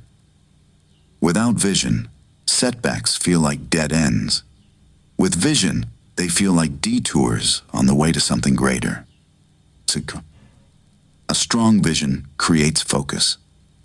In a world full of distractions, it keeps your eyes on what matters most. It helps you prioritize, say no to what drains you, and invest in what moves you forward. Most importantly, vision inspires growth.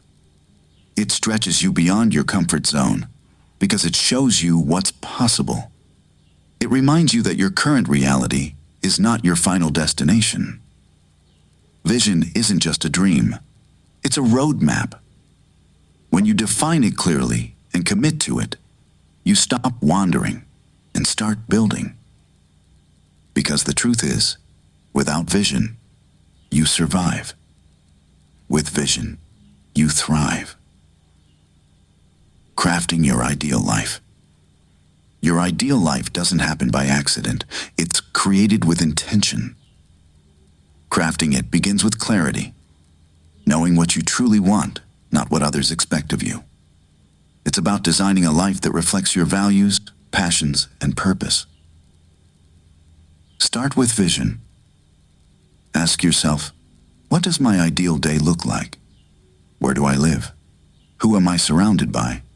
How do I feel? Write it down in detail. The clearer your vision, the easier it becomes to align your choices with it. Define your values. Your ideal life should honor what matters most to you: freedom, family, creativity, health, or impact. When your actions align with your values, life feels authentic and fulfilling. Set intentional goals. Break your vision into achievable steps. If your ideal life includes financial freedom, outline the habits and actions that lead there. If it includes peace of mind, prioritize boundaries and self-care. Remove what doesn't fit. Let go of commitments, habits, and relationships that pull you away from your vision. Every no to what drains you is a yes to what moves you forward. Create daily rituals. Your ideal life is built in small, consistent actions. Morning routines, gratitude practices, and mindful breaks anchor you in the life you're creating. Stay flexible. Your vision may evolve, and that's okay. Growth means adjusting your path while staying true to your core values. Crafting your ideal life is not about perfection. It's about alignment. It's choosing with intention, living with purpose, and creating space for what matters most. Because the truth is, your ideal life isn't a distant dream. It's a series of choices you start making today. The power of intention. Intention is the force that shapes your reality. It's more than a wish.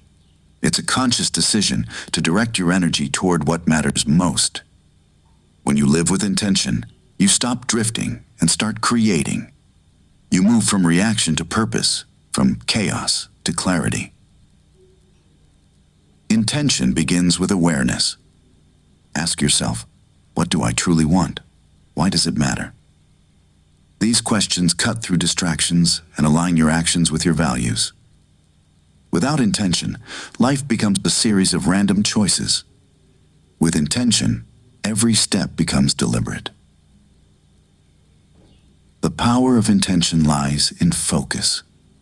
When you set a clear intention, your mind filters out noise and zeroes in on opportunities that match your goal. It's like turning on a spotlight in a dark room. You suddenly see what was always there, but hidden. Intention also fuels resilience. Challenges feel less overwhelming when you know your why. Instead of giving up, you adapt, because your purpose keeps you anchored. Intention turns obstacles into lessons and setbacks into stepping stones. To harness this power, start each day by setting an intention. It can be simple. I choose peace today. I will focus on progress, not perfection. Write it down, speak it aloud, and carry it with you. This practice trains your mind to act with purpose instead of impulse. The truth is, intention is the seed of transformation. Every dream, every achievement begins with it. When you live intentionally, you don't just hope for change, you create it. Because where intention goes, energy flows. And where energy flows, life grows. Visualization exercises. Visualization is a powerful mental practice that helps you align your thoughts, emotions, and actions with your goals. When you vividly imagine your desired outcome, your brain begins to treat it as reality, strengthening confidence and motivation. Here are effective exercises to help you harness this power. 1. The ideal day exercise. Close your eyes and picture your perfect day from start to finish. Where are you? What are you doing? Who is with you? Engage all senses, see the colors, hear the sounds, feel the emotions. This exercise clarifies what you truly want and sets a positive tone for your goals. 2. The let go visualization. Imagine holding a heavy bag filled with fears, regrets, and limiting beliefs. Visualize yourself placing it down and walking away lighter and freer.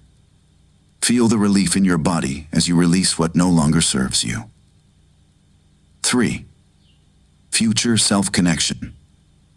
Picture yourself 6 months or a year from now, living the life you desire.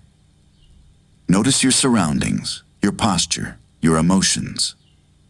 Ask your future self, what steps did I take to get here?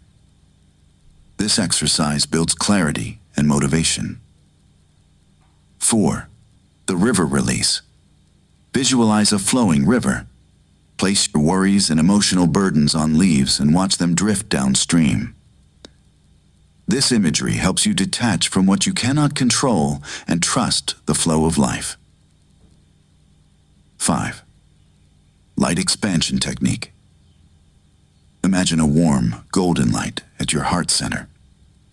With each breath, see it expanding through your body, dissolving tension and negativity. Feel yourself surrounded by this light, safe and empowered.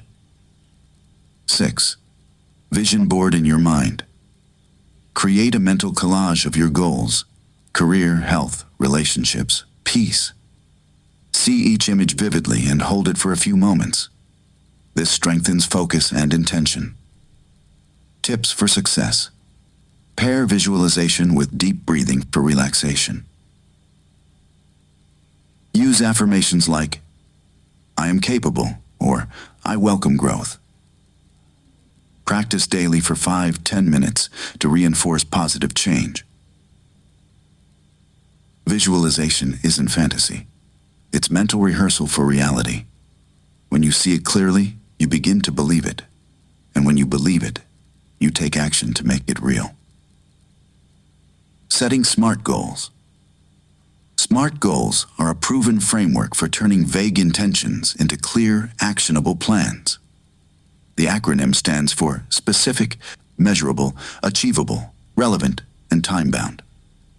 Here's how to apply each element. 1. Specific. Define your goal clearly. Avoid general statements like, I want to be healthier.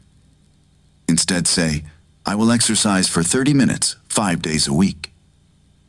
Specificity removes ambiguity and gives direction.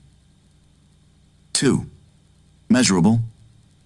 Attach numbers or indicators to track progress. For example, I will save $500 per month for 6 months. Measurable goals allow you to see improvement and stay motivated. 3. Achievable. Set goals that challenge you but remain realistic. If you've never run before, aiming for a marathon in 2 weeks isn't achievable. Start with a 5K and build from there. Achievability prevents frustration and burnout. 4. Relevant. Ensure your goal aligns with your values and long-term vision. Ask, does this move me closer to the life I want? A relevant goal feels meaningful, which fuels commitment. 5. Time-bound. Give your goal a deadline. Without a time frame, goals drift into someday. Example, I will complete my certification by December 31st. Deadlines create urgency and structure. Example of a SMART goal.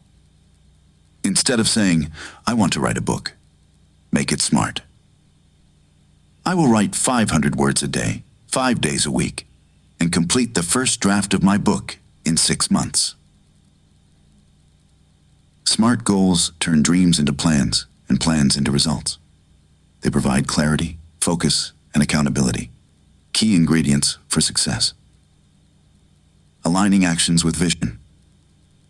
Having a clear vision is powerful, but it only becomes reality when your actions align with it. Misalignment happens when daily choices contradict long-term goals, leaving you frustrated and stuck. Aligning actions with vision means turning intention into consistent behavior. Start with clarity. Revisit your vision regularly. Ask, what does my ideal life look like? What values guide it? When your vision is clear, decisions become easier because you know what matters most. Break vision into actionable steps. Big dreams can feel overwhelming, so divide them into smaller, measurable goals. If your vision includes financial freedom, your action might be saving a set amount each month. If it includes health, your action might be daily exercise. Audit your habits. Look at how you spend your time, energy, and resources. Do these habits move you closer to your vision or away from it? Replace actions that drain you with those that support your growth. Create intentional routines. Structure your day around priorities that reflect your vision. Morning rituals, focused work blocks, and time for self-care keep you aligned and consistent. Use reminders and accountability. Write affirmations, set calendar alerts, or share your goals with a trusted friend. These cues keep your vision front and center even when life gets busy. Stay flexible but focused. Life changes, and so will your vision. Adjust your actions as needed, but never lose sight of your core values and purpose. Alignment isn't about perfection. It's about progress. Every choice is a vote for the life you want. When your actions match your vision,